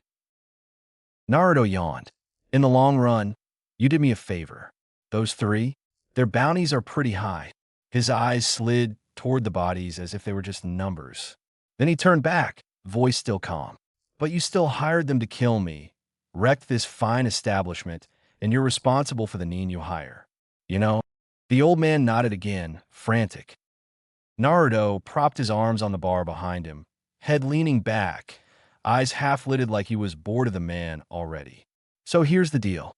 You pay for the damages, you settle your tab, plus 20% interest, and I'll see to you getting off with a warning." He glanced at the old man, smile returning slowly. The old man's face went white. 20%. Repairs. Bodies. Top. The number was obscene. But, he stammered, panic rising. That's over 30 million Rio. You'll bankrupt me." Naruto's smile widened, and it wasn't friendly. It looked like something that belonged on a predator who'd learned how to talk like a man. "You really should have thought of that before you decided to try to kill me," Naruto said softly. He laughed, and it came out cruel, the sound echoing through the ruined lounge like a knife scraping bone. Then his smile stretched wider until it looked like a twisted Cheshire grin carved into his scar. "But such is life, right?" he murmured, eyes gleaming with amused malice. "After all," he leaned forward just slightly, as if sharing a secret, "everyone's luck runs out sometime."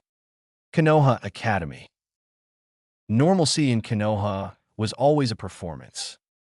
After the Uzumaki ceremony, after the banners were taken down, after the visitors filed back into their compounds with their opinions sharpened and their grudges newly polished, the village returned to its routines the same way it always did. Loudly, quickly, as if noise itself could bury truth. Vendors yelled, mission boards filled, shinobi moved in patrol rhythms like nothing monumental had happened at the eastern edge of the village. The adults' pretended stability was permanent. Children didn't pretend. They simply lived. The academy courtyard rang with shrieks and laughter, sandals slapping wood, chalk dust and sweat, and summer air mixing in the open corridors. Kids chased each other through the practice lanes and argued about who would be Hokage, who would master a forbidden jutsu, who would get a cool summon first. Dreams were cheap in Konoha. They were handed out like candy before anyone learned the cost of swallowing them. Inside one classroom, that noise pressed in through open windows, a constant cheerful roar. Most of the students were swept up in it. One wasn't. Konomaru Sarutobi sat near the window with his chin propped on his fist, eyes fixed on the distant rooftops like he was staring through them. Stone-faced, not sulking thinking. There was a difference. His teacher had learned to recognize it, and lately it happened more often. Since that day, since he'd felt that pressure. Not the kind of pressure that came from a teacher scolding you or an elder's glare. The kind that sank into your bones and rewrote what power meant.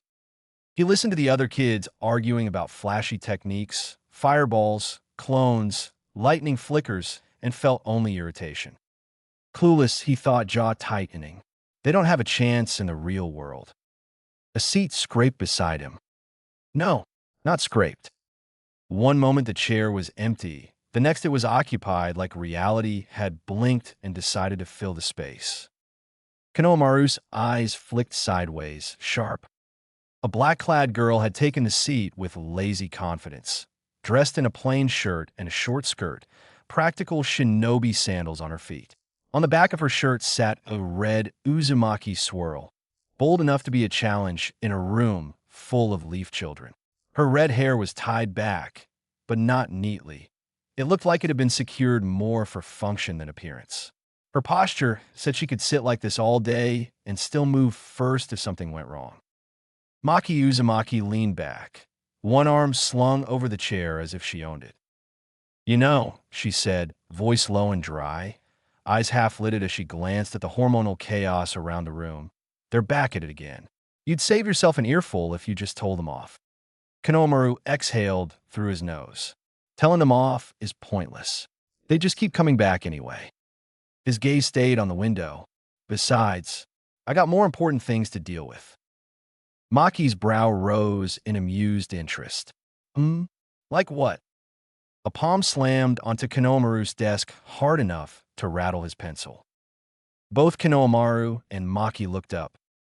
My Uzumaki stood there, red hair hanging straight, purple eyes sharp with contempt. She looked like Maki's exact copy at first glance. The same face, same clan coloring, but the vibe was different. Where Maki sat like someone who didn't care what people thought, Mai stood like someone who cared too much and demanded the world care back. Konohamaru-kun, Mai said sweetly, except there was no sweetness in it. Why waste your time on the whirlpool reject? Maki's eyes rolled, so hard it was almost impressive. Are we really doing this again, sis? Pipe down, will ya? Mai's nostrils flared. She puffed her chest slightly like a peacock, trying to look bigger. I'm just saying the obvious. Someone of Konohamaru's political stature would be better suited with me, or someone with an innate technique realized rather than a talentless weakling that can't manifest chakra. Her voice rose with every word until it snapped into a shout. With no power, you might as well be dead. The last line had the cadence of doctrine.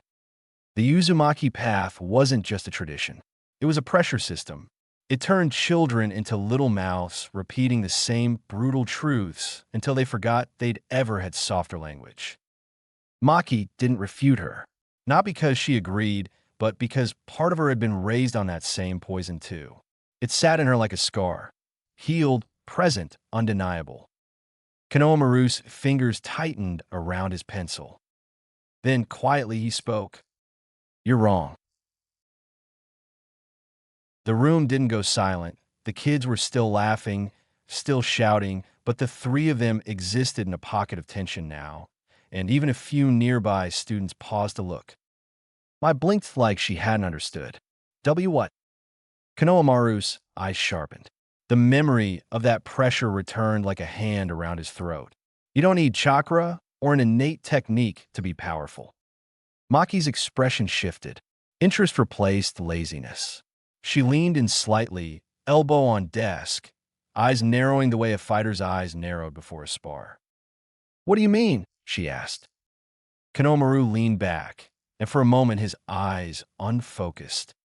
A small flashback surfaced. It was a rainy day about 5 years ago. He began, voice quieter now, as if speaking too loudly would break the memory. My family, my grandfather, my dad, my uncle, and me, we were invited to your clan's dinner. It was about strengthening ties between Whirlpool and the village. Mais face tigtened impatent. Maki stayed still, listening. Honestly, I was in love with the idea of your tradition, Konohamaru admitted, his voice turning rueful. The path. Endure.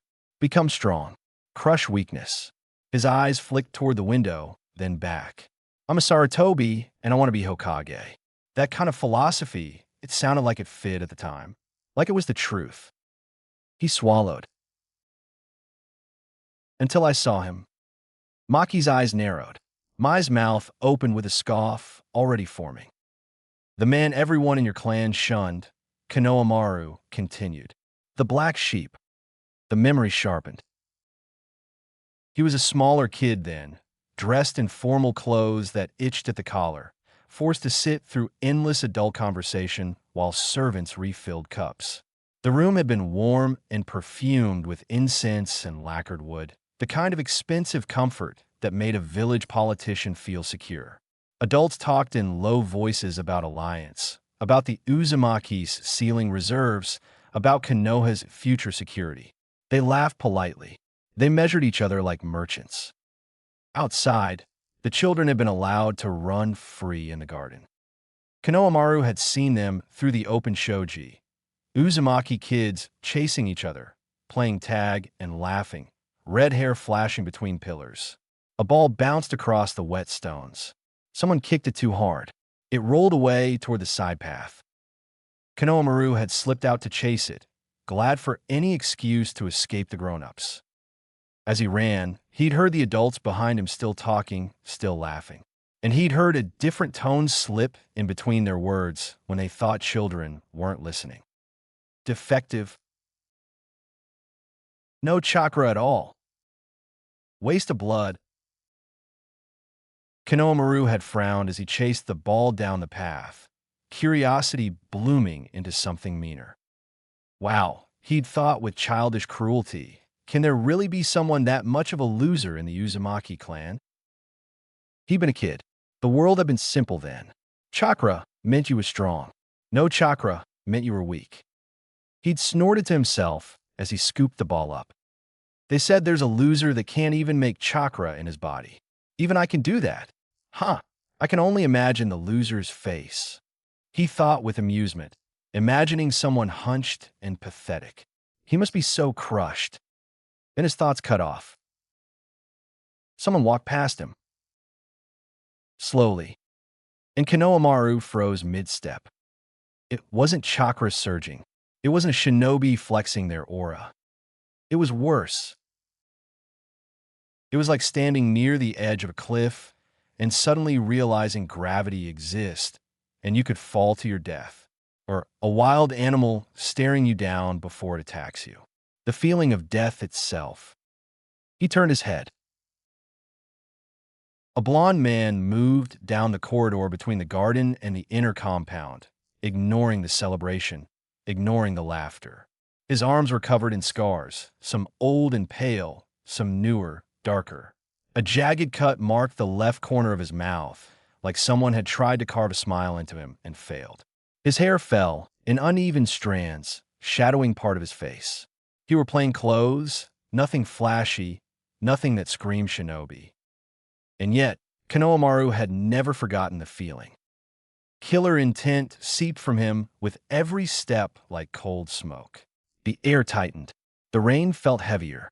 The lantern light seemed to dim. The man didn't even look at Konohamaru. He didn't acknowledge him. He walked toward some destination with a darkness in his eyes. Konohamaru had gripped the ball with both hands without realizing it. Heart pounding, breath stuck. That was what true power looked like. It was inevitability. Konohamaru's eyes snapped back to the present. Mai stared at him, unsettled despite herself. Maki's expression was unreadable now, less amused, more quiet. That man, Konohamaru said softly, didn't have chakra, but he made me feel something I've never felt from any jutsu. Not even from my grandfather when he's serious. His hands tightened on the desk. So no, Mai, you're wrong. Mai's mouth opened, then closed. The doctrine didn't have an answer for that. Maki leaned back, eyes narrowing thoughtfully. You're talking about Naruto, she said, not asking. Konohamaru nodded once. The name alone seemed to cool the air between them. Elsewhere, in the depths of the Hokage's office, a crystal orb hovered above its base, glowing softly. The classroom scene shimmered within it. Konohamaru at the window, the Uzumaki twins, the tension threading through children who shouldn't have understood politics. Hiruzen Sarutobi watched without blinking. Several jonin stood nearby, quiet observers. Kurinai Yuhi folded her arms, eyes intent. So those are the Uzumaki twins, she murmured. Too bad I already have a team. I'd have liked to mentor them. Indeed, Hiruzen said, voice even.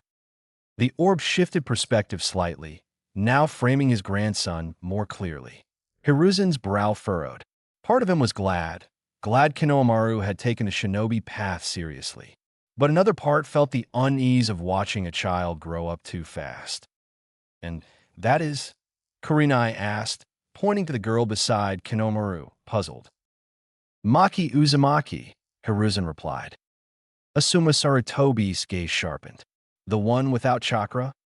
That would be correct, but she do have chakra, however, very little, Hiruzen said, stroking his beard.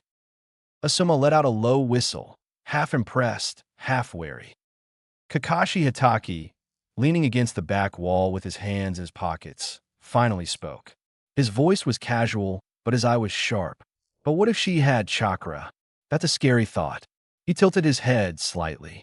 Let's say, if she's able to contend with another genin named Rock Lee in Taijutsu, then we're looking at someone who's broken past the limitations most shinobi face. But without chakra, his tone turned thoughtful.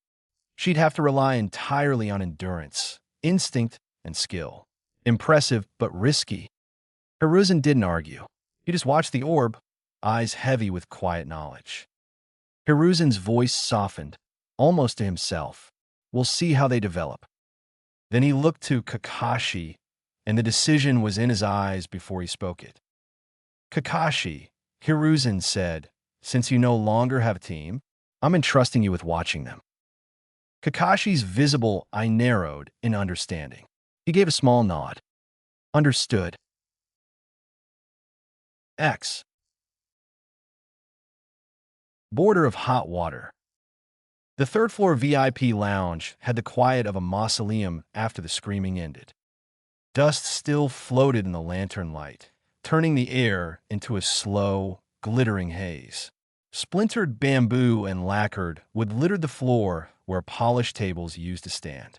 Cards lay scattered like dead leaves. Blood had pooled in glossy crescents beneath the sand devils, seeping into the seams of the carpet, darkening it in ugly blooms. Somewhere deeper in the facility, alarms hadn't been sounded, but not loudly, because places like this didn't panic the way villages did. They calculated. They sealed doors. They paid the right people to clean the right mess. Naruto sat on a bar stool amid it all like he'd been born in wreckage. One elbow rested on the bar, shoulders loose, breathing even. He rolled a glass between his fingers, the liquor inside catching the light as he tilted it. The jagged scar at the corner of his mouth made every faint expression look like a sneer. His shirt was spattered at the sleeves. There was blood on his knuckles that wasn't his. The invisible wind blade had vanished back into its hilt, tucked away, while the inverted spear of heaven leaned within arm's reach, its presence like a cold thought. The old man who tried to sell him out sat somewhere in the wreckage, babbling promises into the air, already ruined before anyone came to confirm it. Naruto didn't feel triumphant. He never did. A fight to him was just a transaction. So was betrayal. So was mercy when he bothered to offer it. That was why the two voices outside the lounge made his eyes widen just slightly, the smallest crack in the mask. Sir, I'm sorry, but you can't go in there. A young woman's voice rang out, strained with panic and authority she didn't truly own.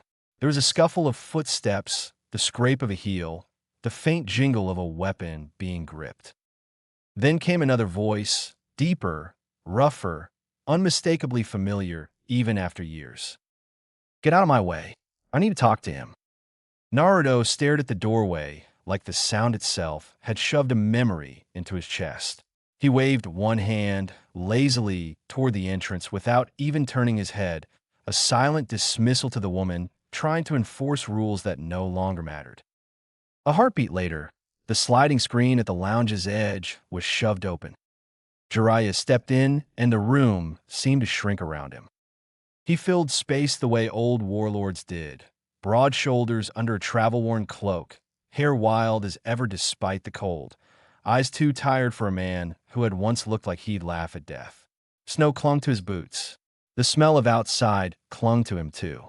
He took in the wreckage in a single glance, his gaze sweeping the three bodies, the blood, the cratered wall, the trembling staff lingering at the edges of the room, too frightened to approach. Then his eyes locked on Naruto. For a moment, Jiraiya didn't speak. He simply stared, as if trying to reconcile the boy he'd failed with the man sitting there, scarred, calm, and wrong in ways words couldn't fix. So, Jiraiya finally said, his voice low dry. Are you the owner of this place, or just visiting? Naruto stopped sipping his liquor. The glass clicked softly against the bar as he set it down. He folded his arms across his chest and leaned back, posture relaxed in a way that made it worse, like he didn't consider Jiraiya a threat, because threats had to be acknowledged to matter. His mouth pulled into a deep frown. Too many people were tracking him now. Suna, Uzumaki, and whoever else smelled blood in the water. He could always find a new spot to settle, but it annoyed him to be forced. He lifted his gaze to Jiraiya fully. The legendary Sannin, Naruto said, voice calm and almost polite. His eyes held no warmth. I thought it was someone else. Jiraiya raised a brow. Who else would it be? Naruto shrugged indifferently. Who knows? The shrug was too easy. The answer was too hollow. It was the kind of response a man gave when names didn't matter because everyone was the same eventually. Hunter, prey, corpse. Jiraiya's throat tightened. Naruto looked exactly like the photo, and somehow worse in person. More solid, more dangerous, more detached. His whisker marks were still there, stubborn as fate. His hair fell forward, shadowing eyes that didn't seem to feel anything at all.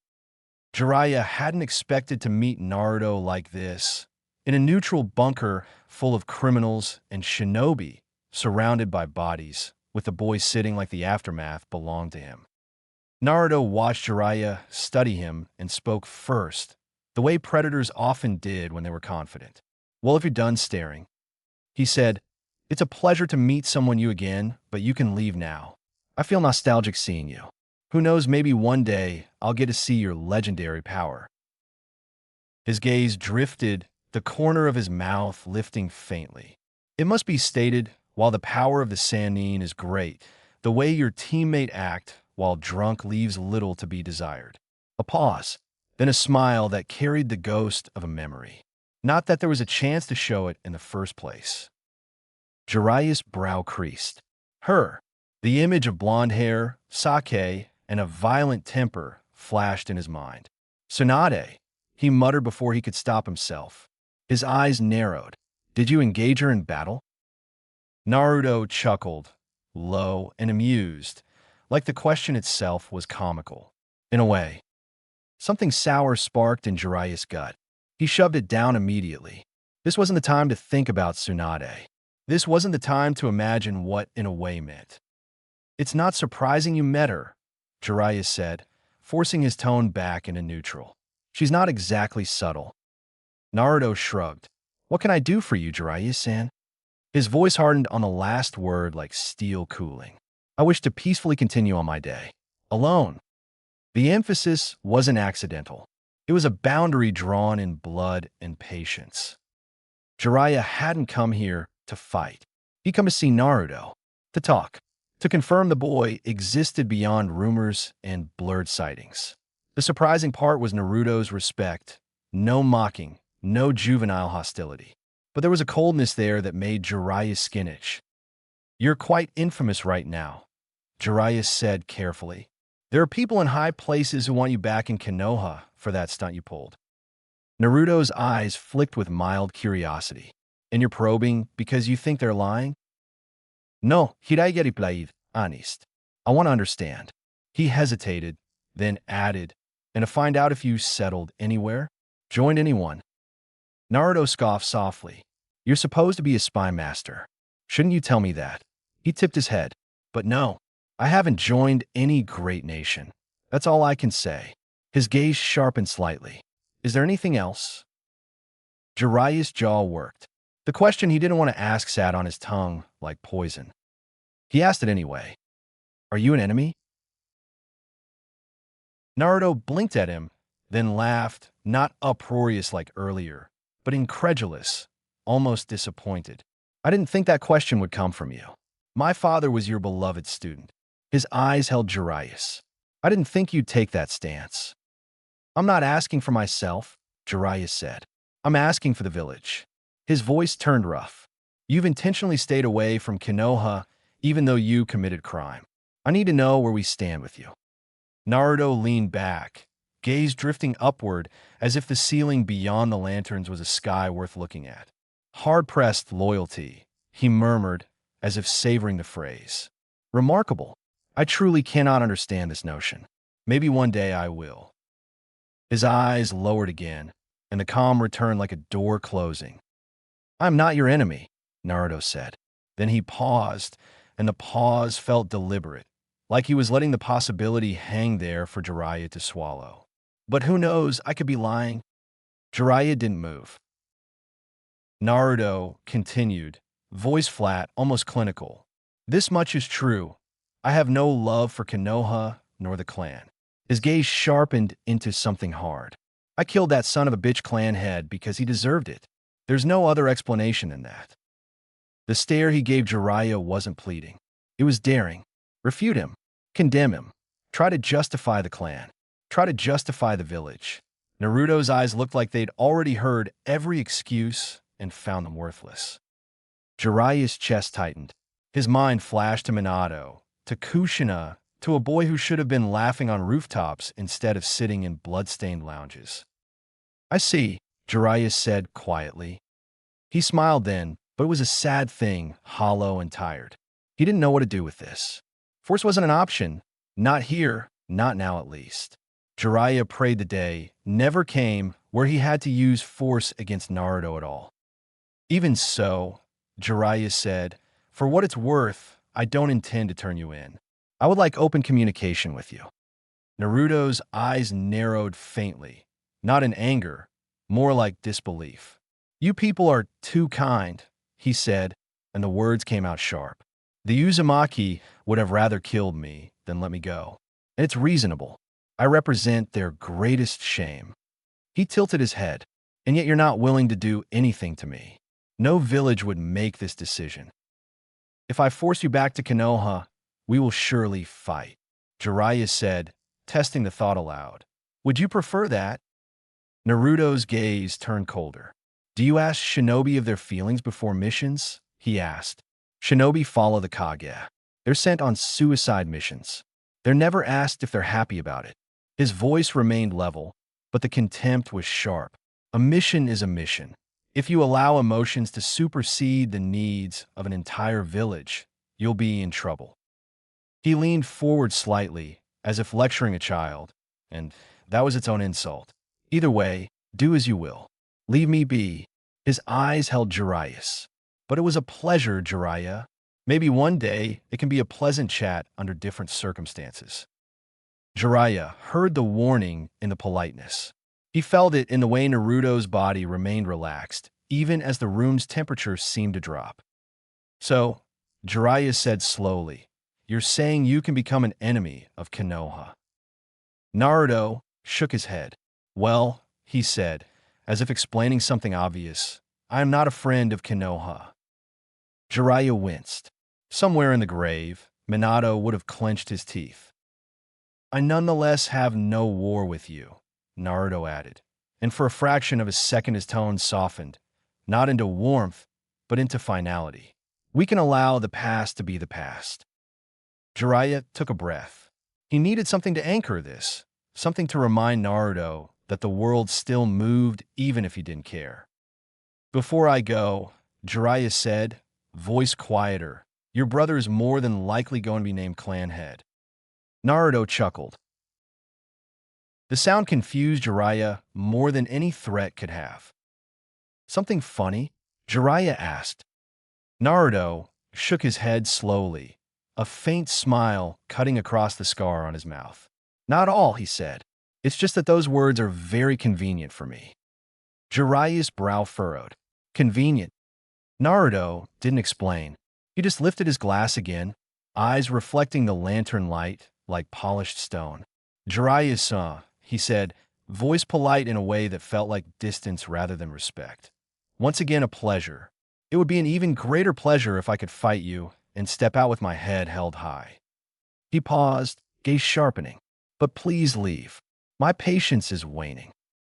Jiraiya held his gaze for a long moment. He wanted to say more. Wanted to tell him about Minato, about Kushina, about promises and regrets. But Naruto looked like a man who'd already thrown those words away years ago.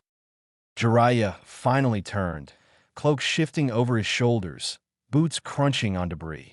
He didn't look back as he left the ruined lounge, but he felt Naruto watching him all the way out. As the corridor swallowed the Sannin's retreating figure, another man slid quietly into place beside Naruto, someone who dressed like staff did in places like this. He leaned in just enough to speak low. "So what's the plan now, boss? Collecting bounties won't keep this place running much longer. With the bar closed for repairs, we might go under." Naruto lifted the glass to his face and stared at his own reflection in the dark liquor, the faint distortion making him look like a stranger even to himself. For a moment, he was quiet, too quiet. Then he exhaled slowly, as if bored by the inevitability of moving again. "I guess it's time to take on a job to make some big money," Naruto said, voice flat.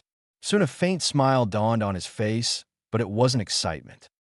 It was the kind of smile that meant someone, somewhere, was about to run out of luck. Chapter 5. Storms Gathering. Minma snarled as the spiraling mass of chakra roared between his hands like a living storm. The black sphere twisted violently, the fragmented remains of the 9-masked beasts devouring one another within the vortex as they compressed into something hideous and unstable, something far beyond the scale of any jutsu that should ever have been possible inside the confines of the Uzumaki arena. Wind howled outward from the technique in savage bursts, tearing chunks of stone from the battlefield and ripping the clan banners from their poles. His violet eyes burned with manic fury. His hair whipped wildly around his face in the gale of his own power as the sphere expanded, its spiraling rings of chakra swelling until they towered above him like a second moon dragged down from the heavens. The ground beneath his feet cracked in widening fractures. Dust rose in choking waves. Minma thrust both hands forward and roared, "In release. Maximum Uzumaki." The sphere launched with a scream that did not sound entirely of this world. It tore across the ruined battlefield like a collapsing star, dragging pressure and heat and shrieking force behind it. Across from him, Nagato did not move. The wind tore through his long red hair, but the Rinnegan wielder stood as still as stone while the monstrous technique bore down on him. For the first time that day, he gathered chakra in earnest. The air around him tightened. Invisible currents converged toward the open palm of his outstretched hand. His Rinnegan glowed faintly within the dust storm, concentric circles catching the dying light like rings in dark water.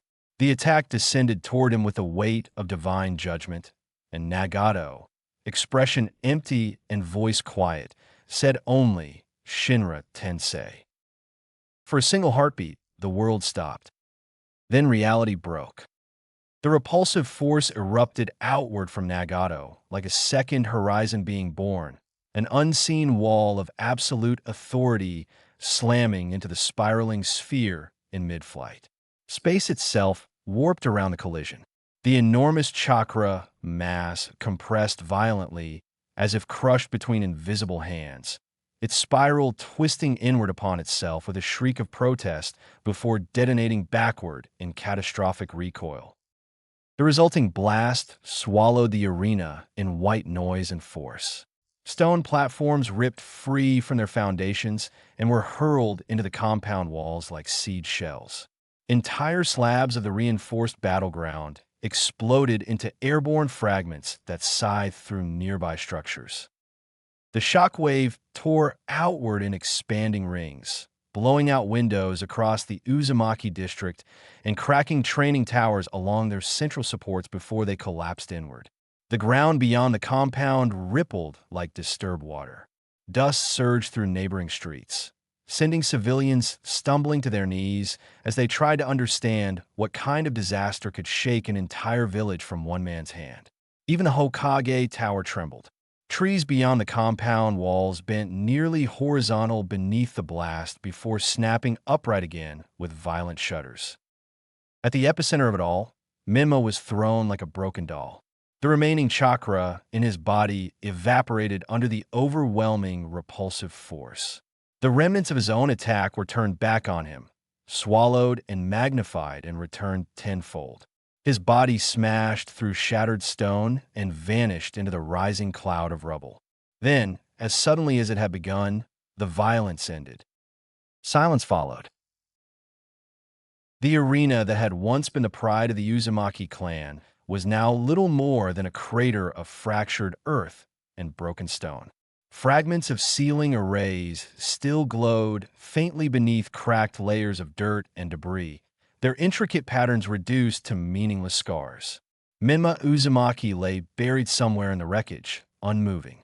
Nagato lowered his arm. The wind settled around him in slow, uncertain breaths.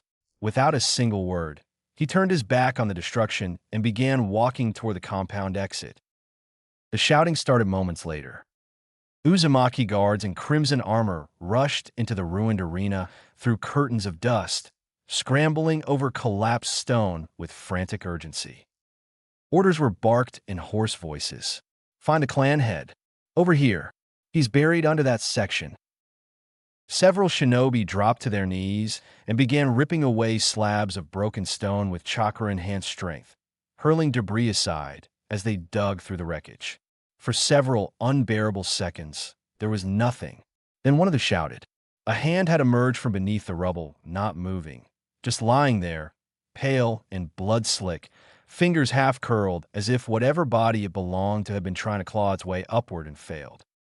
They uncovered the rest of him moments later. The sight made more than one of them go pale. Minma's body looked less like that of a living man and more like something dragged from a battlefield grave. Blood had pooled beneath him, soaking into broken stone and ash. A deep gash split the side of his face, opening his cheekbone and exposing cracked teeth beneath torn flesh. His nose had been broken badly enough that it had collapsed sideways. One leg bent at a grotesque angle no human limb should ever take. The femur snapped completely through. His shoulder hung loose and dislocated, the joint visibly ruined. His other leg had been crushed beneath one of the heavier stones, the lower half mangled so badly that bone fragments showed through torn skin. One of the guards whispered, hoarse and horrified, "Oh, Kami." A medical kunoichi shoved through the circle and dropped to her knees beside him. Green chakra bloomed around her hands as she pressed them carefully against his chest and abdomen, then moved them lower, reading the body beneath the blood and shattered cloth. Her eyes widened as the extent of the damage revealed itself through medical chakra. "His chakra network is in chaos," she murmured. "Multiple fractures, internal bleeding. The right femur is shattered. The left tibia is nearly destroyed. Dislocated shoulder. Broken ribs. Deep facial trauma." Her voice fell almost to a whisper. "He shouldn't be alive." The ground trembled again as more figures entered the ruined arena. Hiruzen Tsurutobi stepped through the haze with his ANBU spreading around him in silence. Masks turned toward the destruction. The third Hokage studied the scene with grave, tired eyes before asking in a flat voice, "What is his condition?" The medic hesitated. "Even if we stabilize him, he'll be bedridden for at least a week," she said quietly. Then she swallowed and added, "That's assuming his body chooses to heal." Hiruzen's brow furrowed. "Explain." She kept one glowing hand over Minma's chest as she answered. "Medical chakra can repair tissue and accelerate bone recovery, but damage on this scale." She glanced down at the broken body before her. "Recovery requires more than treatment. His mind has to want him to live. If his spirit break, if he lets go, then no amount of medical chakra will save him." Silence settled over the crater. Then a bloody hand shot upward. The medic jerked in shock as Minma's fingers clamped around her wrist with surprising force. His eyes snapped open. For one horrifying instant, there was no weakness in them, only feral refusal. His face was a ruin of blood, cracked teeth, and swelling. Yet the grin stretching across it looked almost manic. Blood ran down from the gash on his face and poured from his mouth as he forced the words out one at a time. every syllable shredding his throat. Akafini. His strength vanished. The hand fell away. His body collapsed completely. The medic cried out in alarm as he slammed back into the rubble unconscious. Darkness swallowed him whole. When Minma awoke again, the world had changed. He stood in a quiet field beneath warm sunlight. The air was soft. Leaves rustled overhead. Before him stood the old house. For a moment, he simply stared at it, confused by the shape of it, by the way memory had been rebuilt in perfect detail. This place should not exist. He had ordered it destroyed, burned to the ground after his mother died, after Naruto betrayed him, after everything that had once resembled home had curdled into humiliation and rot. Yet there it stood exactly as he remembered it.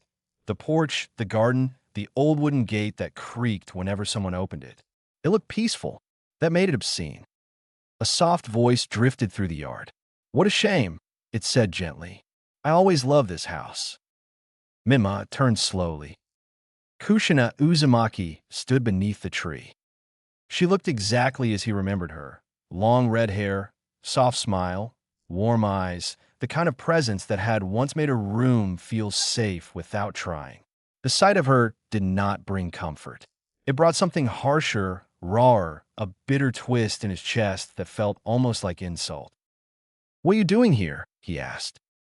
She tilted her head slightly, smiling as if the question were almost silly. "Well," she said softly, "I didn't want to miss my eldest son's most important day. Congratulations, my son." Mima scoffed, the sound harsh in the warm air. "Don't pretend you're proud of me," he muttered. "I know what you think." Mima's jaw tightened. "You think I'm a monster." "No," she said. "I think you're confused." Kushina shook her head gently. "I could never think that way about my son." The words hit him harder than Nagato's attack had. "All your life," she continued, "you've tried to overpower people, to force them to bend to your will. It makes you look arrogant, Minma."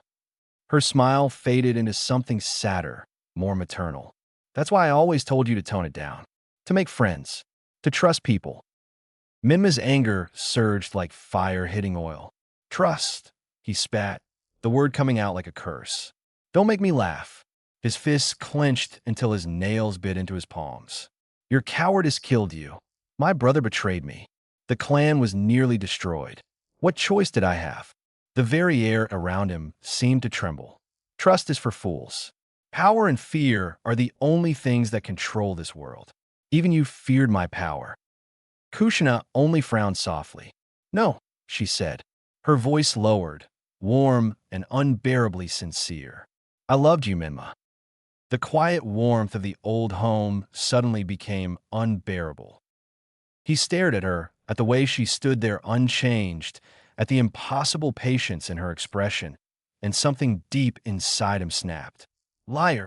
The word tore from his throat like the cry of a wounded animal. Rage flooded him all at once, his mother's death, his brother's betrayal, Nagato's victory, the humiliation of helplessness, and he lunged. The movement was instinctive, violent, born from the same merciless certainty with which he had struck down enemies all his life. His arm swept toward her in a brutal arc meant to erase her. There was nothing there. His hand cut through empty air. Kushina's form dissolved like mist touched by wind, breaking apart into drifting fragments of light that scattered around him like ghostly petals. For the briefest instant, her sad smile lingered in the fading shape. Not angry, not frightened, only mournful. Minma staggered forward as his own momentum carried him through the place where she had stood. His breath came fast. He stared at the empty space before him. What? The dream was already unraveling. The yard blurred at the edges. The house behind him began to dissolve into pale haze, its walls washing away as if painted in water. The trees lost shape. The ground beneath his feet fractured into light. The warmth vanished and was replaced by creeping cold. A sharp sound pierced the fading world. Beep. Then another. Beep. The sound grew louder and harsher, hammering through the dissolving dreamscape. White light came next, flooding everything at once, devouring the yard, the house, the trees, and the final echo of Kushina's voice. Minma felt himself falling. He opened his eyes slowly. The first thing he noticed was the smell, sterile, bitter, thick with medicine and antiseptic. The second was the pain. It pulsed through his body in slow, crushing waves, as though every bone had been broken, rearranged, and set incorrectly. His vision cleared in pieces. White walls, white ceiling, bandages wrapped around nearly every inch of him. The hospital. He tried to move and immediately regretted it. A spike of agony shot through his ribs and shoulder. His throat felt dry and raw, as if he had been screaming in his sleep for hours. Somewhere nearby, a voice said, "Father, he's awake." The words reached him as though from underwater. Minma blinked slowly and turned his eyes until they found Mukai Uzumaki seated beside his bed in a wooden chair, hands folded neatly in his lap, as if he had been waiting there all night. Perhaps he had. Near the far wall stood two young girls, Maki and Mai, their expressions strangely solemn for children. Minma's lips parted. The sound that came out was barely a whisper. "How long?" Mukai regarded him in silence for a moment before answering. 2 weeks. The words settled over the room like fresh weight. 2 weeks gone. 2 weeks while the village moved on, while the council whispered, while plans shifted without him.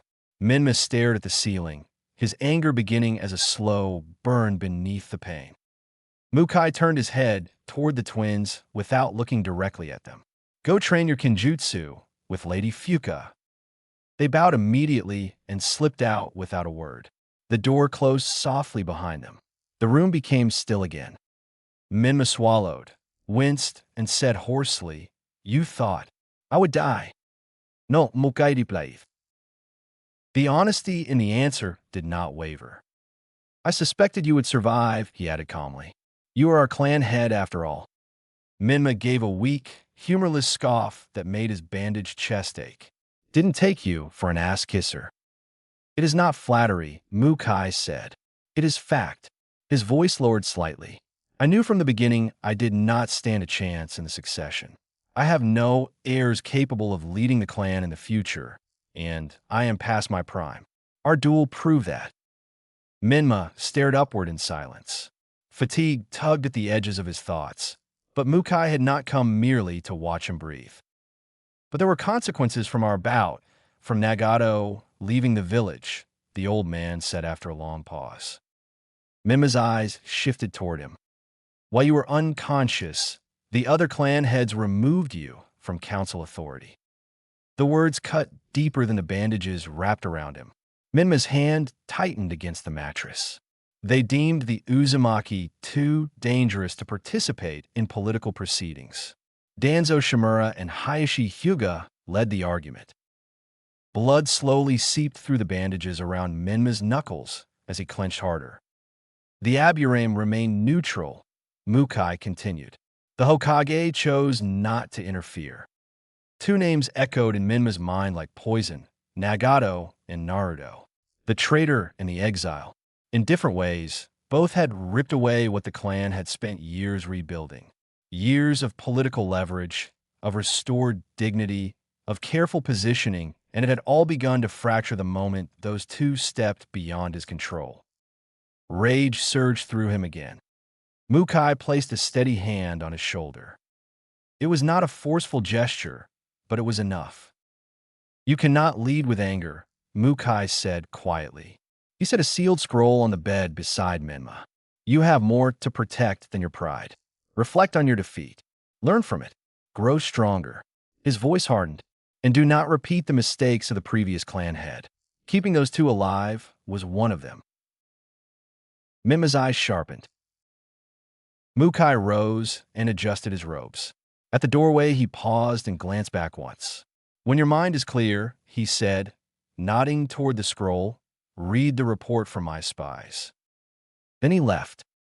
The room was quiet again. Minma lay staring at the ceiling while pain, humiliation, and something much more unfamiliar settled into him.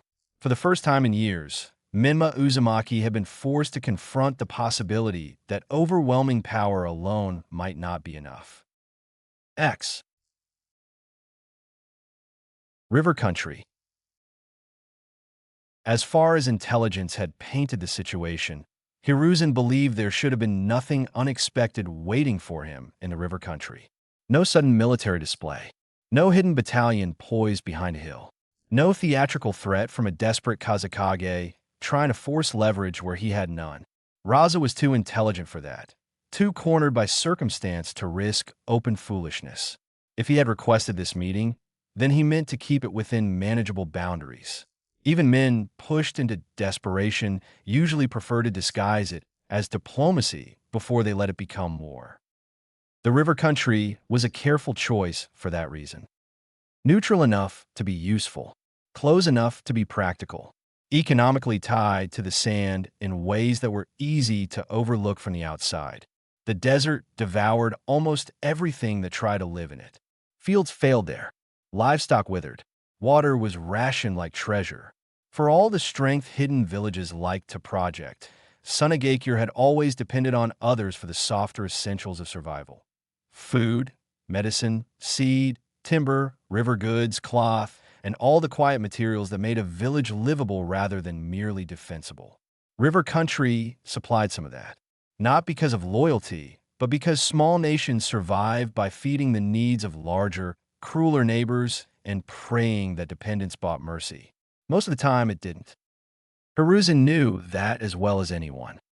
He had debated the matter with himself long before Shikaku laid the options across his desk in neat, strategic language. What was best for Konoha? That was the true question. It was not simply about his ideals, though those still clung stubbornly to him. Nor was it merely about punishing Sunagakure for its part in the invasion.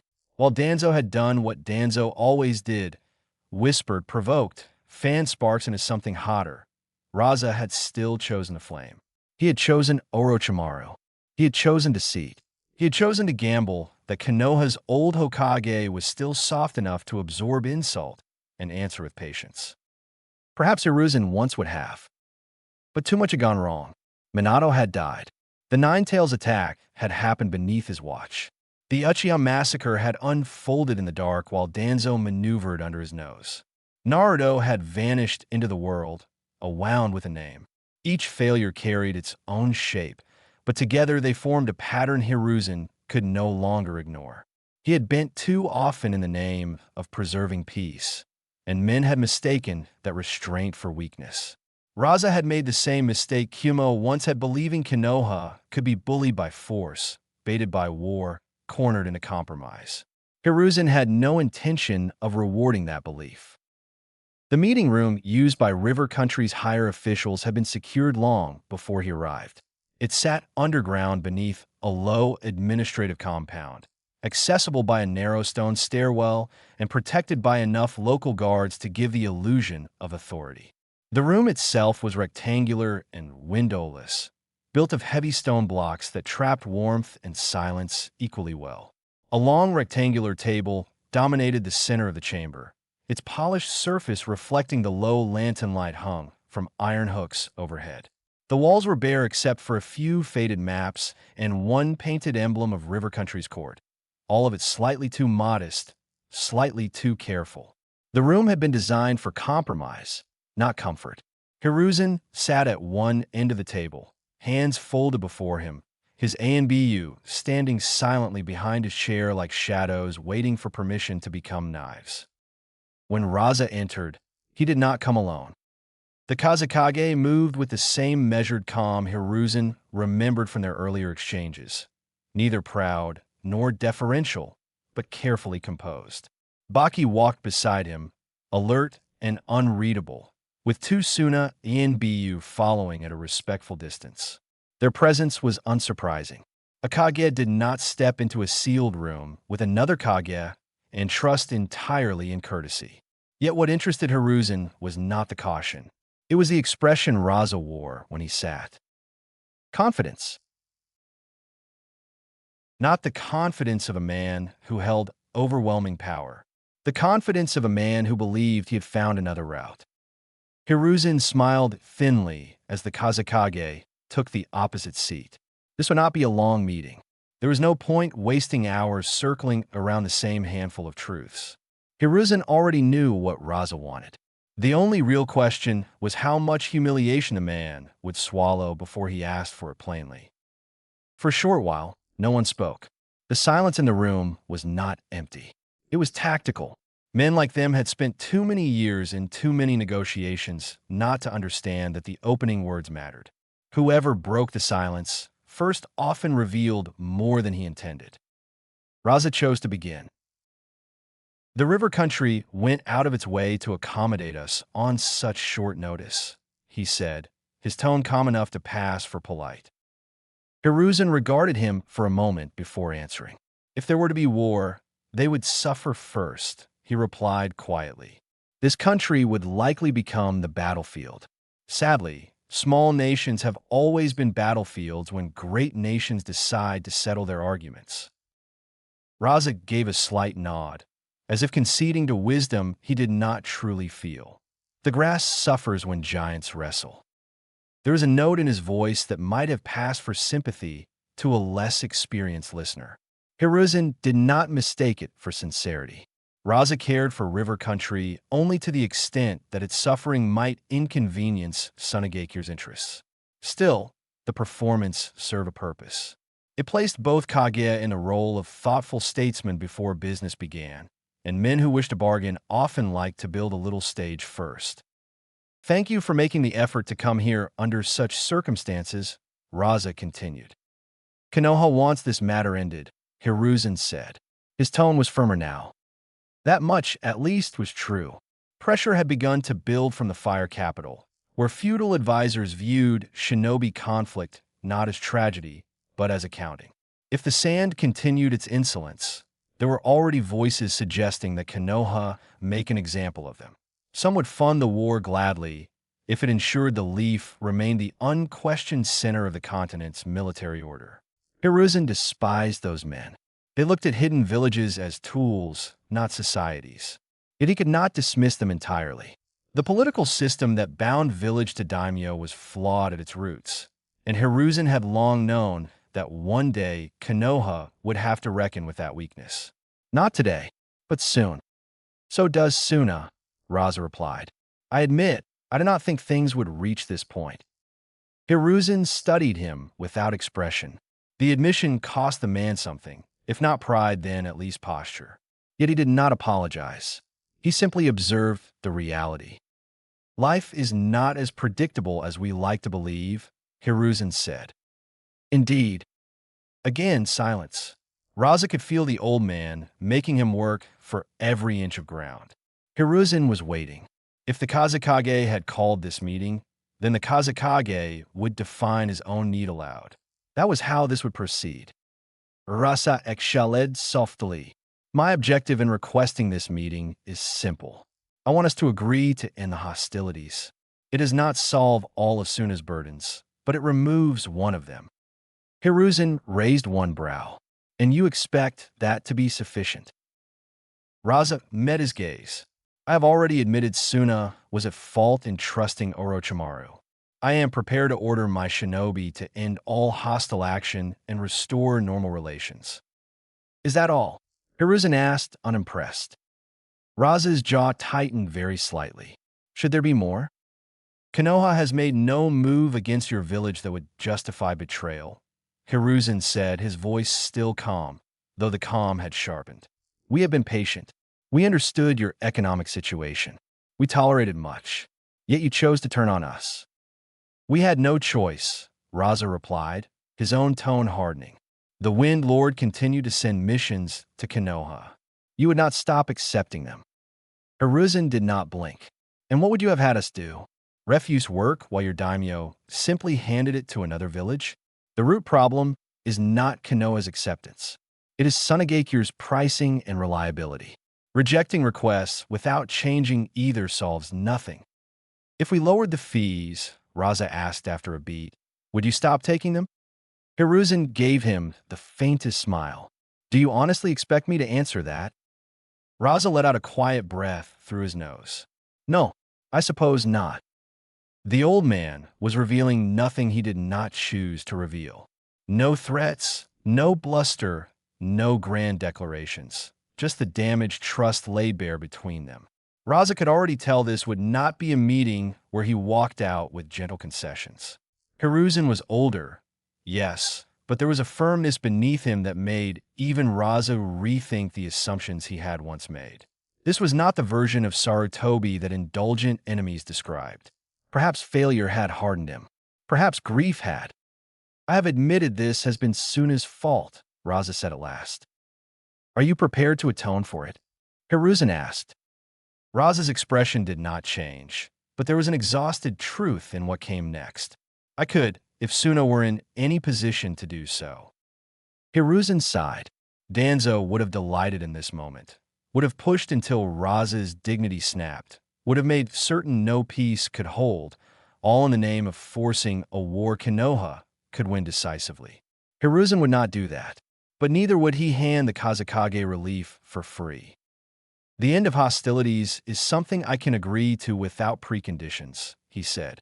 It will make life easier for my shinobi, and perhaps for your own. But I expect your word that Suna will not maneuver itself into another act of aggression.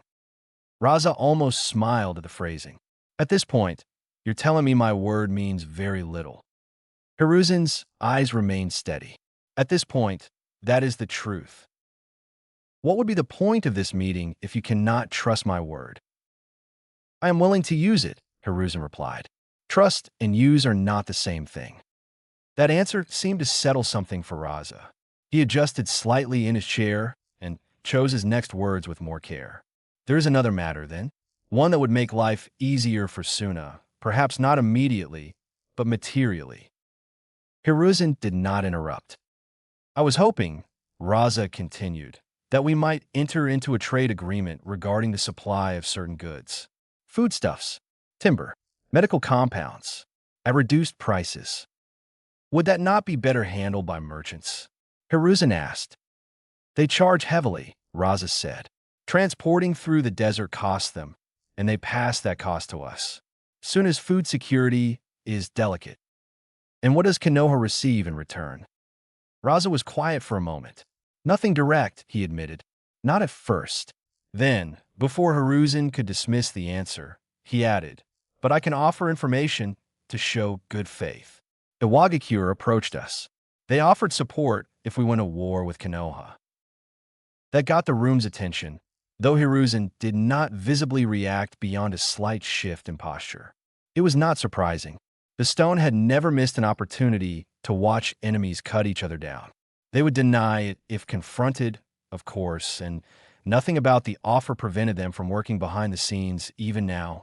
Still, the information had value, not for outrage, but for calibration. That is unsurprising, Hiruzen said, and I am not prepared to make assurances on trade without seeing what burdens it creates for Konoha. But if we establish basic terms here, there could be further engagements on the matter without requiring another Kage-level meeting. Raza inclined his head. In truth, the mission issue mattered less to him now than it once had. He had been working other angles, harsher angles, ones that would force the Wind Lord's hand whether Konoha liked it or not. But this conversation still served a purpose. It stabilized one front while he prepared to manipulate another. My daughter is a skilled wind user, he said after a pause. I will send her to Konoha to handle the negotiations. You may hold her as guarantee if Suna does anything to compromise a non-aggression pact. For the first time, Hiruzen's expression shifted in a way that bordered on curiosity. Raza had chosen his words carefully. He had not said hostage, but the meaning hung there clearly enough. It was a cold, ugly offer, and the ugliness told Hiruzen more than the proposal itself. Raza was willing to gamble with his own blood if it bought space for his village. Perhaps he believed Temari capable of surviving it. Perhaps he believed she would not be told the full truth. Either way, it spoke to the kind of man sitting across from him. We can work with that, Hiruzen said. The rest of the meeting ended quickly after that. Details would be passed to subordinates, then to merchants, then to clerks and ciphermen and quartermasters. The broad shape of peace had been accepted, though nothing in the room resembled friendship. When they rose, it was with the understanding of men who had not forgiven each other and likely never would. Raza left first, Baki falling in a step beside him while the sand and Bu melted into position around them. They made their way back through the narrow stone corridor that led toward the surface, the air growing cooler with each turn. No one spoke for several moments. Then, just before they reached the final stairwell, a figure stepped out from a side shadow where no one should have been standing. Cloaked, hooded, still. The AMBU reacted immediately, hands dropping to weapons, but the stranger made no threatening move. He lifted one gloved hand and, without revealing so much as a hint of his face, extended a folded letter toward the Kazakage. Raza narrowed his eyes. "Who are you?" The figure's voice came muffled, strange in its calm. "Someone offering a solution to your daimyo problem." The corridor tightened around the words. Baki shifted his weight. "Reveal yourself." The stranger did not. "If you want to handle the daimyo, read the letter after I am gone." And then, before anyone could close the distance, the figure dissolved into smoke. The sand AMBU lunged through the cloud and found nothing. No body, no fleeing chakra trail, no sound of retreating steps. Raza stared at the smoke for a long second before taking the letter. He opened it there in the corridor despite the warning. Inside there were no threats, no message of allegiance, no name. Only coordinates. And for the first time that evening, even Baki, who was the leveled-headed one, felt something close to unease. Hacho Village. Morning mist drifted lazily across the surface of the lake that bordered Hacho Village. The small settlement sat quietly along the outskirts of a land of fire, nestled between thick forests and the broad, calm waters that fed several surrounding towns. Wooden houses with sloped roofs clustered along winding dirt paths, and the distant sound of fishermen calling to one another carried faintly across the water. It was a peaceful place, too small to attract the attention of major powers and too far from the great roads to be worth conquering. Villages like this survived by remaining forgettable. Just beyond the edge of town, in a clearing surrounded by towering cedar trees, the quiet was being violently interrupted. Again, Tsunade barked. The blonde Sannin stood in the center of the clearing with her arms crossed, her honey-colored eyes sharp with irritation. Across from her, Sakura Haruno wiped sweat from her brow while trying to steady her breathing. A few meters away, Ino Yamanaka circled cautiously as Shizen kept pace with her, the older Kunoichi guiding her movements with quiet precision. Leaves crunched beneath shifting feet. The scent of damp soil and lake water lingered in the morning air. Tsunade watched the two girls with a critical eye. Hacho Village had become their temporary training ground for the past several weeks, a compromise born from a conversation Tsunade still found irritating enough to remember vividly. The memory surfaced uninvited. The Hokage office had smelled faintly of pipe smoke and old paper, just as it always had. Sunlight filtered through the tall windows behind the desk where Hiruzen Tsurutobi sat, hands folded together with that maddeningly calm expression he used whenever he was about to say something she would dislike. "Tsunade," he had begun gently, "it's time for you to return to the village." She had snorted immediately. "Not happening." Her chair scraped across the floor as she leaned back, boots propped carelessly on the edge of the desk. "I already told you, old man. I'm done playing ninja for Konoha." Hiruzen's brow had creased slightly. "The village still needs you." The village needed a lot of things before, she shot back. Where was that concern then? Her voice had grown sharper with every word. The ghosts of Dan and Nawaki still lurked in places like this, in quiet offices and political decisions disguised as duty. Hiruzen had listened quietly, letting her anger burn itself out before speaking again. "Tsunade," he said slowly, "I've been too lenient." That caught her attention. "You, Orochimaru." "No, too many people take advantage of my patience." His voice had softened, but the weight behind it had not lessened. Perhaps it is because I am old. Perhaps because I wanted to believe things would correct themselves. His gaze had shifted toward the village outside the window. But I know one thing, he continued. Before I retire, I will make sure Konoha stands on stronger ground than it does today. Tsunade's eyes had narrowed. That sounds like a threat. Hiruzen had sighed heavily. If that is how you wish to interpret it. The room had gone quiet then, tension thick enough to feel. Tsunade had hated that moment not because of the pressure, but because part of her knew the old man wasn't bluffing. Then, unexpectedly, Hiruzen had smiled. Well, he said lightly, perhaps we can reach a compromise. Watch your footing. The present snapped back into focus as Tsunade barked the command. Sakura lunged forward again, her fist driving towards Tsunade's ribs with far more confidence than the first few days of training had shown. Tsunade sidestepped easily, tapping Sakura's shoulder with 2 fingers and sending the girl stumbling forward. Too slow, Tsunade said. Behind them, Shizune and Ino traded blows in a controlled sparring rhythm. Ino's movements were graceful but slightly hesitant, her instincts still adjusting to the harsher physical training Tsunade insisted upon. You're thinking too much, Shizune told her calmly while deflecting a kick. Trust your reaction. Ino grimaced but nodded, immediately adjusting her stance. Tsunade watched both pairs with a mixture of annoyance and reluctant approval. Hiruzen's compromise had been simple. If Tsunade refused to return permanently, she would at least train the next generation. The village needed capable medical ninja and stronger frontline kunoichi, and 2 girls in particular had been recommended to her.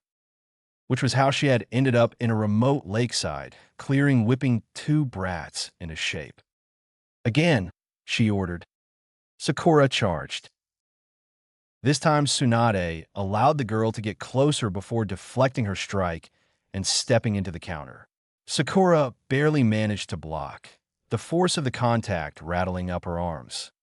Good, Tsunade muttered, but your center is still too open. She moved to strike again, but suddenly the world tilted. For a split second, the clearing spun sideways. The sunlight filtering through the trees suddenly felt too bright, the ground beneath her feet strangely distant. Sakura's fist connected. The impact sent Tsunade flying backward into the dirt. Everyone froze. Sakura's eyes widened in horror. Lady Tsunade. Shizune immediately broke off from her spar with Ino and rushed toward the fallen Sannin. Sakura and Ino followed only a step behind. Tsunade pushed herself upright slowly, one hand braced against the ground. Stay back, she muttered, holding up a hand. Her stomach twisted violently. She turned to the side and vomited bitter bile into the grass.